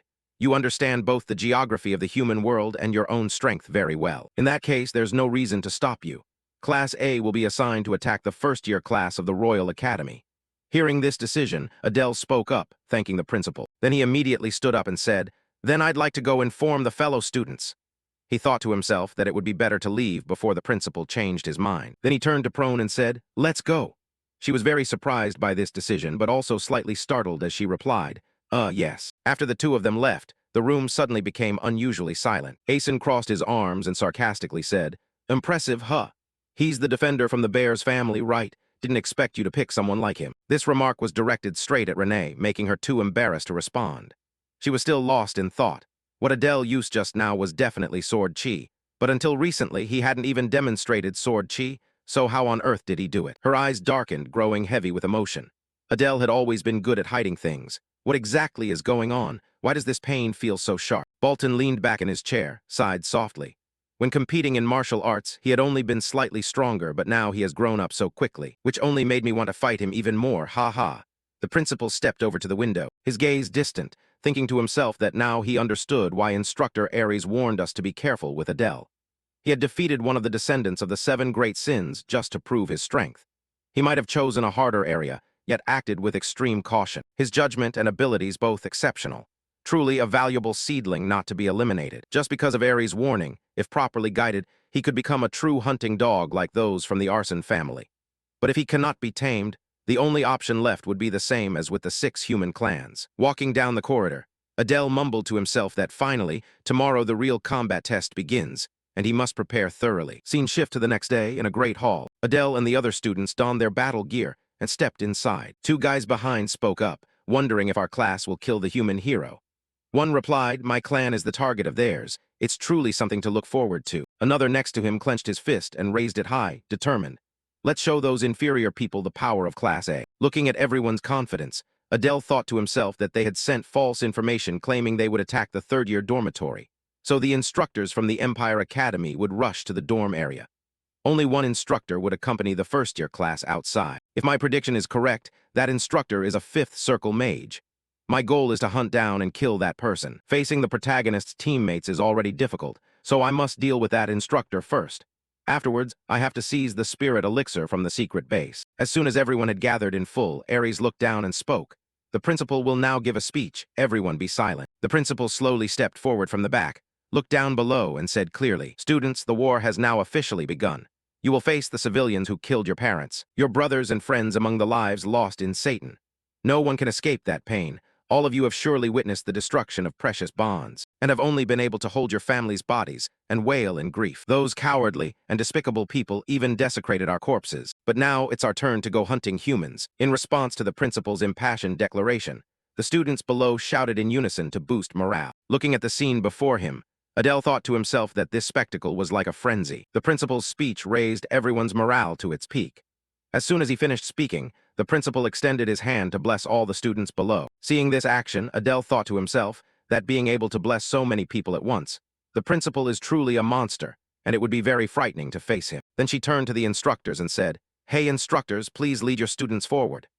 Idea, standing beside her, added, we will board the ship now, please move in an orderly manner. The ship immediately began to move. At this time, all the students of Class A were already on board. The ship's speaker announced, this is the vessel heading to the Otherworld station. Passengers, please prepare for the upcoming impact. Idea stepped forward cheerfully and said, we will arrive in about an hour. Please relax comfortably while waiting. Everyone began to relax, but at this moment Adele's gaze became more intense than ever. He thought, Otherworld station, it must have cost hundreds of holy stones to teleport so many students. However, later in the storyline, more and more portals appeared connecting to the human world. and eventually the two worlds merged into one. Noticing his contemplation, Luna looked down and offered a piece of jerky, saying, "Adele, do you want to eat some? It's jerky made from spiritual deer, very delicious." Taking the meat, he said, "Thanks, I'll eat it now." Watching him eat eagerly, she asked, "Is it tasty?" He nodded and replied, "Yeah, it's very good." Then he muttered, "Now let's check the current situation." A system panel appeared before him, showing race, half-demon, good and evil, temperate, talent, position swapping. Traits: interesting, focus, killing intent, darkness, magic control, arrogant eyes, conception. Mana 1381. Looking at the mana stat, he muttered that his magic was still too weak, even though he trained before sleep every night. The results remain just like this. He must obtain that elixir. Maybe then his conception will become stronger. Seeing him continue to brood, Luna called out, asking what he was thinking about so intently. Suddenly, a surge of energy surrounded her body, causing her to flinch and scream. "What is this? My body suddenly..." At this moment, not only was she, but Adele too was enveloped in a wave of energy. He looked on and muttered, lifting Luna only a few centimeters, but that was enough for practical combat application. Experimentation is paramount. He must not be careless and must keep evolving, because in the future, it would be regarded as a transcendent ability, like a distinct domain, since it allows him to manipulate gravity. All right, this check is fine, but he was still worried that the Knights of the Continent might encounter someone who had once tried to kill him. In the storyline, Leon reported to his superiors that he had fallen into a ravine and died. But he did not actually fall, and had instead arrived in the demon world, learning of the Arson family's betrayal, so it could only be presumed that he had died there. Of course, Principal Lucian would think so too through the spy network. But being cautious is never excessive. It's best to find a mask to cover your face. Suddenly, the train car shook violently, startling the other trainees briefly. An announcement came over the loudspeaker: "We are about to arrive." After just a few minutes, the train officially came to a stop. As soon as everyone stepped out, what struck their eyes was a huge mass of magical stones. Adele stepped closer and quietly exclaimed that it was all magical stones. Selling just one would provide enough gold to live on for a whole year. It was really a waste to spend so much on a one-time use teleportation gate.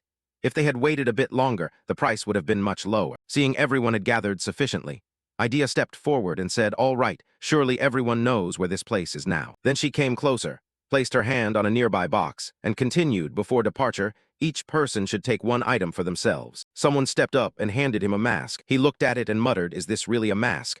Just in time, I was wondering where to find one. Idea took a mask and put it on, explaining that this mask was imbued with magic to reduce recognition ability. It would help them conceal their identities. Those who wear the masks could still recognize each other, so there's no need to worry too much. Then she looked at him and said, "Class leader, please try it on." He nodded and replied, "Yes."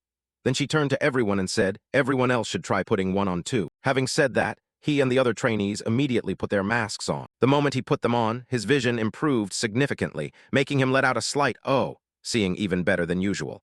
"I'm starting to like these already." Idea approached and asked, "So how is it? Can you see more clearly?" He replied, "Yes, it's more effective than you expected." Then she took out some bars and said, "Ha ha, and also take this." He looked at the wooden-like bars in front of him and asked, "What are these?" She answered, "They're emergency rations. Eat one per day so you won't need any other meals. But don't eat too many when you're on the battlefield. Their taste is like dirt mixed with insect guts." This statement made Adele flinch slightly. She stepped over and continued, "Anyway, just one per day is enough. Got it?" He nodded and replied, "Yes." But inwardly he cursed, "Ha ha, that taste is really horrible." After finishing the instructions, Idea said, "Now, before entering the gate, I will explain the exam procedures. First, in this test, the instructors will not accompany you." As soon as she finished speaking, the students below started murmuring and speculating. "Not accompanying us? That can't be. Then who will guide us?" She immediately reassured them, saying, "After all, this test is exclusively for the students, so we've assigned targets suited to your level. If instructors were involved, it wouldn't be a real test anymore. And besides, afterward, the instructors would have to prepare to reopen the gate to bring you back." She continued, "Therefore, from this moment on, all instructor authority will be transferred to the class leader, and all students must first follow the class leader's orders." Then she stepped forward to pin a flower on his chest, explaining, "This is the Enzur flower, the symbol of Satan representing the team leader. And take this map as well. I heard the principal say you know how to read maps." Then she turned her back and left, hoping it would help you. He nodded and said, "Thank you." As soon as everything was done, she said, "Now open the gate. Good luck to you all." As soon as her words ended, the pillar covered in magic stones radiated a huge energy. From behind, spatial gates began to gradually appear. Looking ahead, putting on his mask, Adele murmured to himself, "Everything is ready. To them this is a strange world, but to me this is hell. At all costs, I will survive and return." Right after, the entire class stepped through the gate together. As they stepped in, The other students seemed unable to bear the atmosphere here and held their noses. Seeing that, Adele thought to himself that because this is an alternate dimension, their bodies cannot adapt. Even I can't endure it for long. Suddenly he saw a light on the other side, making him suspect in his heart that is the exit. Luckily, it seems we just need to go a little further. Then he urged the whole class, everyone, we're almost out. You can see the end of the path, hurry up. Suddenly, the gate behind them gradually started to close. Seeing that, Adele shouted loudly, the gate is starting to close, run fast. Seeing that, the whole group rushed forward as fast as they could. In the end, only Adele and Luna remained at the back. Seeing this, he grabbed her hand and forcefully pushed her toward the opening gate. Fortunately, she managed to get outside the gate in time. Finally, Adele leapt out just before the gate closed. Outside, before everyone's eyes, was the clear, bright scene of the human world. In front of them stood the Imperial Sky Island Academy. The entire class was quite surprised by this. Adele couldn't hide his amazement as he thought, so this is the Imperial Academy. Seeing it in person, it's indeed much more magnificent. Truly worthy of being the pinnacle of human magic and technology. The other students also exclaimed in awe, what is this? That island is a school? How could an entire island float in the sky? Compared to it, Satan is just like a sandcastle. Prone, seeing this, also stammered, what on earth is that? Adele didn't hesitate to explain to them, as you can see, that's a school. Unlike Satan, this is a school for humanity. Prone replied, even seeing it with my own eyes, I still can't believe it. Luna, standing beside him, asked anxiously, do we need to go inside? Adele smiled and replied, no need, and we can't either. That place is protected by a barrier so strong that even the dragon tribe cannot break through it. Hearing that, Prone shouted in astonishment, even the dragon tribe can't destroy it. Adele smiled, stroking his chin thoughtfully. I could use the teleportation skill to get in alone, but the main party would immediately punish me. Breaking away from his train of thought, he clapped his hands once and commanded, all right, everyone, gather around. He held up the map and described the plan to everyone. According to the map, if we go around the other side of the academy, the target location will appear. We have to move immediately, let's get going. Cut to a forest scene. Everyone was marching through there. Suddenly, Adele realized something and thought to himself, but in this forest, I felt someone's gaze following us all along. Was it an enemy? Behind him, Samuel was glaring at him angrily. Realizing this, he turned back and silently scolded himself. That guy is still acting like that in this situation. This is a life or death moment, yet he only makes me feel more irritated. But in the plan I laid out, Samuel's role is extremely important. His magical talents force me to acknowledge that. I will let it slide this time. Then Adele reached out his hand toward Samuel. Seeing this, Samuel shouted loudly, what are you trying to do? Adele quickly replied, exactly what you see. Adele continued explaining, I know you don't like me, Samuel, and I don't like you either. Samuel frowned and responded grumpily, why all of a sudden say that? Meanwhile, Adele patiently explained, but only this once we need to cooperate. Hearing that, Samuel expressed his displeasure and retorted, why should I cooperate with someone like you? Putting the bigger picture first, Adele responded, otherwise, everyone here will die because of the two of us. Humanity is not an opponent to be defeated without cooperation. And you, more than anyone, must understand that clearly. Hearing that, Samuel also calmed down more. He waved Adele's hand aside while walking and said, you annoying guy, just this once. Seeing that, Adele smiled in response, I take that as a compliment, you've made the right choice. After achieving his goal, he secretly thought to himself, good, now everything with Samuel is settled. We just need to find the entrance to the secret realm. It must be nearby. Suddenly a classmate ran over to announce, startling him to turn around. Class president, there's something strange ahead. Heeding that, he followed and discovered a door. As soon as Adele saw it, he was delighted and thought to himself, found it. The position on the map matches, and it looks exactly like the description. The other academies noticed the door and began to murmur, what's this now? First, it was the floating islands, now even doors can fly. Adele, hearing them, explained that this door is the entrance to a secret realm created by humanity. From here, we will enter inside. A student stepped forward and said, all right, I'll open it. Seeing this, Adele also cheerfully said, go ahead and try. Grasping the handle, the student thought, HMPH, no problem. Just as he pulled, he was fiercely attacked by a surge of red energy. Adele on the side looked at his friend, who was charred black, thinking secretly, he got shocked. Actually, it only allows teachers of the Empire's Academy to open it. Then Adele turned to look at Samuel and gave a mischievous smile. Seeing that, Samuel asked confusedly, why are you looking at me again? Adele replied, Sir Samuel, you must take action. Hearing this, Samuel didn't understand and asked back, what did you say? Adele began to explain, you have to pump magical energy into the handle to force it open. Hearing this, Samuel disdainfully said, a half-demon can't even do this and yet he's the class leader. Step aside. Adele heard this but still smiled, though inwardly he was angry, thinking, that mouth of his. Then Samuel stepped forward and infused magic into the door handle. After a while, he stopped. The door began to show signs of movement. Then it swung wide open. Seeing this, Adele reminded everyone, Hurry, get inside. At the front, he turned back to reassure everyone. Fortunately, it seems the traps ahead have not been triggered, so we can proceed with ease. Passing through the gate, they entered a canyon. Prone walked beside Adele, exclaiming, "It's larger than I thought, and the atmosphere resembles that of the demon realm's secret landscapes." Adele beside her explained, "That makes sense. This secret landscape is the venue for an entire class's practical exam." Samuel moved forward, suspiciously asking, "If this is a test site, it should be full of traps and monsters."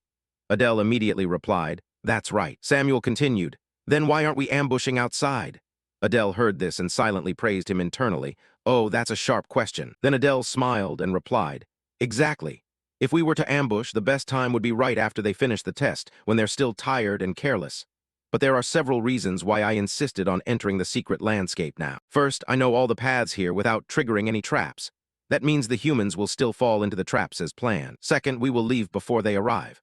Hearing this, Samuel asked again, "If we just go in and out immediately, then what is the point of entering?" Adele didn't answer but just chuckled.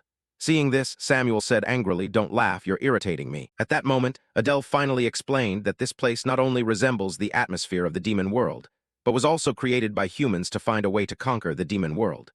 Hearing that, Samuel responded in surprise, meaning that Adele raised one finger and replied, "That's right. Those artificial secret realms are like treasures within the demon world. In other words, this place contains treasure." He continued, "We are almost there. We've arrived. What lies ahead are 6 diverging paths." Looking at the several paths ahead, Samuel complained, "Oh my God, are there really 6 branches at this crossroads?" Prone continued, "Which way should we go?" Adele stood silently for a while, as if observing, searching for something. Then he stepped toward the cliff wall nearby to assess the situation. Seeing that, Prone spoke up to stop him. "That's not the right path." Before she could finish her sentence, his hand had already touched a rock on the cliff face, causing the rock to sink inward and activate some mechanism. He cheerfully said, "We must not take any of these 6 paths." No sooner had his arm left the stone than a door suddenly opened right next to where he was standing. He continued, "If we take this way, we will arrive at our destination immediately. Everyone, follow me." Faced with his decisive action, Samuel asked, "How do you know about this path?" He didn't answer aloud but thought to himself, "How do I know? Of course, I know well because these are arrangements I myself have made." After some time moving forward, the sunset had faded gradually behind the mountain ranges. They arrived at a vast open space, where a chest sat lonely on the ground. He approached and said, "There is a chest here." Prone asked curiously, "What's inside?" He answered, "This is my first time here, so I don't really know." Hearing that, Prone nodded, "So it means you didn't set this up." Then he suggested, "Well, then let's open it." As soon as he finished speaking, he opened the chest, revealing only a water bottle and a bag of sand inside. Looking at these 2 seemingly useless items in his hands, Samuel spoke up, wondering what use this pile could have.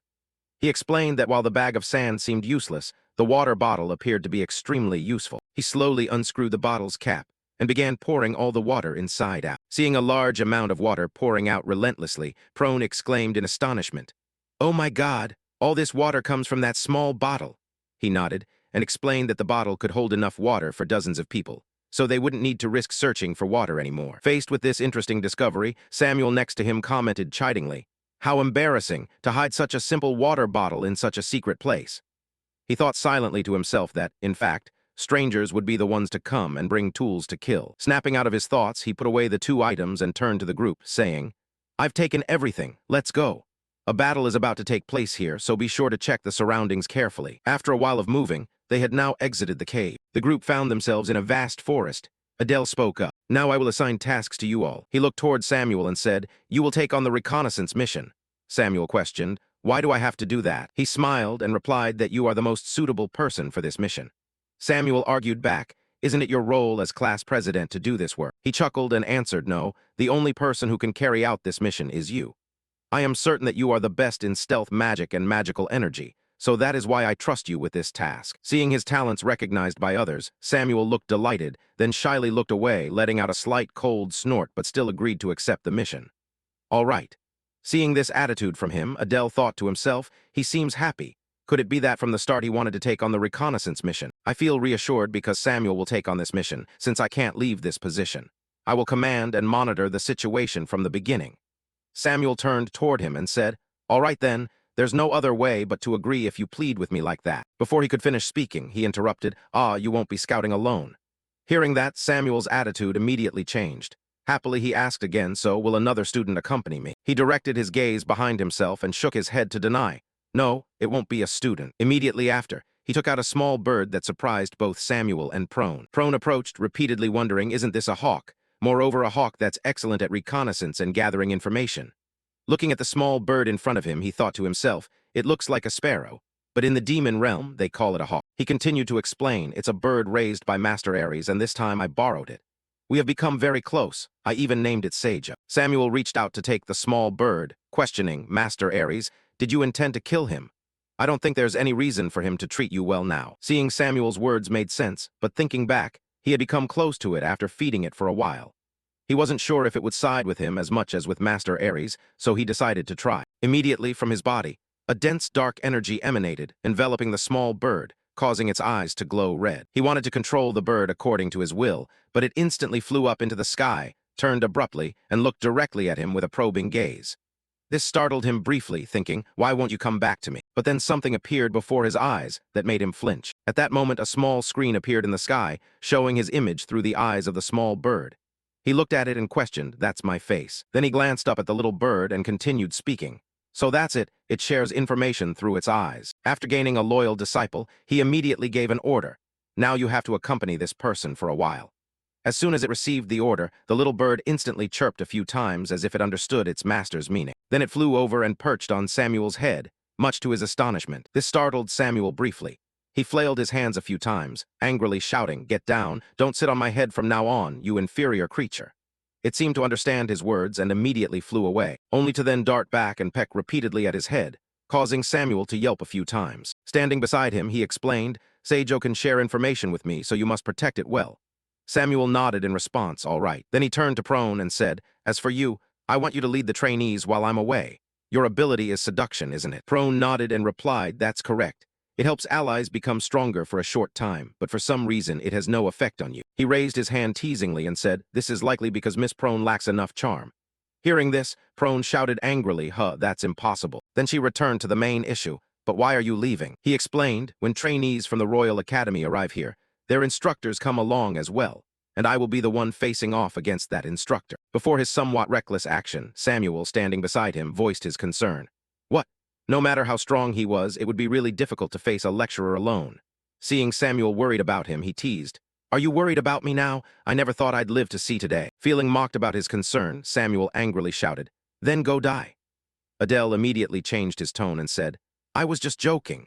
I'm only going out to be on guard in case that lecturer shows up, but if he doesn't come, I'll come right back to escort everyone immediately. He thought to himself that the guy would definitely come. More precisely, he had to come, at least to increase his mana. After assigning the tasks, he spoke up. Now that everyone's duties have been assigned, Samuel will scout ahead, Miss Prone will stay behind to command, and I will confront the human lecturer. Prone questioned, so what should we do now? Faced with this unexpected question, he pondered silently for a few seconds. This also caused the other two to show a few question marks on their faces. After some thought, he said, I'm hungry now, let's go eat first, and it's best if we camp here for a day. Faced with these somewhat cliched words, Samuel, standing nearby, angrily shouted, is that all you want to say? He smiled and replied, Samuel, you must leave immediately. Please check if any classes from the Royal Academy are heading out for a field lesson. Feeling dismissed, Samuel questioned, well, will I get to eat too? He waved his hand and said, hello, goodbye, and good luck. Then he looked toward Prone and said, let's go. So it turns out I get to eat a meal, but my comrades will starve to death. At this moment, Samuel stood silently like a statue, reflecting on the harsh treatment from him. Deeper inside the forest, Prone suddenly swore loudly, damn it, is this all there is? At this time, he was holding the ready-to-eat ration given by Professor Idea, and enjoying it thoroughly. In contrast to him, the young lady beside him was continuously vomiting. The other trainees suffered the same fate. They were constantly vomiting. In this scene, he could still eat well. He thought to himself, they truly are descendants of noble families. The taste is disgusting, but in this situation, there is no choice but to eat it because nutrition is essential for fighting. But the flavor resembles the corpse of dried worms. Then he turned his gaze toward Luna beside him, who was still enjoying the dried worms deliciously. Under Adele's gaze directed at him, the girl turned around puzzled, asking why he was staring at her like that. He just gave a wry smile and replied, it's nothing. Then she made an offer, do you want some dried meat? He didn't want to relive the experience of eating dried worms, so he immediately stood up and declined. No, I can't eat while the other students are suffering. Just keep it. Maybe we'll need it later. Faced with his decisive action, Luna exclaimed, at times like this, you seem much kinder than I thought, Adele. He then teased, I've always been kind from the start, haven't I? Ha ha, I always get misunderstood because my appearance looks harsh. But anyway, he wondered if Samuel was okay right now. He looked up at the sky. The scene that appeared was the Royal Academy. Looking at it, he thought to himself, it seems Seijo is monitoring the Royal Academy near him. And currently, both are doing very well. Following the direction of Samuel's pointing finger, suddenly a large, bright spot appeared ahead. He focused on it and spoke with curiosity. Wait, something is coming. It was a golden carriage drawn by horses with flaming heads. Just by looking, it was clear the carriage belonged to a person of power. He exclaimed inwardly, that carriage can't be. Adele marveled inwardly. How could that carriage travel back and forth between the Royal Academy and the ground? Such overwhelming power seems only found in legends. Samuel also mumbled something, but Adele couldn't hear clearly. He thought to himself, unable to communicate, truly maddening. Now all he could do was hope that he got the hint and would retreat. In just a few seconds of movement, the carriage safely descended to the ground. Looking at it, Adele whispered inside, this time it's troublesome.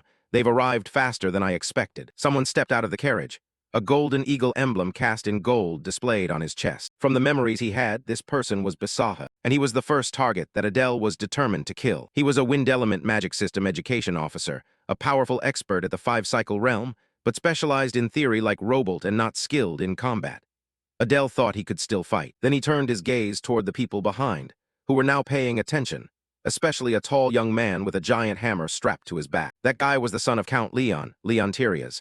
Beside him were two stunningly beautiful young ladies, probably his personal companions. He was one of the main characters, a key figure in the main plot.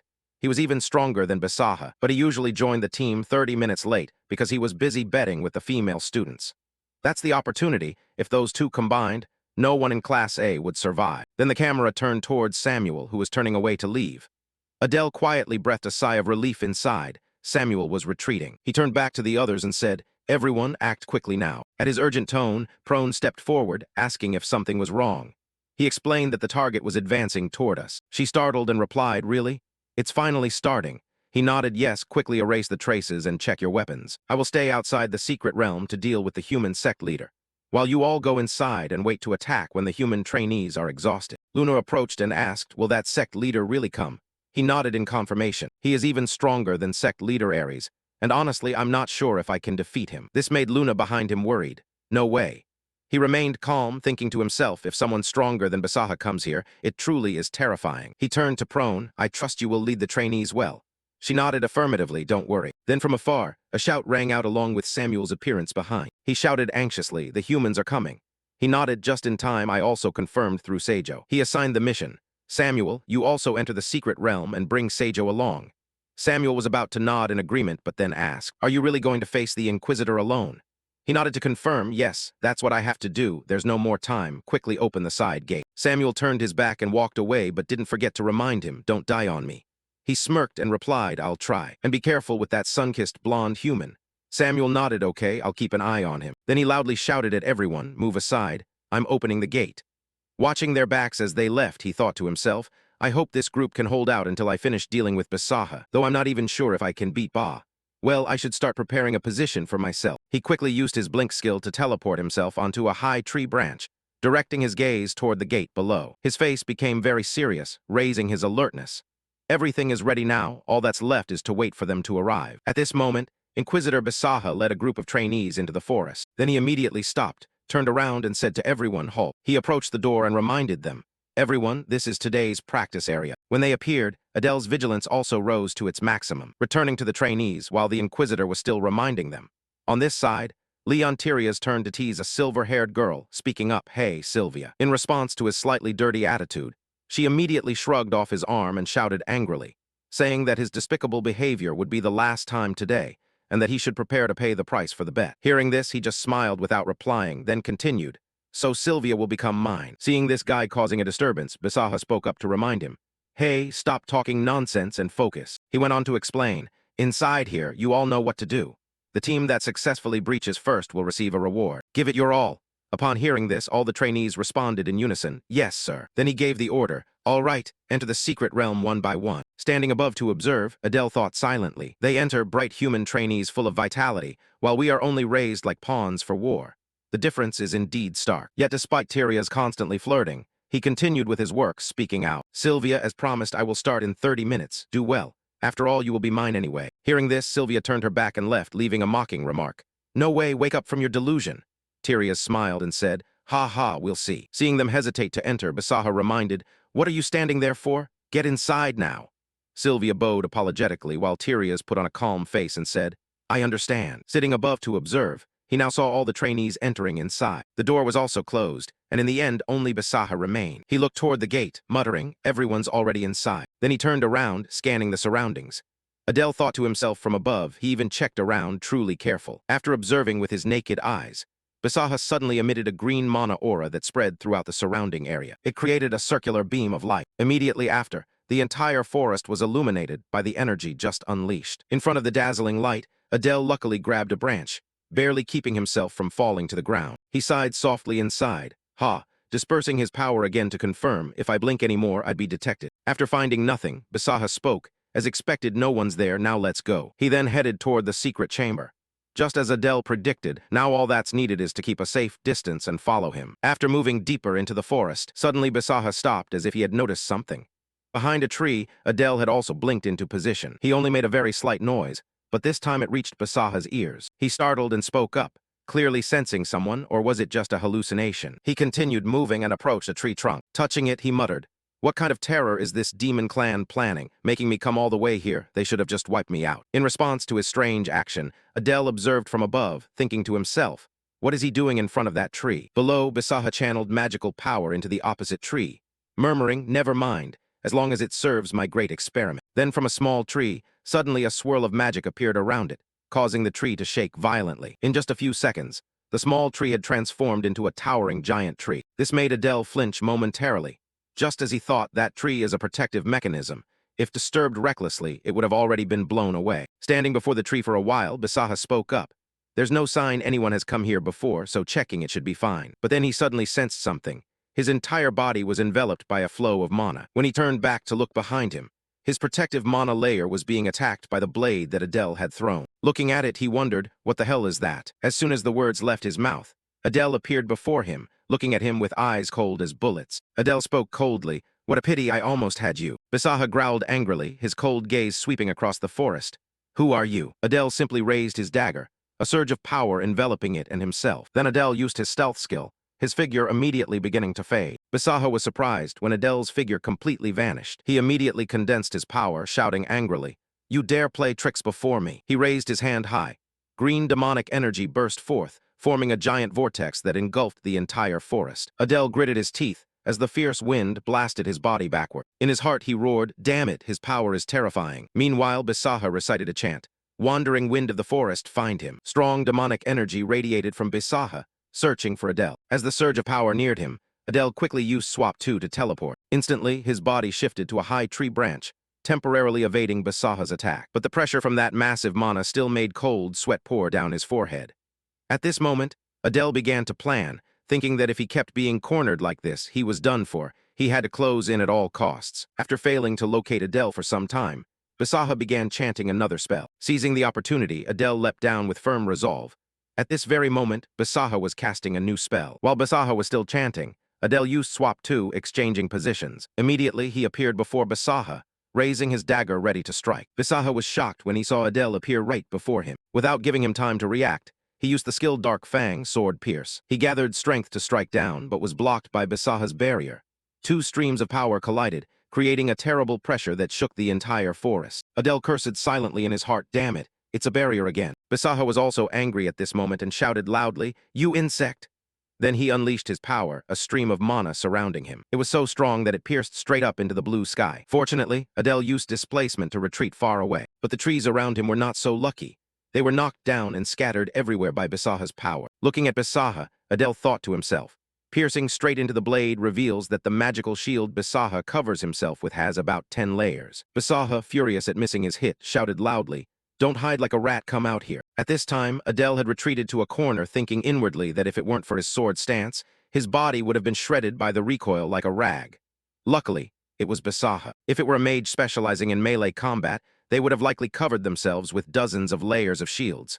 I've broken through 2, leaving 8 more.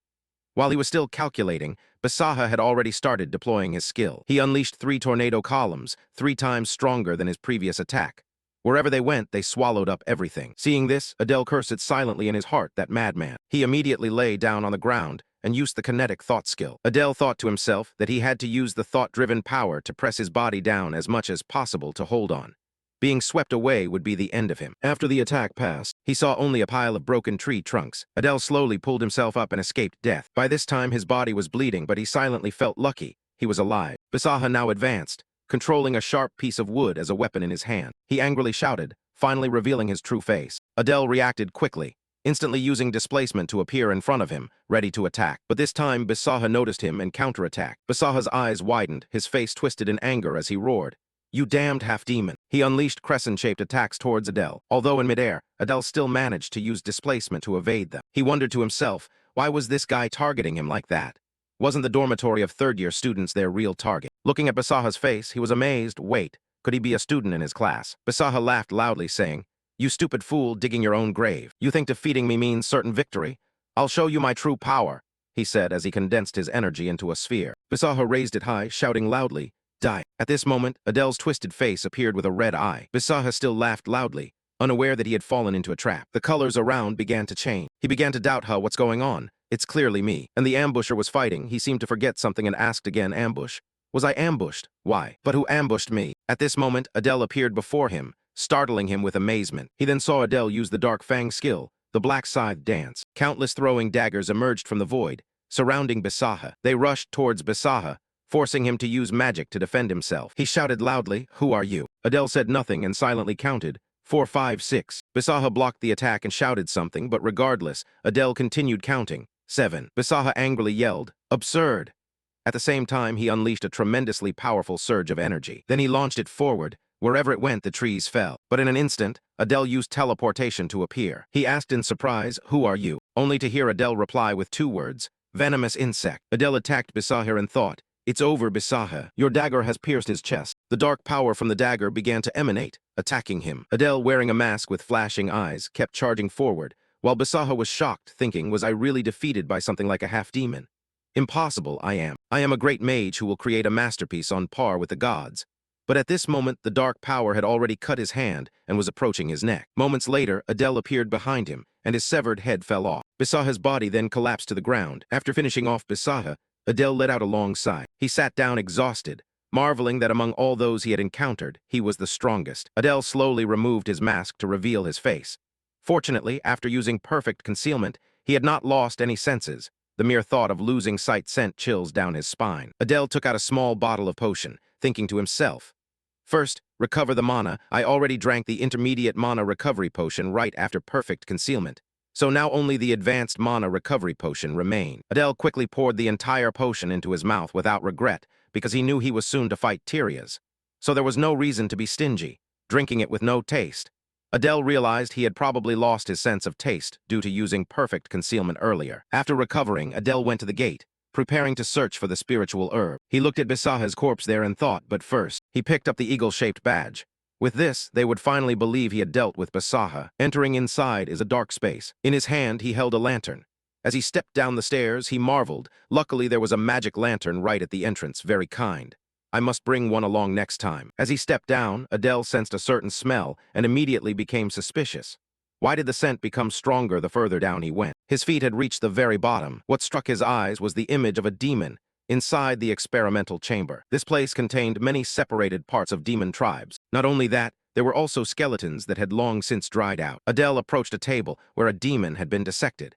He immediately realized that this was a biological laboratory used for demon subjects. Looking at the corpse below, he assessed that he hadn't expected things to be so tragic. I wrote that the demon tribe is absolutely evil, so using them for biological experiments is justified. A doubtful question arose in his mind. But after all, if people are good and demons are evil, then even in his own novel he was no longer sure. However, humans also had their reasons for conducting the experiments. Looking at the test tube before him, Adele recognized what Basaha had once tried to create. The homunculus crushed countless demons to form itself. Inside the test tube was something purple. Looking at the object floating before him, Adele inferred that having a homunculus would help its owner avoid the imminent death. Hence, Basaha wanted to create it at all costs, but ultimately the research failed. At this moment, Adele immediately thought of Robolt. Although it was unfinished, Robolt would probably like it. In return, he should demand some intermediate-level mana restoration potion, right? The bag he carried now had something moving inside. causing it to shake as if it wanted to jump out. It turned out to be the lone venomous creature. It jumped out with bright eyes staring at the homunculus. Before Adele could react, the venomous creature broke the test tube and lunged toward the homunculus. Immediately after it swallowed the homunculus whole, Adele beside only knew to shout, "What are you doing?" At this time, a source of red energy from his neck shone directly onto the venomous creature. Looking at the glowing amulet, Adele wondered if it was the pendant. The moment the venomous creature swallowed the homunculus, half of the pendant lit up. It seemed not to react to the creature itself. Could there be some connection between the homunculus and the Mana god? Or perhaps it was related to a completely different existence. Maybe consulting the Mana scripture on homunculus creation would clarify. At this moment, he suddenly remembered that Basaha had already memorized the secret technique and had burned it. Looking at the venomous creature before him, Adele sensed something strange and asked, "You look a bit different now. You used to look like a dragon, but now more like a snake." He seemed to realize something. Could it be? He tried using permutation 2 on it, but it had no effect. Holding it in his hand, he wondered. Clearly, it was previously an inanimate object, yet after swallowing the homunculus, it resurrected as a living creature, and the homunculus successfully operated inside the venomous creature instead of a person. Images of Crete appeared within you. Wait, if this transformation transmits to Crete then, you just ignore it and put the small snake in your pocket. For the sake of your spiritual health, just let it be, quickly consume the elixir and move on. Then you found something that looked like a mountain ginseng. As you absorbed it and manipulated your magic power, your entire body was enveloped by a light blue magic aura. While chewing, Adele sighed in admiration, swallowing as the intense heat surged through his body, feeling his veins expanding. The whole room was now surrounded by the light emitted from him. After finishing the absorption, Adele exhaled deeply. The status board appeared. Race, half-demon alignment, chaos talent, transposition 2 traits, interest, focus, sword coat, killing intent 2, darkness 2, mana manipulation, eye of superbia, telekinesis, mana. 1381 increased to 2072. Looking at the status board, Adele smiled quietly. Finally, his magic power surpassed 2,000. The once unstable sword energy became a stable trait, and both killing intent and darkness increased by 1 level. Adele sat down and focused the magic power in his hands. Looking at the magic power he generated, Adele happily thought that all the magic he emitted could be transformed into darkness. Now all he needed was some shadow to completely erase his presence. He stood up, absorbed all the magic power, having collected everything, then returned to his classmates. There should still be about 10 minutes left. A screen appeared through the connection between him and Sage. Displayed on the screen is the scene of Samuel fighting. Looking at the girl confronting Samuel, Adele immediately recognizes that girl as Sylvia. Fortunately, Tyrius hasn't appeared yet. Watching Samuel fight fiercely, Adele silently admires. Indeed, Samuel shows no sign of weakness and is pressing his advantage well. Suddenly, the pendant around his neck glowed once more. This surprised Adele. What could it be that the pendant is reacting again? Inside, a piece of paper appeared faintly. Adele exclaimed in astonishment. It was a purchase slip this time. The paper displayed clearly that it allowed viewing the recent past. Looking at it, Adele wondered aloud. The recent past. Previously, it only repeated matters of offering to the gods. What exactly is this about? Both reacted in unison, certain something was going on. Adele then took out a small knife and drew some blood from himself.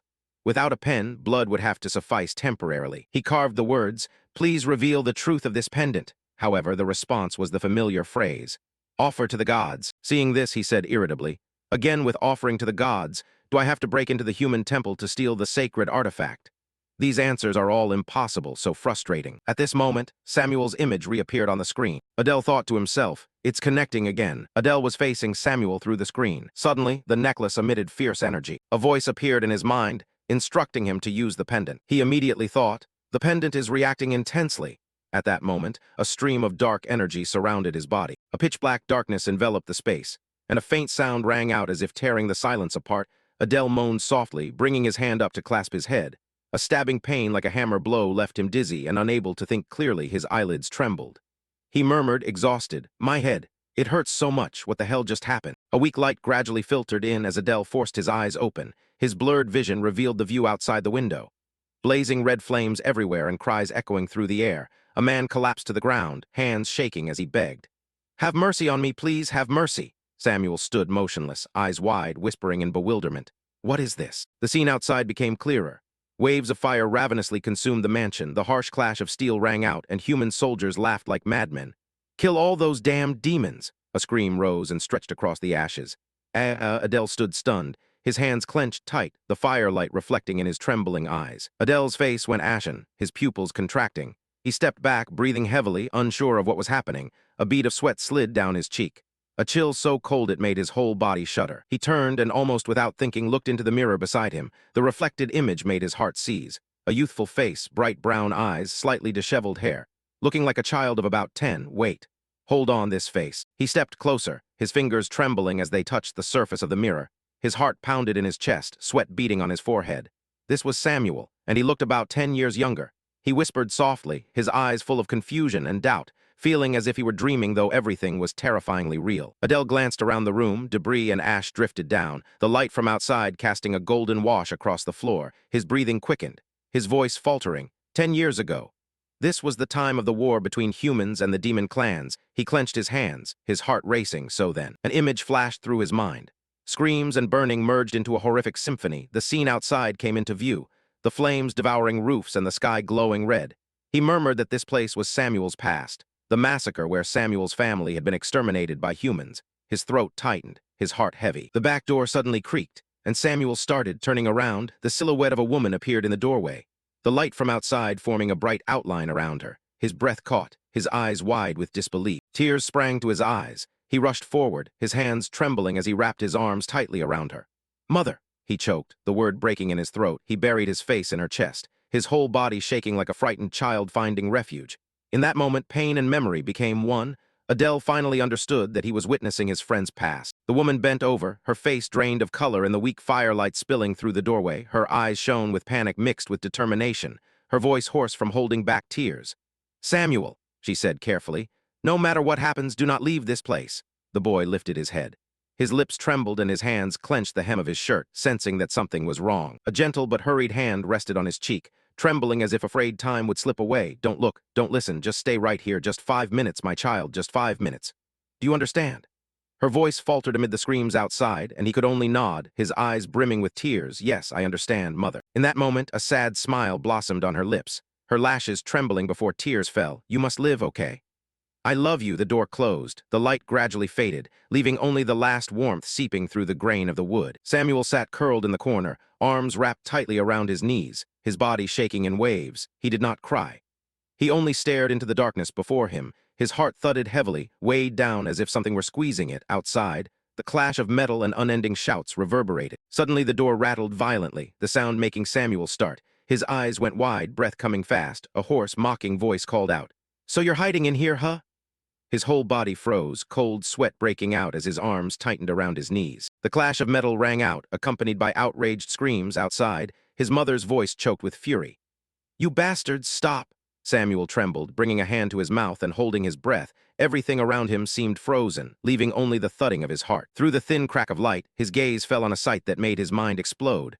A sword had been driven straight through his mother's back, blood spraying in a long, dark red streak. The man behind her wore a cold smile, his eyes full of pleasure. Samuel's mouth opened, but no sound came out. Only ragged breaths escaped his throat. The man snorted coldly, his voice thick with contempt. "You thought the head of this clan was so fearsome. Turns out that's all there is." The boy shook, his eyes wide as tears began to fall. His heart seemed to stop when the man went on. The head of the family was indeed powerful, but in the end Count Leon cut his head off. A laugh rang out, crude and venomous. "Ha ha ha, that's right. Very neat, too." The boy collapsed to the floor, his whole body trembling. He covered his ears with his hands, but still heard every word as if a knife were being driven into his heart. The soldier turned to the maid beside him and asked, "Have you searched everywhere?" She answered fearfully, "Yes, there isn't a single survivor." When Adele saw her, he recognized immediately that that maid was a half-demon. She had betrayed them and sided with the humans. Flames burst into a fierce blaze. The man raised his hand, a cold, crooked smile on his lips. "Is that so?" He swung his sword, a red light cutting through the air and incinerating everything in an instant. Screams mixed with the acrid smell of smoke and spread throughout the room. He bent down, his eyes gleaming with pleasure. "We said we'd spare you, not that we'd let you live." He laughed, his tone light as if making small talk. "Don't take it to heart." The servant's head fell, tears still streaming. Another soldier's voice rang out, "It's all finished, sir." He snorted softly and nodded. "Good, withdraw." The air sank into a deadly silence, only footsteps echoing through the blood-stained house. After taking a few steps, he suddenly paused, his smile widening. "Wait, I forgot one small thing." A terrible explosion rang out, a red light swallowing the entire mansion. Flames erupted violently, the wind whipping up showers of ash. The ground shaking as if collapsing, everything turned into hell in a matter of seconds. Amid the crashing rubble, Samuel jolted upright, dust covering his face. He screamed into the silence. His breath caught among the ruins. The scene was desolate, nothing left but a blackened heap of debris. The sky was a bruised purple, smoke still billowing and staining the heavens with the color of blood. There was no sound except the faint crackle of dying flames. Samuel's small hand reached out from the rubble, trembling as it clawed at the ground. His nails were broken, blood seeping out, but he still forced himself free from the layer of ash. It hurts." His voice was hoarse and weak. "Luckily, I can still move. How long has it been?" His whole body was bruised, each breath tearing at his lungs, but he still dragged himself toward the light. In front of him was his mother's body, long since cold. He screamed, his voice trembling and choked. "Mom, Mom!" His whole body shook violently, his cracked hands reaching toward the cold corpse. Tears overflowed, falling onto the red earth like blood. Dark blue-black streams of energy began to surge around his body, spiraling violently as if driven by instinct. What is he trying to do? Adele's thoughts trembled in horror. Don't tell me. The blue light gradually engulfed the small form. He bowed his head, his eyes vacant. To survive, is Samuel going to eat his own mother? The air shattered. Hunger and despair crushed reason. "Stop!" Adele screamed in despair. "I said stop!" But Samuel had completely lost his mind. He lifted his head, eyes blazing red, screaming in agony. The demonic energy erupted, coiling as if trying to swallow the soul whole. A flash of light flared, and then everything vanished. Adele came to, gasping, cold sweat running down his forehead.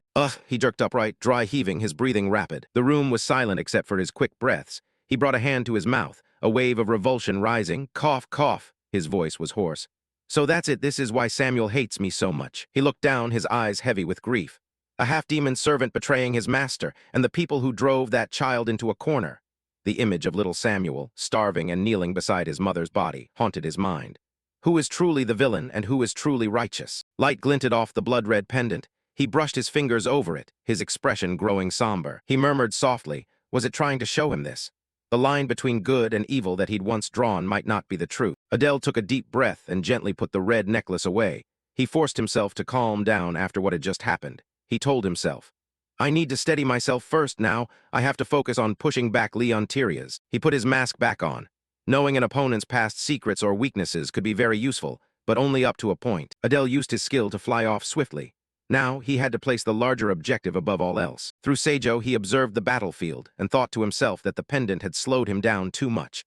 Tyria's might already have arrived. The view still showed the intense clash between Samuel and Sylvia. Adele wondered, are they still engaged with Sylvia? He dashed off at full speed, but realized one thing. What had felt like several days in that past had only been a few minutes in reality. Fortunately, suddenly the screen went dark, making him freeze for a beat. Has the connection been lost? The shockwave is too fierce. It's destabilizing the magical energy. A red gleam flashed in his eyes. Hurry. Tyria's is about to run into those kids. Over here, the clang of swords striking one another still rang out without pause. The battle between humans and demons was still at full force. Neither side was yielding. Samuel let out a roar, and a surge of mana burst from him, taking the form of sharks. They, with their razor-sharp teeth, lunged forward to attack the human ranks. Suddenly a shout rang out, "You damned insect!"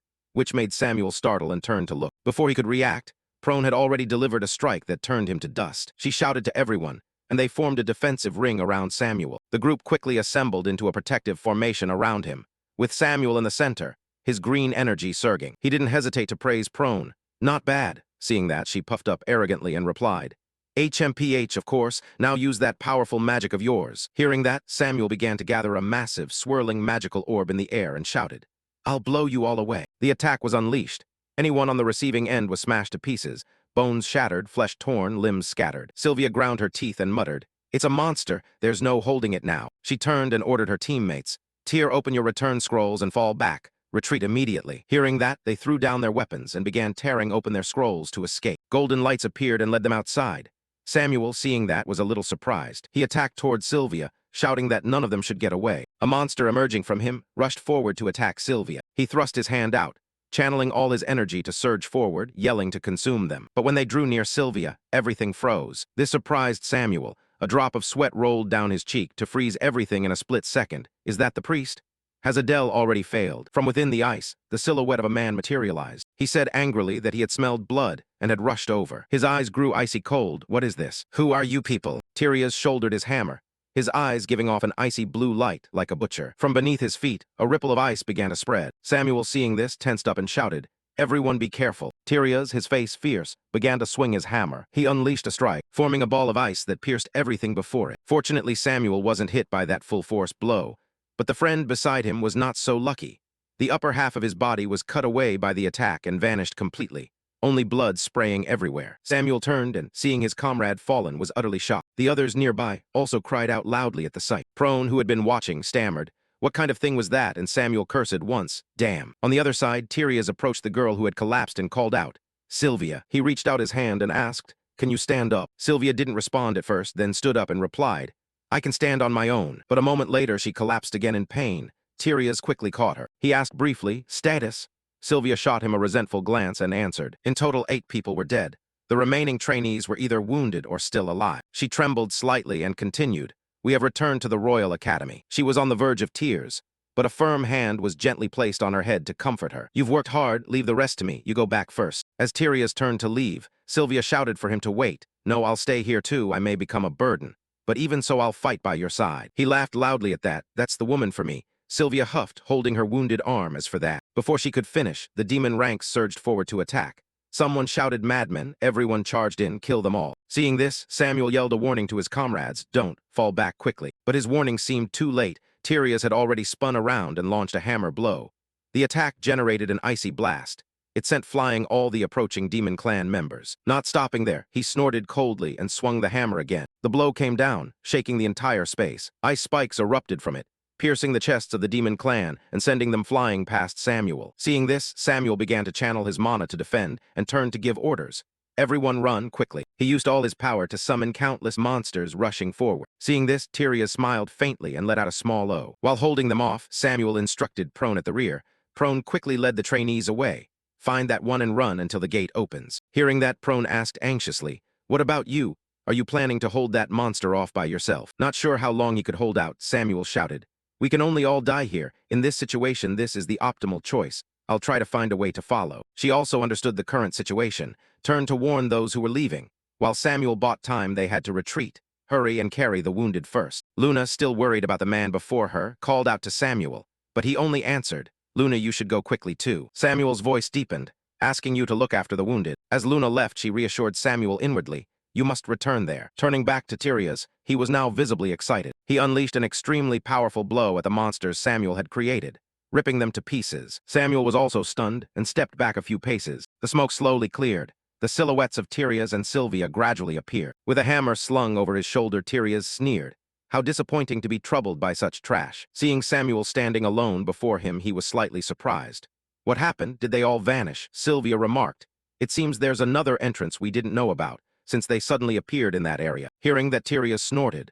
A cruel glint in his eyes, he said, "No matter where they go, they cannot escape me." Looking at Samuel, straining his strength before him, he taunted, "Come on, show me what you can do. Don't disappoint me." Hearing that, Samuel angrily shouted, "Enough already." "I'll show you," he said, then slammed his hand into the ground, creating 3 attack lines studded with sharp spikes that rushed toward Tyrias. The attack drew near, but he paid it little heed. Seconds later, he smiled. His eyes had turned blue. Magical energy began to radiate around. He stamped his foot on the ground, and a ring of magical energy began to spread around. It formed sharp stakes that blocked Samuel's attack, causing it to start cracking. Seeing that, he sneered, "Is that all?" Samuel gritted his teeth in response. "Someone who's bleeding shouldn't be saying that." Tyrias, hearing this, glanced down and, seeing his arm was bleeding, was somewhat surprised. He laughed loudly, "As if you were underestimating me." Then a blue gleam flashed from his eye. Seconds later, he and his thunder-charged hammer appeared right beside Samuel. The strike came down, shaking the entire area. Sylvia next to them was also a little frightened by the power. When the dust cleared, only Samuel lay collapsed there. He struggled to sit up and spat out a mouthful of blood, silently thinking, "Thanks to the greed ability, I managed to survive." Bracing his hammer against the ground, Tyrias said, "Well, it didn't land fully. Don't go pretending to be hurt." Samuel's whole body ached. He silently assessed the situation. All his ribs seemed broken, making it hard to breathe. He forced himself to stand up, he thought, but, "I will not let anyone die right before my eyes." He shouted, "Don't come any closer." Before he could finish the sentence, one of his legs was severed from his body. Sylvia was a little startled at the sight. Tyrias sneered, "Truly like vermin, so persistent. Isn't that right, Sylvia?" She reminded him to hurry and clean up, then chase after them. They probably haven't fully withdrawn yet. Another hammer was swung. Samuel's arm flew out with it. Tyrias hesitated. "Ah, that's right. If you dared lay a hand on my woman, don't expect to die peacefully." Samuel was now writhing in pain and lay collapsed. But Tyrias showed no mercy. He brought the hammer down while shouting, "I'll turn the rest into the same, just wait." Samuel lay sprawled on the dusty ground, blood running down his cheek and mingling with his shallow breaths, his eyes half open, vision fading as if about to go out. "Ah, is this the end?" he whispered, voice trembling in the daze. Consciousness blurred, but a question still echoed in his mind if it were him. If that person were in this situation, what would he do? Samuel's gaze trembled, a flash of light passing through his memory. A stranger's silhouette appeared in the darkness, blue light writhing around his body like something alive, making the space itself tremble. Him? Samuel thought silently, a feeling both familiar and terrifying rising inside. The image in his memory grew clearer, a man with blazing red hair and a white mask, a faint smile curving on his lips. Who is he? Why does he feel so familiar? Samuel murmured, eyes wide with bewilderment. In an instant, the blue light erupted violently. Two figures streaking through the air, Samuel briefly startled. Amid the lingering light, Adele bent down and caught Samuel, who had collapsed, his voice calm but deep. Still alive, looks like you're stubborn after all. A half-smile flickered beneath the mask. Adele sat down beside him, glancing at the long gash on Samuel's face. Even so, at this look you're probably close to death. Leon moved his lips, about to say something, but only emitted a weak sigh. He gritted his teeth and forced himself up. Damn! Why did you only show up now? Adele chuckled softly. I was only a little late. This patient sure complains a lot. His voice cold and mocking, yet his eyes hid an uncommon concern. Adele rose, red eyes glowing through the black mask. Now it's my turn, you rest. His voice cold as steel, followed by a fierce energy spreading everywhere. Opposite them, Tyria stood frozen, squinting, his face mixed with surprise and tension. What the hell just happened? Where did that guy come from? Adele turned to look at his teammate lying on the ground, his gaze briefly worried. Be careful, Adele. Samuel's weak voice sounded. Adele nodded slightly and replied calmly, Don't worry, I'll be right back. He clenched his fist, preparing to face the enemy ahead. Across from them, Tyria stood between Sylvia and the threat, coldly ordering, Step back, Sylvia. She swallowed, eyes full of tension as she felt the dense, murderous aura engulfing the area. Adele activated his power, black smoke and purple energy coiling around him, creating a surreal scene. In his mind he thought, I talk tough. But to save Samuel, I used the perfect invisibility technique, the price. Losing all bodily sensation. Yet he stood firm, eyes flashing with steely resolve. Adele vowed silently this fragile hope must succeed. Tyrias lifted his hammer with a sneer of arrogance. Ha! The pests are twice as many now. Blue energy radiated powerfully from his body, making the space tremble. Adele stared at his opponent, his voice cold through the mask. This time, the one facing you is me. Red light flashed in his eyes, dark energy overflowing his body. Prepare yourself, for I will show no mercy. Samuel lay on the ground, gasping as he watched the scene, murmuring in a daze. I don't know what he's using, but that feeling is completely different from before. Blood still trickled from the corner of his mouth, but a faint spark of hope shone in his eyes. The battle erupted. Tyrias shouted, I hope you're better than the last one.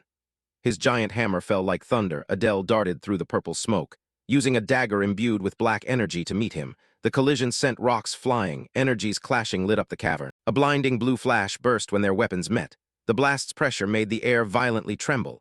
Adele gritted his teeth and held on, his whole body pushed back but not falling. Both locked in a stalemate, blue and purple light merging into an energy storm. Tyrias let out a small laugh, surprise flickering across his face. Huh, you blocked that? His eyes widened, disdain replaced by a hint of excitement. He tilted his head, muscles tensing, ready to unleash the next strike. Nice, Tyrias roared, his eyes flashing ferociously. The two lunged at each other, blow after blow, hammer and blade clashing without pause, producing a series of K-A-N-G. K-A-N-G.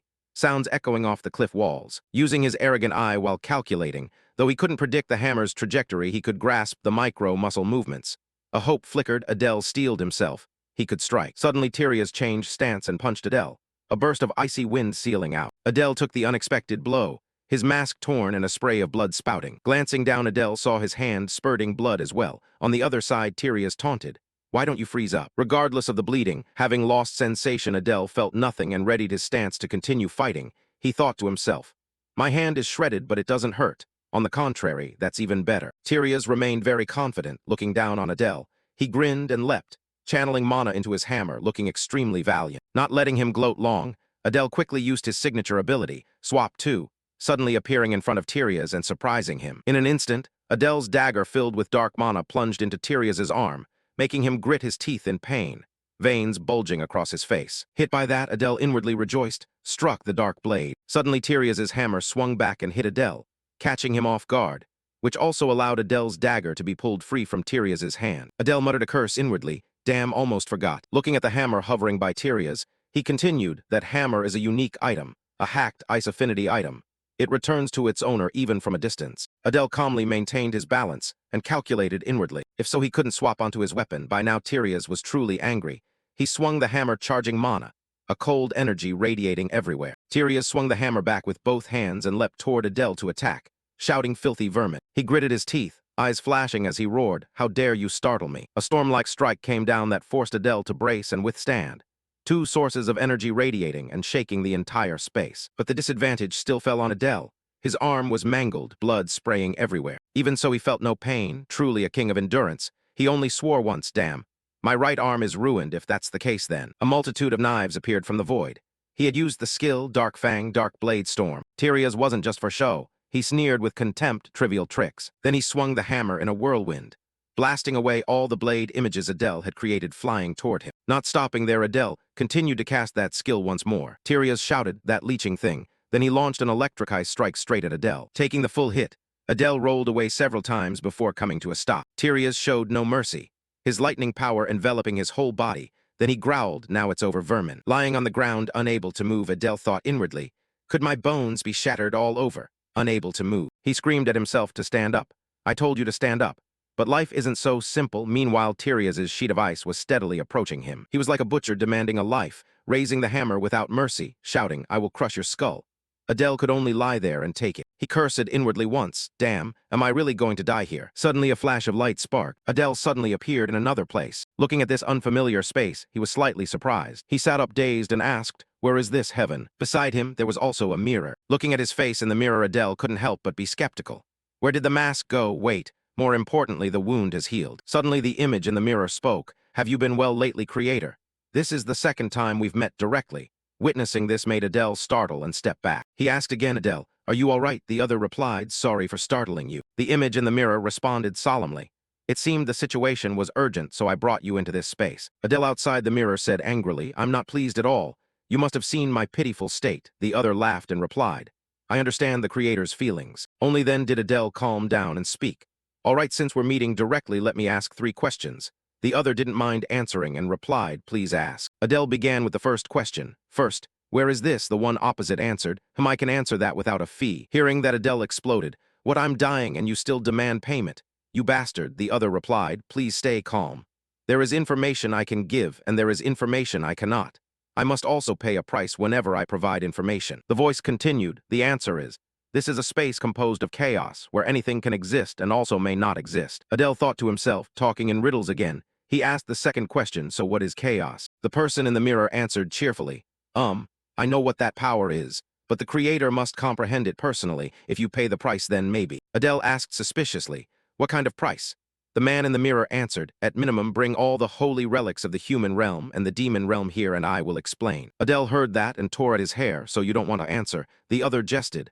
"Ah, if you see it that way, then it's a pity." Adele asked the final question, "So am I still alive?" Suddenly the image of Tyrius's hammer about to strike his head appeared. The mirror voice said, "You're still alive. If you do nothing, you'll die immediately." Hearing that, Adele was momentarily stunned. He thought to himself, "Not yet, it's not time yet." He turned to the mirror and said, "Adele, lend me your power." Adele's reflection's eyes flashed red. "From the start, I intended to invite you here for that, but there is a price." The voice continued, "I do not ask for gold, relics, or mana." His face full of trickery, "I will take a portion of the creator's most precious things. Do you agree?" Adele was somewhat suspicious. The most precious thing. Adele was lost in thought.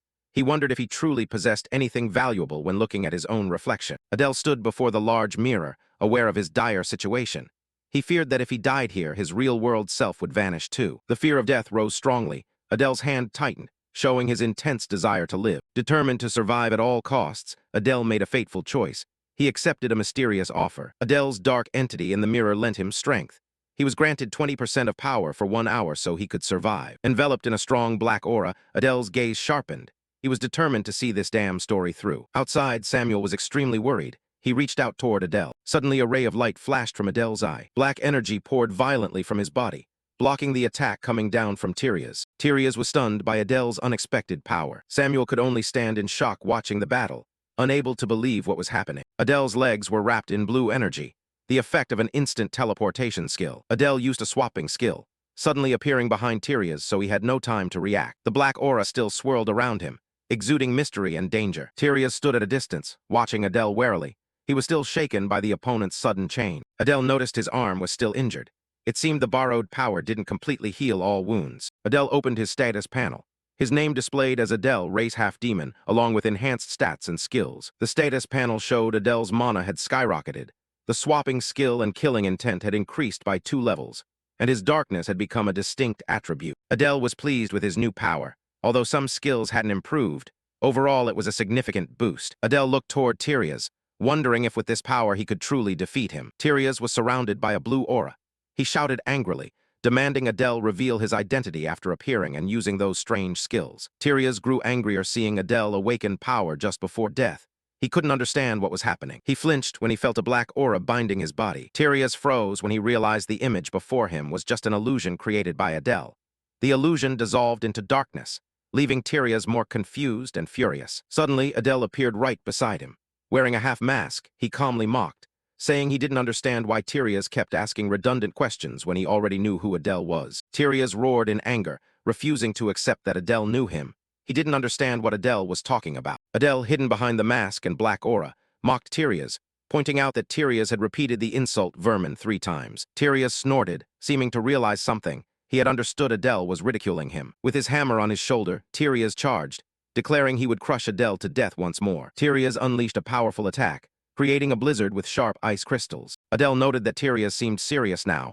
The real fight was just beginning. Tyrius, eyes glowing, mocked Adele not to think he was the only one who could use tricks. Tyrius challenged Adele, asking if he wanted to see his true power, then swung his hammer to create a massive ice vortex. Adele recognized Tyrius's skill as a blizzard, a powerful wide area attack. The blizzard crashed in.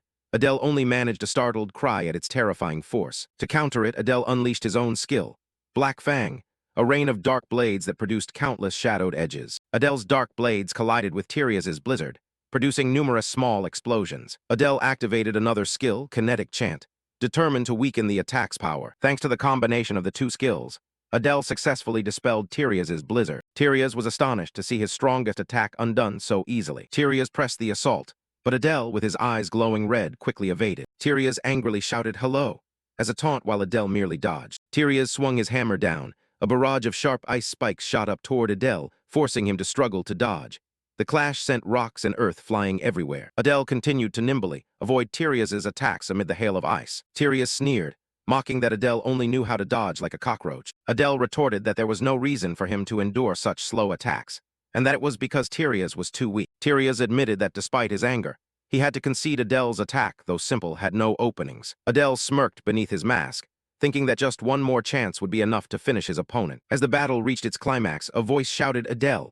From the cliff, Adele flinched and looked toward the sound. It was Samuel, who with his last strength screamed, urging Adele not to lose. The young man yelled that Adele must not lose to those inferior people. Tyrius was surprised to see him still alive. Sylvia appeared, angrily questioning Samuel why demons like them would call others trash. Sylvia continued in dissatisfaction, asking who gave them the right to say that after trying to kill them in the war and even now. Samuel brushed it off, calling Sylvia's words nonsense. Samuel spoke up, exposing that it was humans who had started the war and slaughtered demons. Sylvia accused Samuel of attempting to distort the truth. Tyrius called Sylvia's name while she kept questioning, saying that in the Hagic territory, what you did remains exactly as it was. Samuel shouted in bitter grief, saying his family never invaded the human world, yet they massacred his entire family. With a face drenched in blood and sweat, Samuel screamed, asking why they did that. Adele laughed sarcastically, saying perhaps it was for profit. In short, it was a transaction. Sylvia was stunned, unable to believe that this brutal war was only for profit. Sylvia screamed in anger and agony, refusing to accept the truth that countless people died just for profit. Adele explained that from the human's perspective, the demon world was a treasure trove full of gold and elixirs. Adele pointed at Tyrius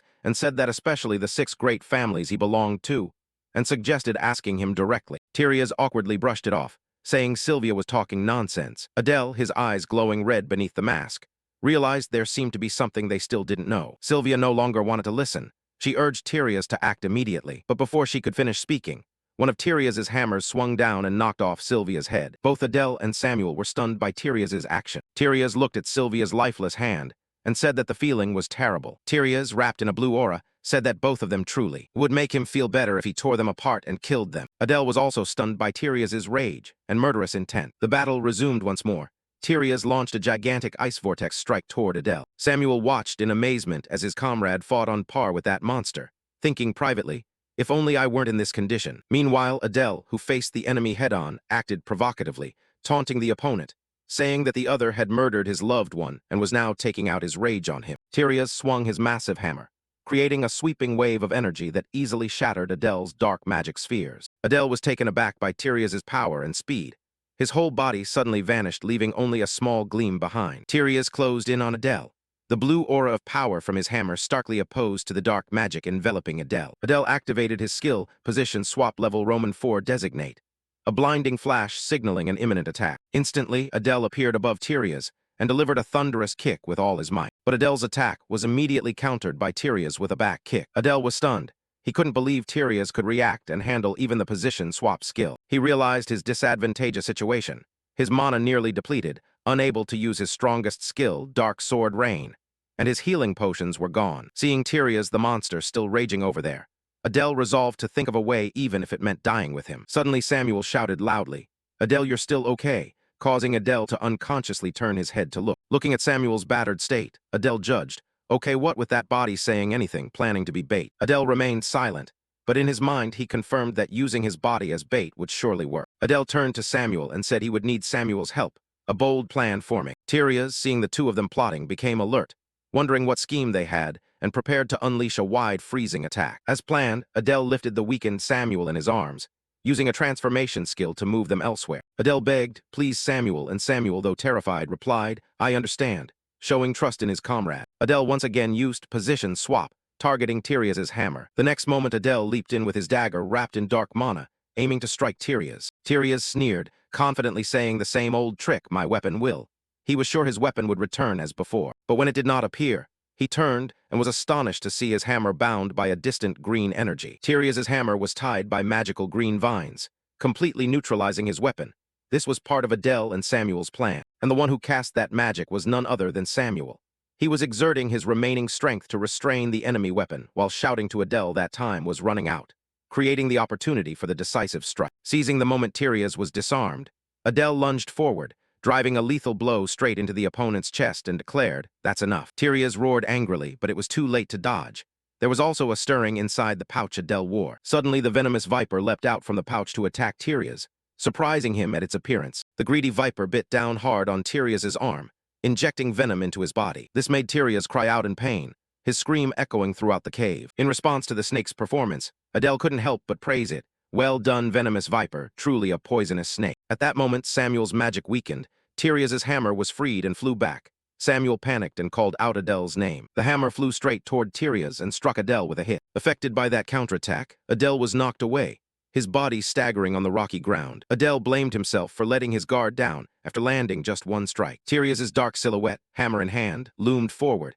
Adele could only look on in terror as the enemy approached. Tyrius wasn't much better. He staggered as he walked, panting. Adele couldn't believe Tyrius could withstand the blow he'd just taken. Tyrius trembled as he advanced, growling through his teeth, "I'll kill you." But suddenly Tyrius collapsed.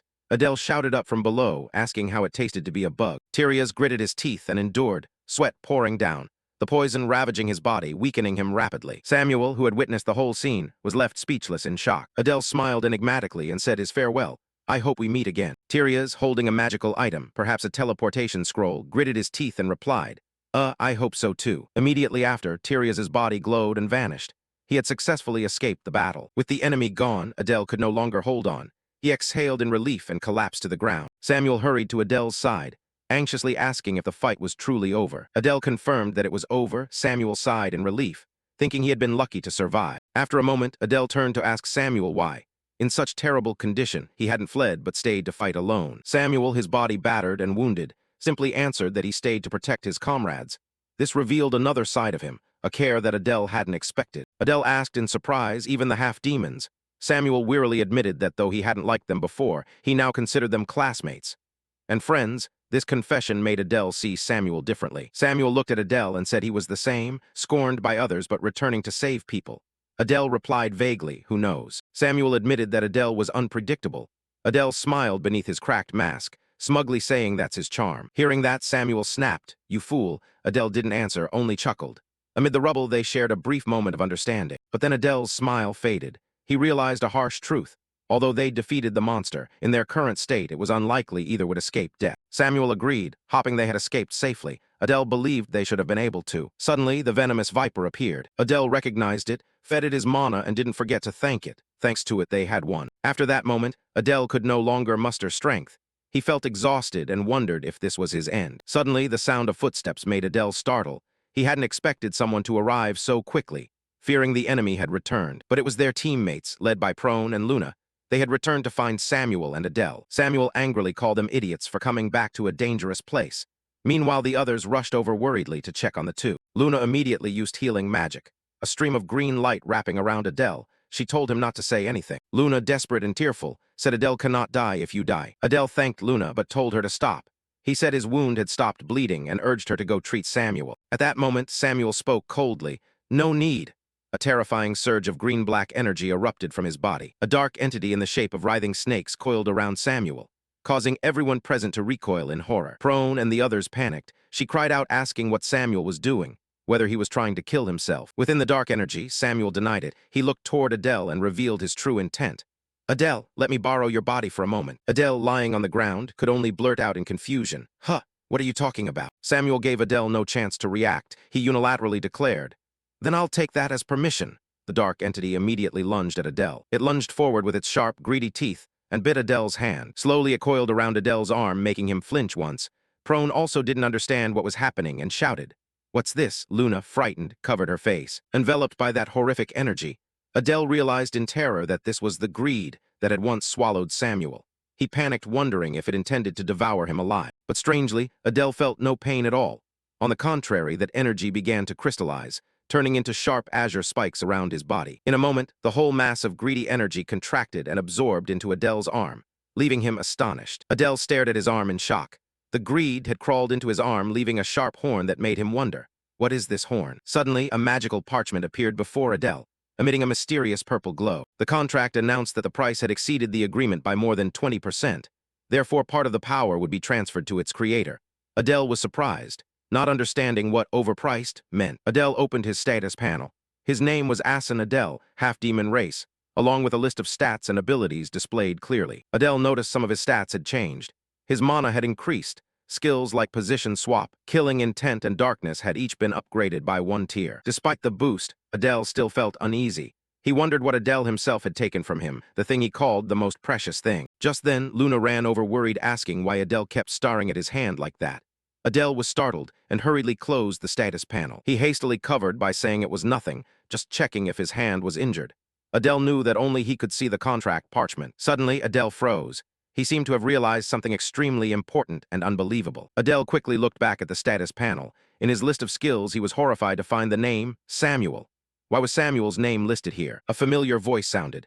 I'm not dead yet. The group, including Prone and Luna, stared at Adele lying on the ground. Prone recognized Samuel's voice. She asked in surprise where the voice was coming from. The voice replied, right here, I'm in Adele's arm. It turned out the black horn on Adele's arm was Samuel. Adele asked in shock if it was really Samuel. Samuel confirmed, and said he would have to rely on Adele's right arm for a while. Samuel, now a parasitic entity, explained that being exhausted, even if healed, he would die.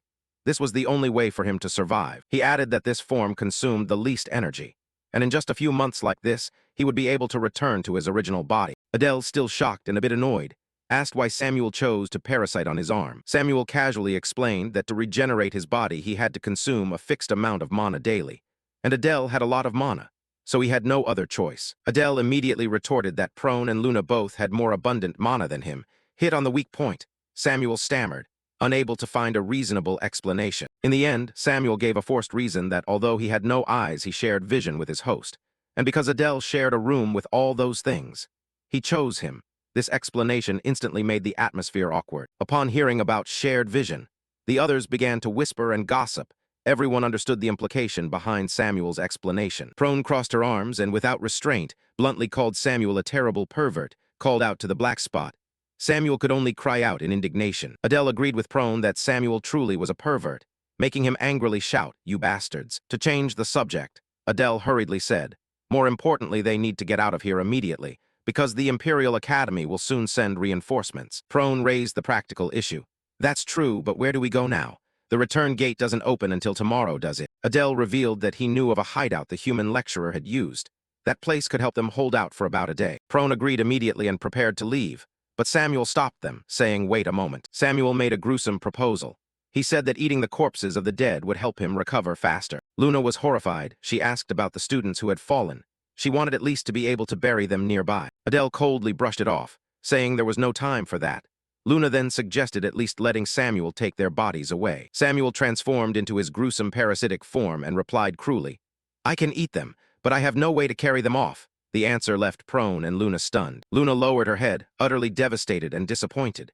She mourned deeply for the fallen comrades. Though heartbroken, Luna understood they had no other choice. She accepted the brutal reality and agreed to leave the dead behind. Prone turned to ask Adele, who was still on the ground, if he could stand up. At that moment, Ryak, another teammate, spoke up offering to support Adele because he was the least injured. Prone was surprised but agreed that it would help. Ryak helped Adele up and awkwardly said that he was the one who had behaved improperly toward Adele and Luna earlier. Adele thanked him and said Ryak must have suffered greatly in the dining hall then. Ryak hurriedly said no. He was the one who should thank Adele and Luna. Ryak admitted he had judged them unfairly, and now he realized both of them could have been victims. Adele was glad Ryak thought that way. Seeing Ryak's change, Adele didn't expect him to be so willing to help. At that moment, Samuel seemed to notice something. Suddenly, a beep sounded, and a familiar bird darted quickly toward Adele. Adele was overjoyed to recognize it as Sijo, his spirit beast. He breathed a sigh of relief to see it was safe. Adele smiled and praised Sijo for hiding so well. Samuel, seeing it, was also surprised and exclaimed, "Nice hiding job." After Ryak helped Adele up and everyone had gathered, Adele informed Prone that they could set off. Prone nodded in agreement. Having agreed, the group hurriedly left the ravaged battlefield, rushing to the hideout before the Academy reinforcements arrived. Meanwhile, in a completely different place, the scene shifted to the Imperial Academy, a majestic castle floating among the clouds. Inside the main hall of the Imperial Academy, footsteps echoed, announcing the arrival of an important figure. A woman with purple hair strode forward. She wondered what on earth had happened to make Tyria's return in such a pitiful state. It was Madeline, a lecturer of the Imperial Academy. With a stern expression, she ordered the gathered students to get out of the way. Madeline approached Tyria's, who was badly wounded, and demanded to know what had happened. Tyria's, with a face full of pain and rage, reported that during the secret raid they had been attacked by demons. Many students, including Sylvia, had been killed. Worse, Tyria said that lecturer Bisaha also appeared to have been killed. The news left Madeline stunned. The students around were also in panic, unable to believe a powerful lecturer like Bisaha could be killed. Madeline raised her hand, ordered everyone to be silent, quickly stabilizing the situation. She judged that the demons must have sent an assassin with skill equivalent to a full lecturer. But Tyria's coughed and denied that. Tyria said that only 2 of them had lecturer-level skills. One was very strong, but still weaker than him. Tyria's was oddly confident that there was no need for other lecturers to intervene. Just summoning his teammates would suffice. Suddenly, a surge of dark chi erupted from Tyria's body, hurling away a student who was trying to heal him. Healing magic seemed useless against the dark chi. Tyria's cried out for help in despair. The terrifying dark chi began to corrode Tyria's arm, deforming it grotesquely. Tyria's screamed in unbearable pain as the dark chi enveloped his body, seemingly tearing him apart. His arm was engulfed by the dark chi and completely severed from Tyria's body. Everyone, including Madeline, was horrified to witness Tyria's being tormented by the curse. Despite the pain, Tyria's gritted his teeth and endured, his eyes flashing with a blue, hateful light. He cursed the damned worm that caused this. In his fury, Tyria's slammed his fist into the floor, creating an ice explosion, vowing to personally kill the one who wronged him. Despite his condition, Tyria's begged Madeline, "Instructor, one arm is enough, send me out there." But Madeline remained silent. With a resolute expression, Madeline ordered Tyria's to be taken to the medical facility immediately. And then she issued the final command, a command that showed how serious the situation was. "Summon Nine Hamel and his teammates."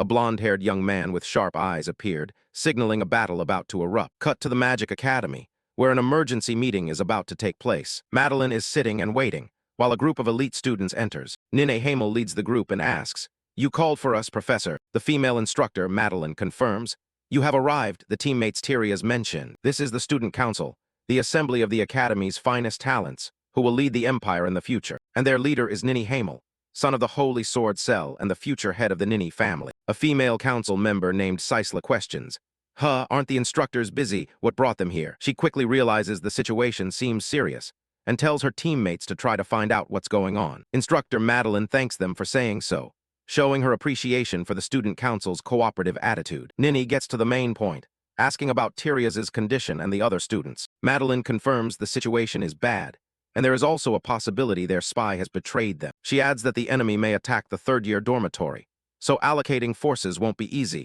Nini Hamel is taken aback by this news. Nini thinks to himself, just as expected, She's not merely a simple leader. Madeline continues, emphasizing they cannot leave the third-year dormitory unguarded, because it's unclear what the enemy is plotting. Nine summarizes the issue.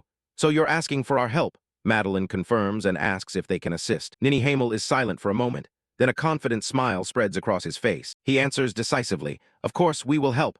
Then he turns and orders Sisla to go to the secret area first to find them. Nini then asks instructor Madeline for more details about the plan. He declares firmly, "We will certainly defeat them." Meanwhile, elsewhere, Adele is grimacing in pain. He clutches his stomach, feeling a sudden chill wash over him. Adele looks around and realizes everyone around him has fallen asleep. The group has reached Besaha's secret laboratory safely, but Adele is worried about escaping from here. He knows the academy instructors are busy defending the dormitories, so the enemy will surely seize this chance to act. And they are none other than the student council, the ones who initially pushed Adele to his death. Adele fully realizes his perilous situation. The power of this body has vanished. Even Samuel is weakening. If they confront the student council now, total annihilation is likely unavoidable. Lost in thought, Adele is startled when Samuel, the parasitic entity within him, speaks. "What are you thinking?" Adele sighs, answering that he's worried whether they can escape safely tomorrow, but then resigns himself to fate. Samuel remarks that this place is dreadful, and he had no idea his kind would be treated this way. Adele makes a chilling request of Samuel to eat the corpses here. Samuel is shocked. "What, you want me to eat my own kind?" Adele explains he's concerned the bodies will rot and sicken the other students. He adds that if their bodies are used to protect the demon realm, they'd probably be at peace with it. Hearing this, Samuel transforms into a larger form and admits he dislikes it.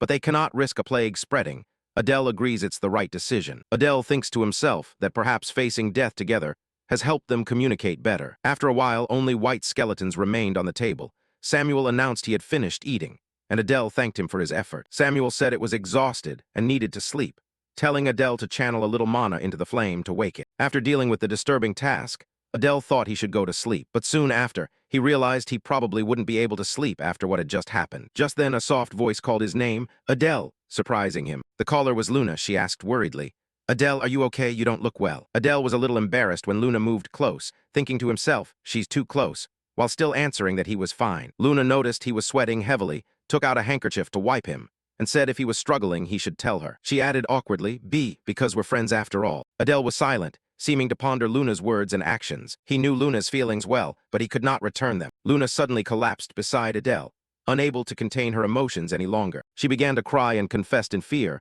"I'm so scared." Adele gently asked, "Are you afraid of people?" Luna only shook her head and buried her face in him. He continued, "Or that monstrous-looking guy." And then he asked bluntly, "Don't tell me.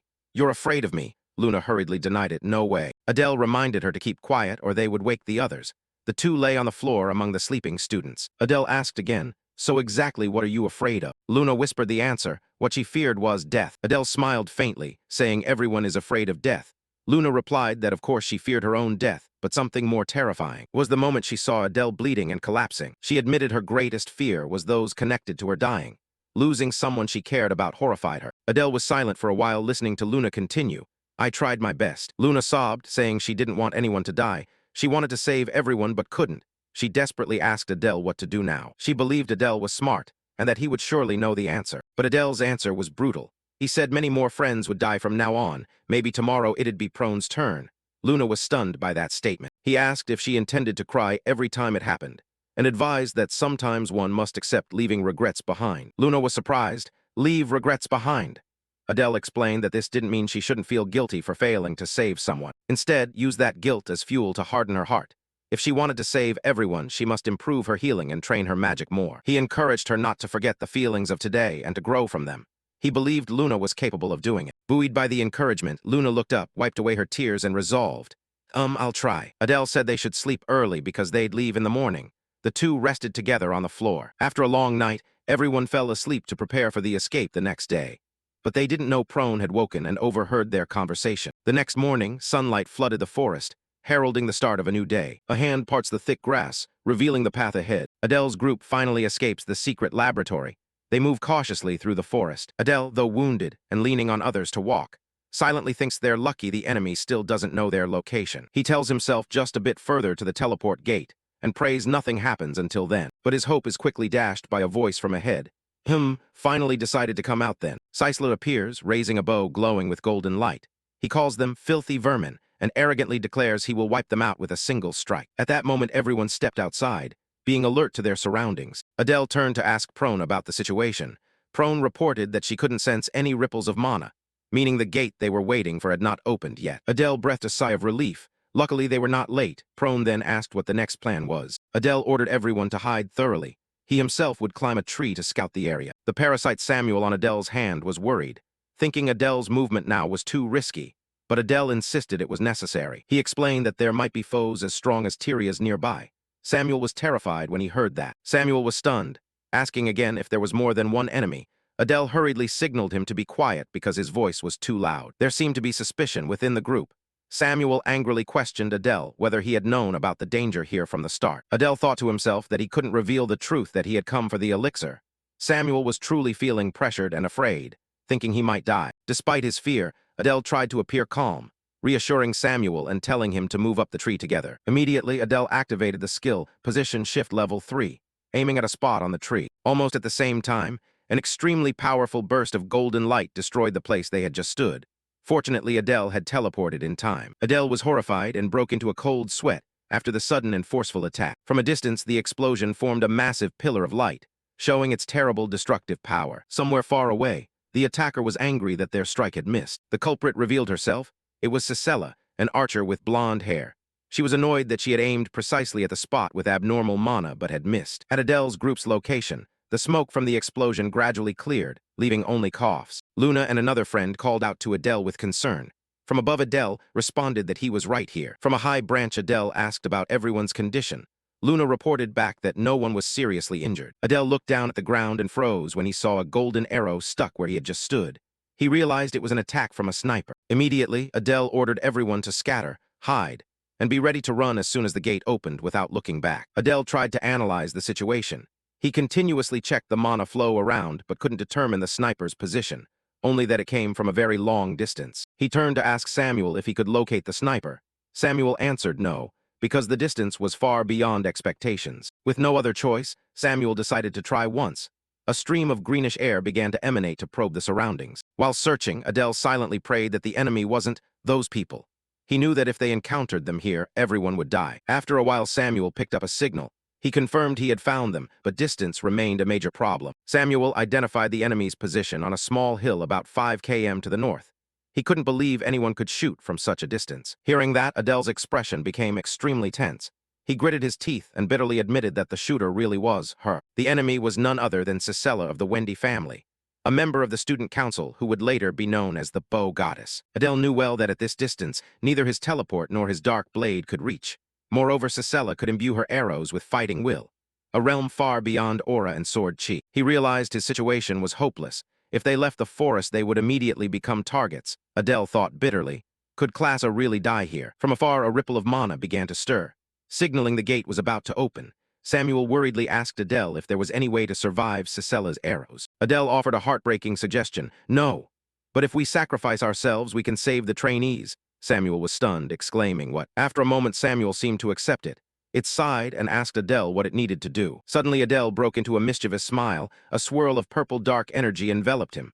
I'm joking, he said, surprising Samuel. Adele activated a new skill, the Eye of Superbia. His eyes flashed with powerful purple light. He ignored the student council or any fighting will. Blood began to flow from the corners of his eyes, but Adele only smiled decisively and declared, I will save everyone. Adele knew forcing himself to use this eye could cost him his sight.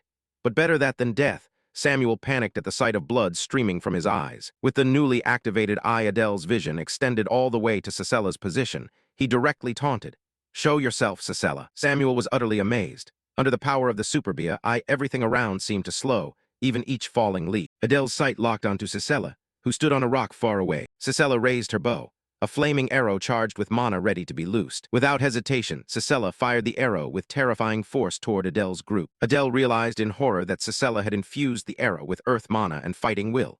She intended to level this whole area. Adele knew he had to act as bait for that arrow. He gathered his strength, a blue aura enveloping his body. Cicella curled her lips in a confident smile, certain this time she could not miss. The destructive arrow hurtled forward at horrific speed, leaving a blazing streak across the sky. At that moment, a purple spatial vortex suddenly appeared, signaling the gate they had been waiting for had opened. Prone shouted, urging everyone, the gates open, everyone run. While everyone evacuated, Adele, with bloodshot eyes, ordered Samuel, "Samuel, we must stop that arrow. Use a mana storm."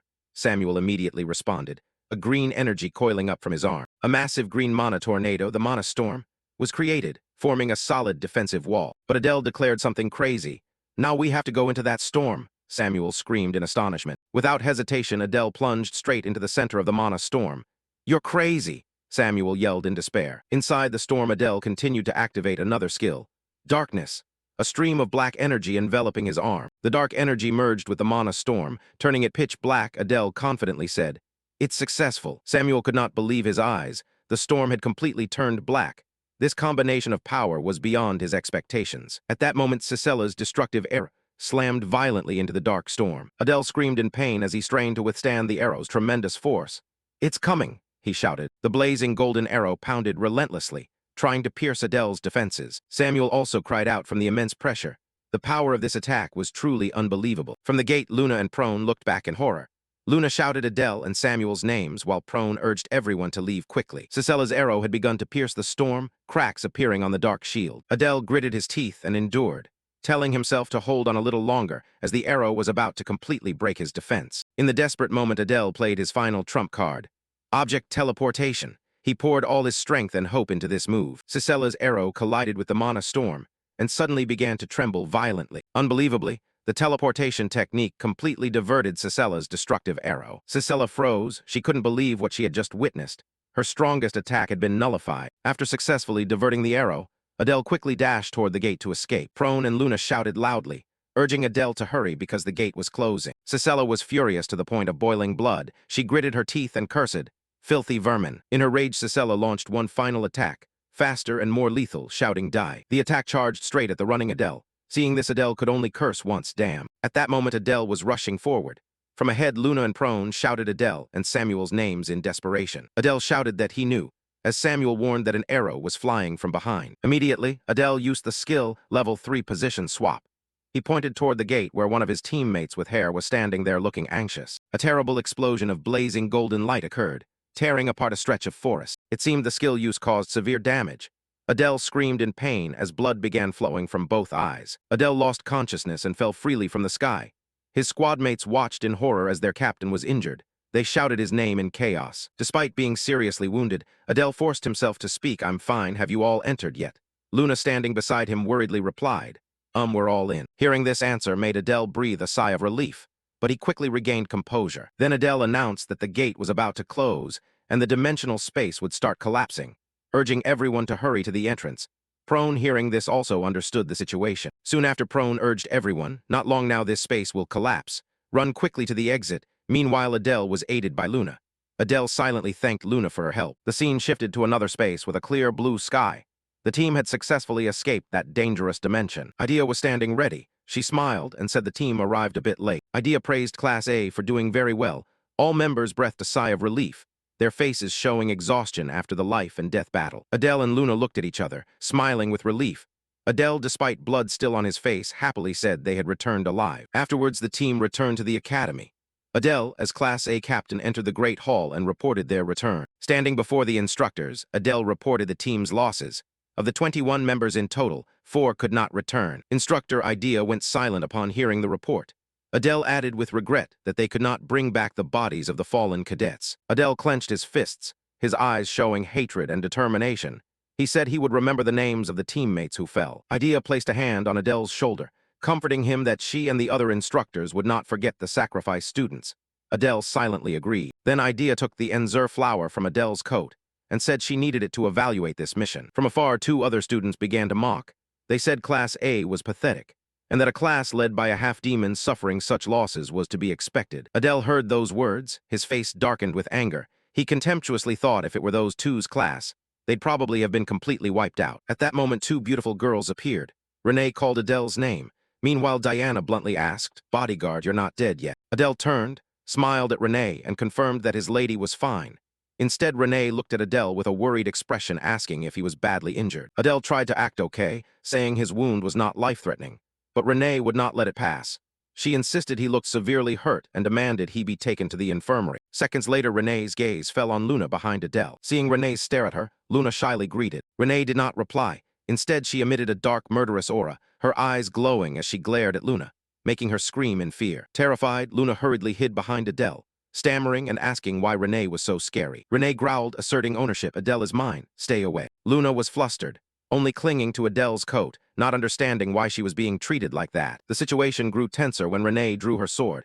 Ready to attack, Adele panicked and asked why she suddenly drew her blade. Adele hurriedly explained to Renee that it was just a misunderstanding. Luna was only helping him because he was injured. Fortunately, Diana, who was with Renee, laughed and restrained her, advising Renee to calm down. Renee snorted coldly and sheathed her sword. Adele and Luna could finally breathe a sigh of relief. Before leaving, Renee urged Adele to go get treated carefully and said she would visit later. Adele obediently agreed. After Renee had gone, Luna was still frightened. Admitting that she was even scarier than humans, Adele sighed in agreement. Suddenly, an announcement asked all students to pay attention, because the headmaster would give a speech. Standing above, Lucien said the students must have been through a lot during the exam, and she understood the pain of losing comrades. However, the headmaster said it was still too early to shed tears. They were only allowed to cry after they had completely defeated the enemy. She asked them to bury their grief deep in their hearts and turn it into a flame of hatred to become stronger. The students, including Prone, listened silently to the harsh but very realistic speech of the headmaster. In her final words, Lucien praised everyone for doing well and told them to return to the dormitories to rest. Samuel then spoke up, nodding that other classes had almost no casualties, and began to wonder if his own class was too weak. Hearing this question, Adele replied that although Class A suffered many losses, objectively they were stronger than Gyuwar and Ilan's classes. Samuel was surprised. Adele's voice continued. He felt guilty about this.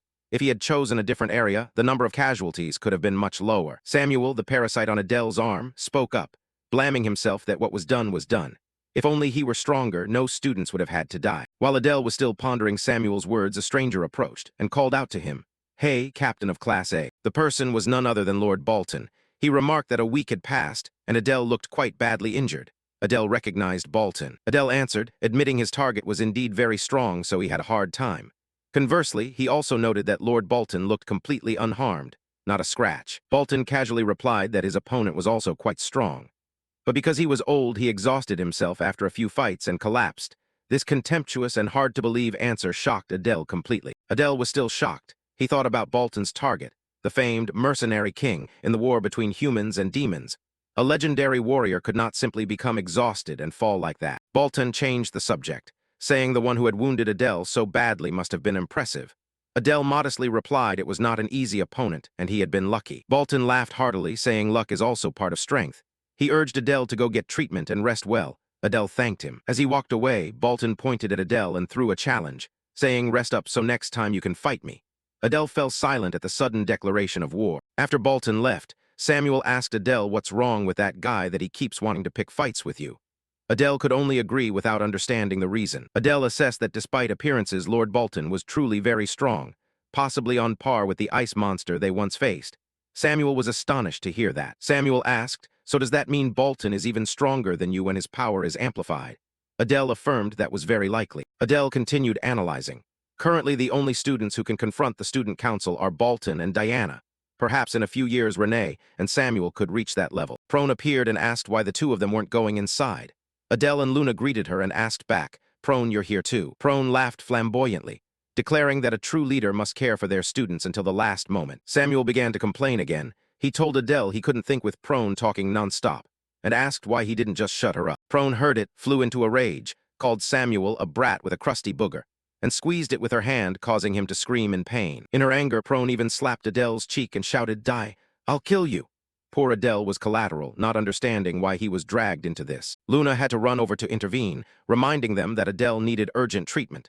Prone then snapped back to her senses, realizing she had overreacted and released Adele. Finally, they reached the medical building. Adele, with Luna's help, walked down the corridor. He thanked Luna for not resting because of him. Luna blamed herself. She felt bad for not being able to use her healing ability better to help Adele. Adele spoke up to encourage her, saying it was a good thought. But she shouldn't blame herself and should keep moving forward, encouraged. Luna promised next time she would heal Adele's wounds perfectly. They arrived at the medical room door. Adele couldn't help but be surprised at how large the door was. Adele politely asked permission and together with Luna opened the door and stepped inside. Inside, a nurse with brown hair and a pair of horns turned to look at them in surprise. The nurse looked at Adele and Luna, then said suggestively, "What, the two half-demons have appeared?" In the infirmary, the female doctor noticed Adele's condition seemed off, while he and Luna could only awkwardly respond. The doctor stepped closer, lifted Adele's chin to examine more closely. Her expression professional yet tinged with curiosity. Then she asked Adele to lie on the bed. He obediently complied, still wondering why she was staring at him so intently. The doctor said nothing, only placed her hand on Adele's taut but injury-marked abdomen to check. After examining him, she concluded surgery was needed immediately and expressed surprise that Adele could still move with such a severe wound. Adele calmly accepted and entrusted himself to her. Hearing about the surgery, Luna standing nearby was alarmed, anxiously asking whether it was a major operation and if it would leave any aftereffects. Seeing Luna's worried face, the doctor teasingly asked whether Adele was her boyfriend, causing Luna to flush and wave her hands to deny it. The doctor reassured them the operation would be over in about 3 hours. Hearing this, Adele told Luna to follow the doctor's instructions. Luna had to say goodbye and wish Adele a successful operation. As she turned away, the doctor donned gloves with a mischievous look and prepared to begin the anesthesia. Adele closed his eyes, sank into unconsciousness, and silently prayed that the surgery would go well. At the same time, at another location, the academy's instructors gathered in full to begin the midterm evaluations for the first-year students. In the meeting room, Lucian expressed anticipation to see who was the strongest class leader and requested to view the footage of Enzur Flower. Aries confidently said the strongest could only be his class or Class E.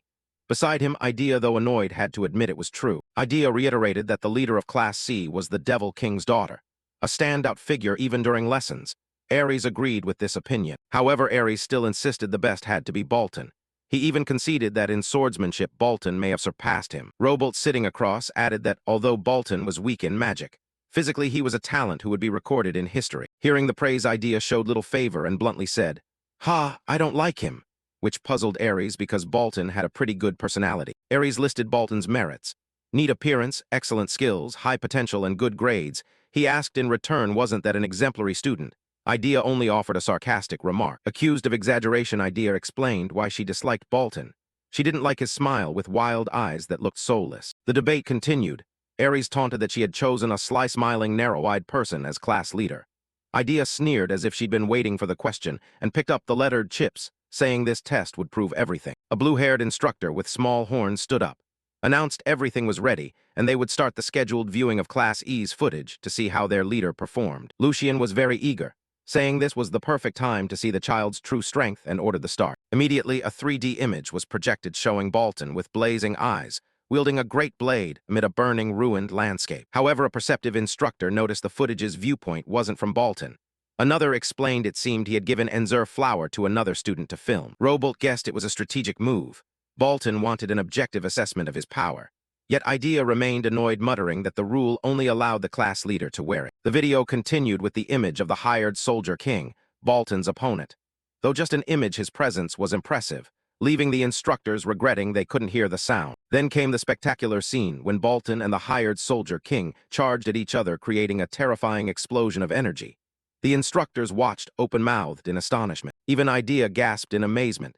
The notion that a freshman could match the hired soldier king in strength was unthinkable. On the screen, the hired soldier king began channeling battle chi into his sword, preparing to deliver the finishing blow. Meanwhile, Bolton looked disadvantaged, having only channeled blade energy into the spear's edge. An instructor quickly denied it, believing Bolton hadn't used battle chi yet. But no, Bolton could also channel battle chi into his weapon. In fact, he had mastered it just before the midterms, a progress none of the instructors knew about. Robolt broke out in a cold sweat, unable to believe his eyes. A freshman reaching such a level of battle chi was impossible. Bolton's attack produced a horrifying explosion, completely engulfing the hired soldier king in a sea of fire. Witnessing the overwhelming display, Aries curled his lip in satisfied grin and declared, "Perfect score." Robolt was still stunned, arguing this was no longer the caliber of a student. Aries smugly boasted that aside from combat instructors like himself, no one could defeat Bolton. Hearing that, Idea mocked him, saying he was too proud of someone who wasn't even in his class. The evaluation continued. The footage switched to Class D, with the recording item being a small flower. The instructors began commenting. The leader of Class D was Aaron. This area seemed fairly easy since the opponent was just a newly formed team of knights. The footage showed Aaron fighting the knights. By assessment, his command ability was still weak but not terrible. The only disappointment was that Aaron slept too much.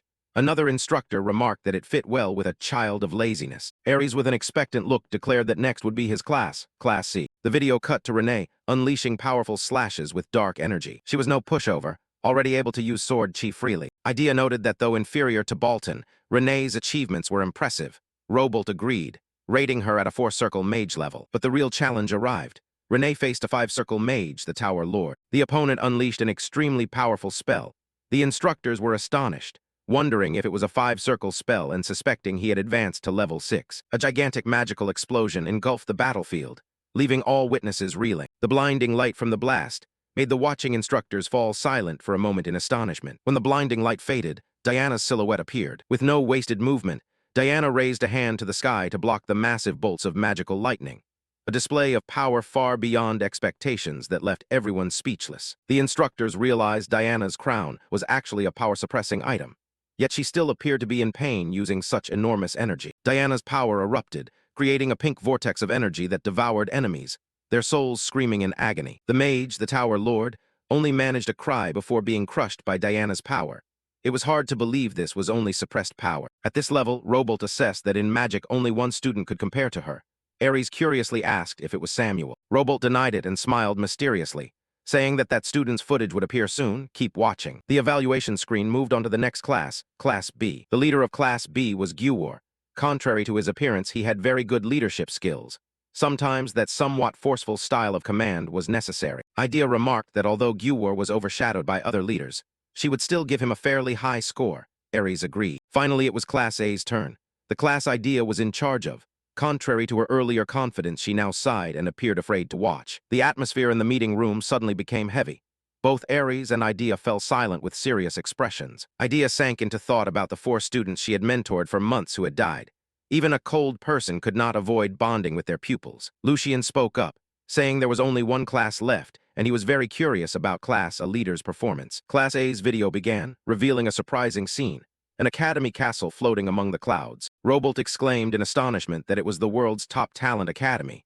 Idea had to admit their Satan was no less impressive. In the unfamiliar area, leader Adele was still leading the students well. A whisper revealed that someone had secretly given him a map. Despite the cheating, the team reached the entrance of the artificial dungeon safely. However, before them were many different entrances. The instructors were curious what the leader Adele was doing as he placed his hand on a stone wall. Suddenly, a secret passage appeared from within the wall, astonishing the onlookers. The instructors were no exception. How could Adele know there was a hidden path at that fork? Robolt guessed he might have used a detecting spell. He confirmed that student Adele had a very keen magical sense. That was why he could do that. Even so, finding a secret path that even spies didn't know in a single try still greatly impressed Ares. He silently thought, Adele, as expected, you really are. In the teacher's meeting room, Ares was interrogating with a suspicious expression.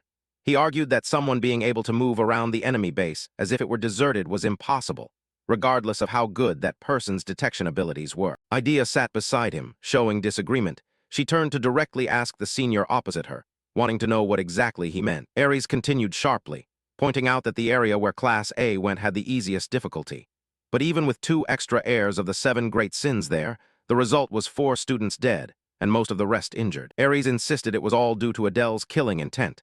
Idea was stunned by Ares's accusation. Even the student council president was severely injured upon return.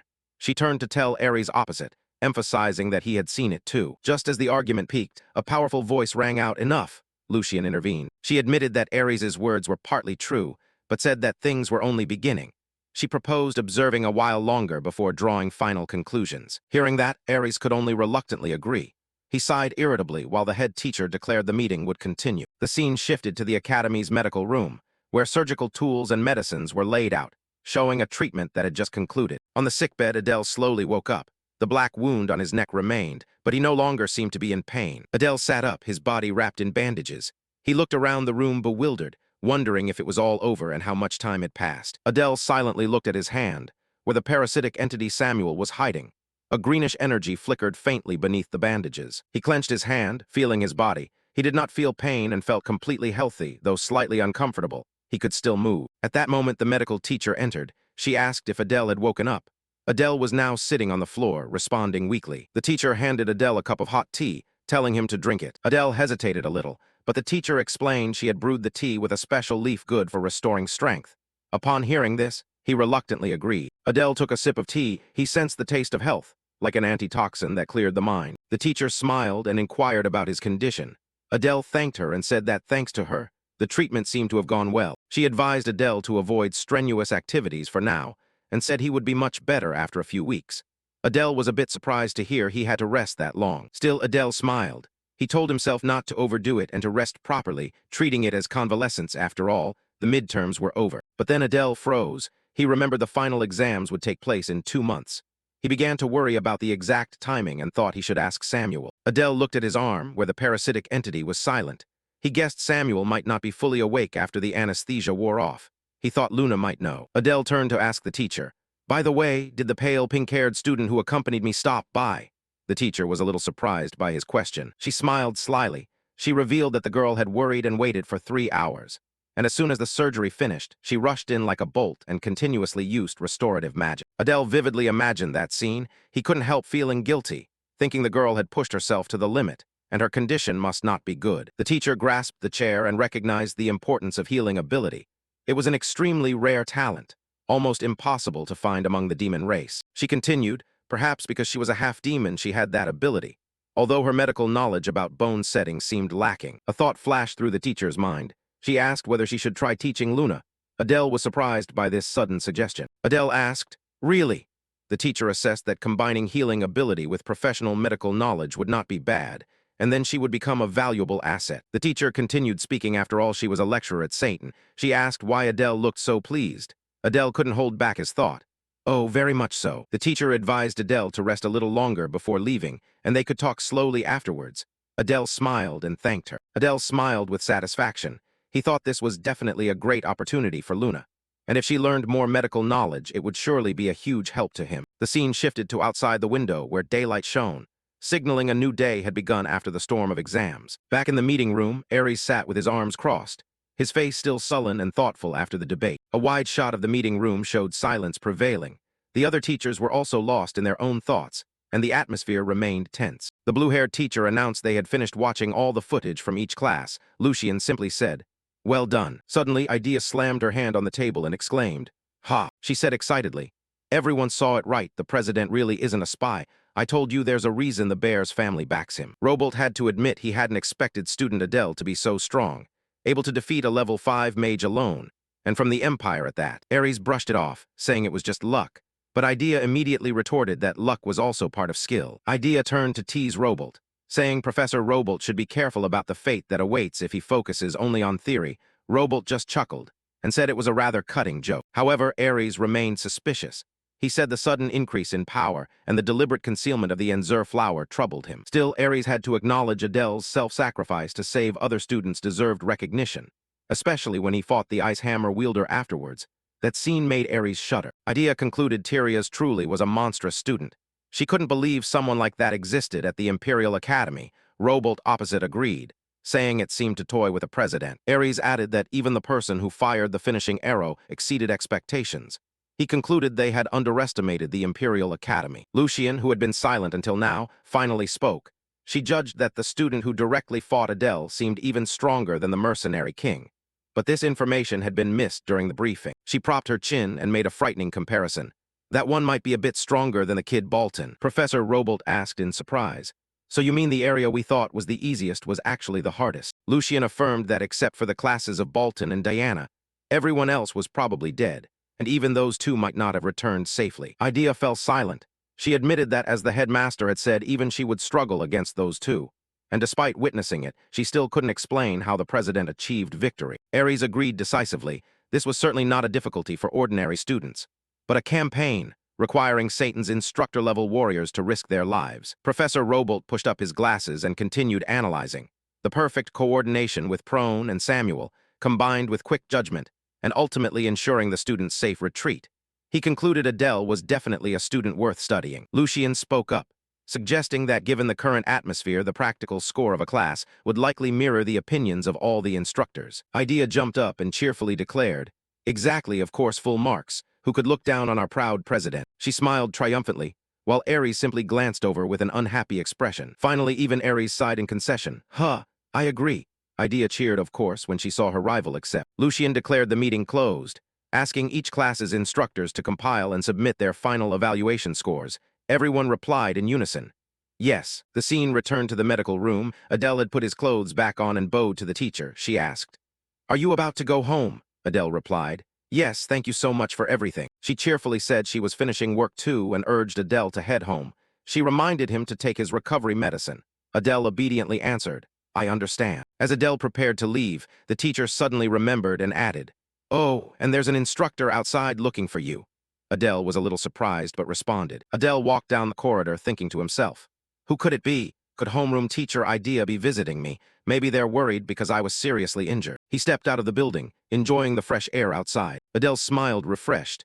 Nice weather, I want to get back to the dorm and take a bath right away. Suddenly a cheep sounded. A small bird circled in the sky and swooped down toward Adele. Adele happily recognized the familiar bird. Oh, it's Shijo, when did you go out? He put out his hand and the little bird perched on it. Adele cheerfully let it sit on his hand and said, If Aries sees the image from the Enzur flower, he'll know I brought you along. But he had no idea the person he mentioned was right behind him. Adele startled in terror, his whole body frozen as he sensed killing intent behind him. He turned around and Aries' face, radiating murderous intent, appeared, his eyes bloodshot as he stared at Adele. Aries, Adele whispered in despair. Without hesitation, Adele immediately activated his skill. Position shift, I move. A blue light enveloped him. Aries roared angrily, Stop right there. When he realized Adele was trying to flee, causing Adele to falter. Adele turned back with a panicked face, stammering, What's going on? Aries stood there, his face cold as stone, looking straight at Adele and saying, I have something to tell you. Something to tell. Adele broke out in a cold sweat, a bad premonition rising in his chest. Don't tell me. After the recent chaotic events, Adele sank into thought with a complex expression. He wondered whether what happened was because of Shijo and Godok, or if there was another reason. Suddenly a hoarse voice sounded. Aries cleared his throat, drawing Adele's attention. Aries stepped forward and said he had reviewed the entire footage of what Adele had done. He acknowledged that Adele had risked his life to fight for his teammates. Adele blushed slightly and replied that he hadn't entirely fought just for the other trainees. But the teacher still affirmed that it couldn't be denied he had saved them. After speaking, the teacher unexpectedly reached out his hand toward Adele, a gesture the boy hadn't anticipated. Adele was completely flustered by the action. He stared blankly, wondering what was happening, not understanding the teacher's intention. Seeing Adele hesitate, Aries cleared his throat once more, urging him. Finally, Adele understood and extended his hand. Two hands, one large and one small. One of the teacher and one of the student gripped each other tightly in silence. The handshake was a recognition, a wordless praise that Aries gave for Adele's efforts and bravery. After the handshake, Aries released his hand and told Adele to keep striving and working hard from now on. He turned and walked away, not forgetting to tell Adele to make sure he recovers well to prepare for the upcoming final exams. Adele stood alone, watching Aries' retreating figure with confusion. He did not understand why the man suddenly cared about him like that. The scene shifted to another part of the academy. Outside the window, it was a beautiful sunny day. Inside the office, Idea looked at Aries with a suggestive expression. She guessed he had just gone to see that kid. She continued to taunt, saying his previous action was no different from bullying her completely innocent class president, and that it was unbecoming of an instructor. She proudly boasted that, unlike some stupid teacher, she had recognized the class president's talent and helped him develop. Aries showed obvious displeasure and asked her to stop. He admitted that Adele was stronger than expected, and his potential for growth was great. But that also meant he could be even more dangerous. Aries asserted he was certain Adele was still hiding something. Idea merely sighed and said his stubbornness had not changed. Feeling there was nothing more to say, Idea turned and left. Aries also told her she should quickly carry out whatever the headmaster had ordered. After Idea left, Aries brooded with a serious expression, her words still echoing in his head. He sighed, looking at a paper filled with obscure ancient script characters. It seemed connected to Adele's secret. In his thoughts, he continued to ponder Adele. He couldn't tell whether the boy would become poison or a boon to the demon realm. Moreover, his combat level at the Royal Academy had far exceeded his expectations. Everything was complicated. He realized there were many things to prepare for the future. Adele looked out the window with a determined gaze. But before making his final decision, there was one thing he needed to clarify. His thoughts turned to Adele, the image of the student appearing in his mind. He told himself perhaps he should start by thinking how to punish that brat for breaking Satan's rules. Meanwhile, our protagonist was enjoying a moment of relaxation after days of tension. The scene shifted to the bathroom, where the tap was running, filling the tub with water. Adele soaked in the bathtub, wondering how long it had been since he had a proper wash. He had endured a lot from not being able to bathe during the recent period. Adele smiled when he saw his little creatures also enjoyed bathing. He happily invited them to bathe together from time to time. Leaning back to relax, Adele breathed a sigh of relief. The fatigue gradually faded. He truly enjoyed this peaceful moment. However, the anxiety remained. Adele realized Samuel was still unconscious. He thought Samuel must have strained himself greatly as a thorn to save the other students. He reflected that although the sacrifice was great, at least they survived and returned. Moreover, he had also obtained nearly 20% of Adele's power. But Adele knew that was not enough. After truly facing the enemy, he realized that if things continued like this, his plan would certainly fail. He reached an important conclusion. It was not enough for him alone to become stronger. This time, Adele saw potential in Samuel, Prone, and Luna. He decided he had to make them strong enough not to be bullied by the student council. Adele realized that at the next encounter, the bastards of the Royal Academy would be even stronger. This was not a time for him to be at ease. With renewed determination, Adele stepped out of the bathtub. There was no time to waste. After leaving the bath, Adele laid out a plan. There were two things he needed to do now. First, regain his original Adele power. Second, raise the overall strength of the students in the class. And to do that, he needed one thing above all else: Adele's unique mana cultivation technique. Adele sat at the table and interfaced with the system. He knew the Bears family's mana cultivation method was excellent, but because he was not of that clan, his development was slower. He requested the system to provide steps and methods to use the mana technique suited to his body. The system responded. It was information that demanded a price: payment with a legendary-grade artifact or at least 10,000 gold coins. Adele was stunned. A legendary item or 10,000 gold. He had not expected the cost to be so high, far beyond his imagination. But immediately Adele calmed himself. He realized it was not impossible to obtain if he scored high on the midterm exam. A confident smile spread across Adele's face. He could enter Satan's armory. This time it might be filled with mythic treasures or even higher. However, the only question was whether Ares would give him a high score. Adele recalled Ares's sudden handshake. He was unsure of the man's intentions, but decided he would have to wait and see how things unfolded. The scene cut to the outside of the academy building, signaling a new school day. In class, Idea announced that after today's lesson, the midterm results would be released. She asked everyone to check their results themselves. Adele, in his neat uniform, thought to himself that finally the scores were released. He wondered what rank he had achieved. Suddenly, a tinkling laugh full of challenge rang out, cutting across Adele's thoughts. It was Prone, accompanied by Luna. Adele saw them cheerfully approach and asked, "What's going on?" Prone mischievously replied, "Are you really asking because you don't know?" Without hesitation, Prone issued a blunt challenge. "Bet with me." Adele was surprised and asked why she suddenly wanted to bet like that. Luna, standing beside, explained that perhaps it was because the midterm results would be announced this afternoon. Adele then uttered an "ah" as he understood the matter. Prone laughed loudly, praising Luna as expected. Then the sly girl said Luna was also qualified to become her slave. Luna blushed and felt embarrassed at the remark. Seeing Luna worried, Adele reassured her that Prone was only joking. But Prone immediately retorted, asserting she was completely serious. Adele smiled confidently and replied decisively. "All right." He asked Prone what she would wager. Prone seemed delighted to see Adele take interest in the offer. Adele did not hesitate to respond. He was not the type to shy away from a challenge. Prone declared the prize she was wagering was an invitation ticket. Adele was curious. Prone explained it was an invitation that would allow him into her family's mansion. Adele pondered. He remembered the Bears' family mansion was quite large and was also curious about where Prone lived. Seeing Adele hesitate, Prone taunted that if he didn't want to, she could invite someone else. Adele hurriedly interrupted, affirming he accepted the offer. It was Adele's turn to set the stake. With a sly smile, he declared he would wager the right to make him a slave, calling it a one-day slave ticket. Prone was surprised. Adele explained that the winner could command the loser to do anything for one day. Prone became extremely excited. She laughed loudly and declared she would turn Adele into her loyal slave for an entire day. Adele thought to himself that his victory was obvious anyway. He planned to go to Prone's house and eat lots of delicious food, then meet them again in the auditorium. As Prone and Luna left, Luna exclaimed that Adele was lucky to be invited to Prone's house. Prone immediately brushed it off, insisting she was the winner. Adele turned to Luna and offered to invite her too, which made Luna very surprised and delighted. The three's cheerful conversation was cut short by the appearance of teacher Idea. She remarked that they looked like they were having a very good time. The teacher called Adele class president and asked him to speak with her privately for a moment. Adele was a bit surprised but agreed. The teacher led Adele out of the class to a secluded area outside the schoolyard. Adele wondered why they had to go all the way outside just to talk. He felt something was amiss. The teacher suddenly stopped, called out "Student Adele," her serious tone startling Adele. With a sharp gaze, the teacher looked directly at Adele and demanded he be honest about what he was hiding. The unexpected question made Adele break into a cold sweat. He panicked and wondered, what I'm hiding could she possibly know? Frozen by Idea's questioning, the two stood silent on a trail, the atmosphere tense. Adele looked flustered, knowing he had been caught on a recorded clip, weighing whether to deny it. In the end, Adele chose to confess, though he didn't intend to tell the whole truth.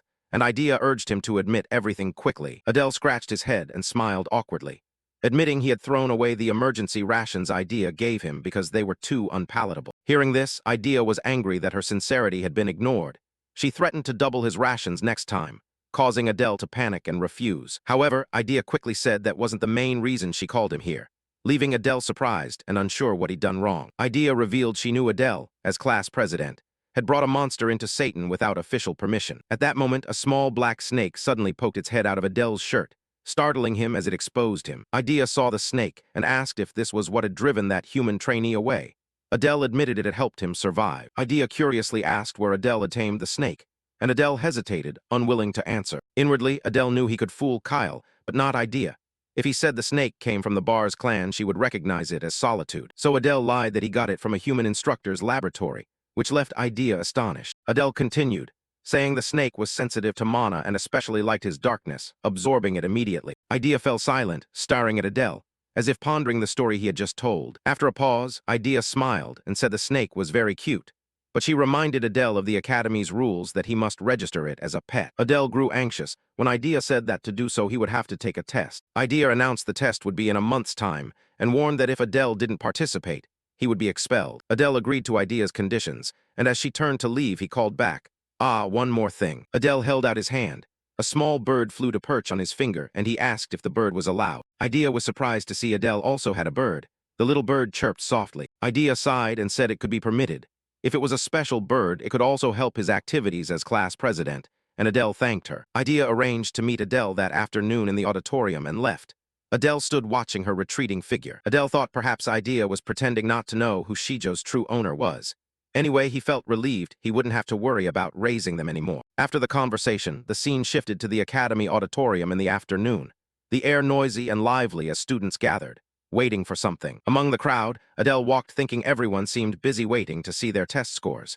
He wondered if his own would be good. Meanwhile, Adele noticed Luna looking worried and restless. He approached and asked about her. Adele asked, "Luna, you look worried." Luna admitted, living expenses and everything else. This time I really need a scholarship." Adele smiled and reassured his friend that she would manage, and if not, there would be other ways, but Luna refused help from a friend. Adele added, "Still, I want to say thank you. I heard you worked hard taking care of me in the infirmary," making Luna blush. Adele smiled confidently. He wasn't worried about Luna's scores because he knew she had played her part well in the midterms. The more important thing was, Adele's thoughts were interrupted by Prony's loud laugh. She seemed extremely confident, which made Adele curious. Adele asked Prony what was so amusing. She arrogantly replied to wait and see, claiming she was the main character today. A voice rang out mocking Prony as mentally challenged. She seemed to have heard it and grew very angry. Prony snapped angrily, "What did you say? Want to die?" Adele hurriedly waved his hand, saying it wasn't him who said that. Adele turned to the parasite in his hand. "Samuel, are you awake?" Samuel replied that the noise had woken him, and he had to hear nonsense as soon as he woke. Prone was still not satisfied. Threatening to give Samuel a beating, Adele quickly intervened, saying the scores were about to be announced. At that moment, an announcement declared the midterm results were posted, and everyone was instructed to check the bulletin board. All the students focused their attention. Finally, the awaited moment arrived. Students gathered before the bulletin board to see their results. Adele explained that there were 120 freshmen in total, and they would start checking from rank 50 onward, because scholarships were only for those ranked 40 and above. They began scanning the board from rank 50, 46, then 41, but still couldn't find Luna's name. She grew very anxious. As the list continued to be announced to rank 40, 39, finally Luna's name appeared at 38. Luna was overjoyed, shouting, I did it." Adele shared in her happiness and congratulated his friend. Meanwhile, Prone grew impatient, wondering why her name hadn't appeared. Adele teased that perhaps she had been knocked out of the top 100. Prony angrily punched Adele in the face and yelled, "Don't be stupid." Adele held his face and said, "Let's keep watching." He noticed familiar names starting to appear as they reached the top 10. Rank 8 was Iron. The guy seemed displeased with his result and just clicked his tongue. Next, rank 7 was announced as Samuel. The Samuel in Adele's hand flashed, and he thought rank 7 seemed fitting. Rank 6 was Guor. The big guy seemed pleased with his result, murmuring, "Not bad." Rank 5 belonged to Renee. The girl with black hair and small horns remained silent when her name was called. Adele thought to himself that if even Renee, whom he called young lady, was only 5th, what would his own ranking be? He began to feel a bit nervous. And then the next name called was Adele at rank 4. He was completely stunned, not expecting to rank so highly. Adele was still in disbelief. He couldn't believe he had even beaten Renee. This was a result he truly hadn't expected. Adele realized the remaining top contenders were Bolton, Diana, and Prony. The race for the top spot had become a battle among the three of them. Rank 3 was announced as Diana. The girl with white hair and a spiked crown appeared calm, merely muttering third place when she heard her name. Next, rank 2 was Bolton. Adele was surprised and wondered if there was some other strong person he didn't know about. And so the top spot was no one else but Prone. Everyone was stunned by the result. Prone smiled triumphantly and turned to ask everyone, "Did you see that?" While Adele and the others fell silent. Prone grabbed Adele's hair and declared, "Now you are my slave, prepare yourself." Adele was left bewildered, not understanding what was happening. Samuel screamed in panic, "Impossible, I won't accept this. Why is Prone first?" Prone stood on the high platform, ordering the losers to kneel and call her Prone first. However, Samuel remained surprisingly calm. He told Adele that on second thought this could entirely happen. Adele didn't understand and asked Samuel what he meant. Samuel only replied that he didn't know the details either. Samuel began to explain. The head of the Lust clan has hundreds of children, and among them only the most outstanding can represent the clan. Adele was surprised. "That means?"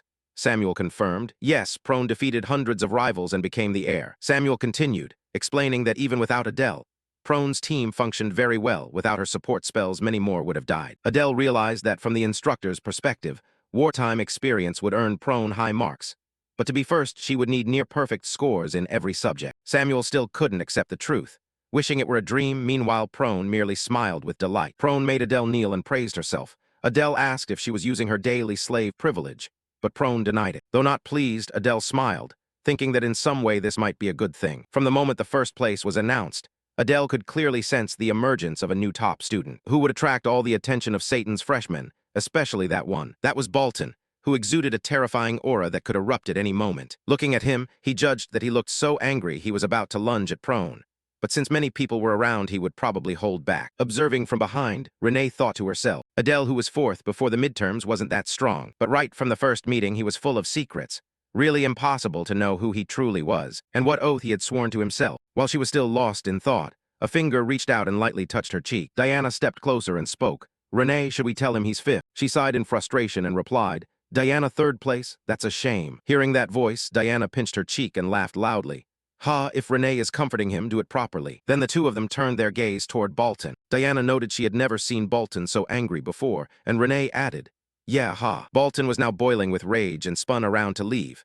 How interesting, Prone, huh? He deserved a proper beating. Cut to nighttime at the girls' dormitory. At that moment, a dorm room door suddenly opened. Prone tiptoed slowly into the room. Her roommate suddenly turned around, causing Prone to startle. Immediately, she ran straight into the bathroom. A blood-stained cloth towel lay on the floor. The faucet was now turned on. The hot water made the mirror on the wall fog over. Then she wiped the fog from the mirror with her hand. Prone's face looked extremely distorted at that moment. Then she gently pushed the corner of her mouth with her hand to form a smile. Her finger was now wrapped in a pale blue energy. She exhaled. Then she used her finger to draw a smile on her face. Looking into the mirror, her face appeared happier, but at the same time like a demon. It turned out she had drawn on the mirror. After seeing it, she sadly bowed her head in thought. Cut to Adele. His sword was hovering in midair. He reached out to grasp it, feeling the power inside, evaluating. Having received 20% of Adele's power, yet still unable to use Tauji. Is that right? Is it because I'm lacking combat experience? Why exactly, I can't understand. Should I consult the information sheet? Then he flopped onto the bed. No matter how he asked, it would still demand money from him. He needed something called enlightenment. He continued to look at his sword. Enlightenment. All right, that's enough for today. He still had to recuperate. There was extra time, so take it slow. While he was thinking, Samuel's voice suddenly rang out. Prone is too much already. He mumbled in his sleep and wouldn't admit it. Prone first place? He continued. That thing is such a scam. He smiled to himself. In a few days, a vault of mistakes would open. What would finally be inside this time? He really looked forward to it. Cut to the next day at the academy. He, along with several other students, was already present here. He smiled to himself. Finally, the vault opens today. Ares suddenly summoned the top 8. It must be so. Moreover, I can take 2 items. Since Samuel currently can't use the holy relic either. He looked down and asked him, "How do you feel, Samuel?" He replied, "Of course I'm looking forward to it. So why haven't you departed for the great lecture hall yet? Didn't you tell me you'd come right after class?" He answered, That's because Class A alone already has 3 outstanding performers. With that authority, it's still better to go together. That way Samuel can understand the situation. Then what is he still waiting for? I hate seeing that girl's face. Just go. It's the time and Prone still hasn't arrived. He told himself, sure enough, she's late again.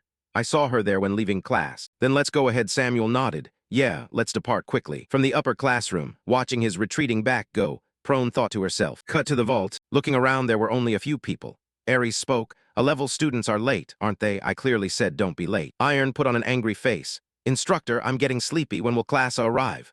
Guwar agreed. daring to be so disorderly with timing altogether. It's like attracts like horses with horses, so being with a mongrel and a racer is to be expected.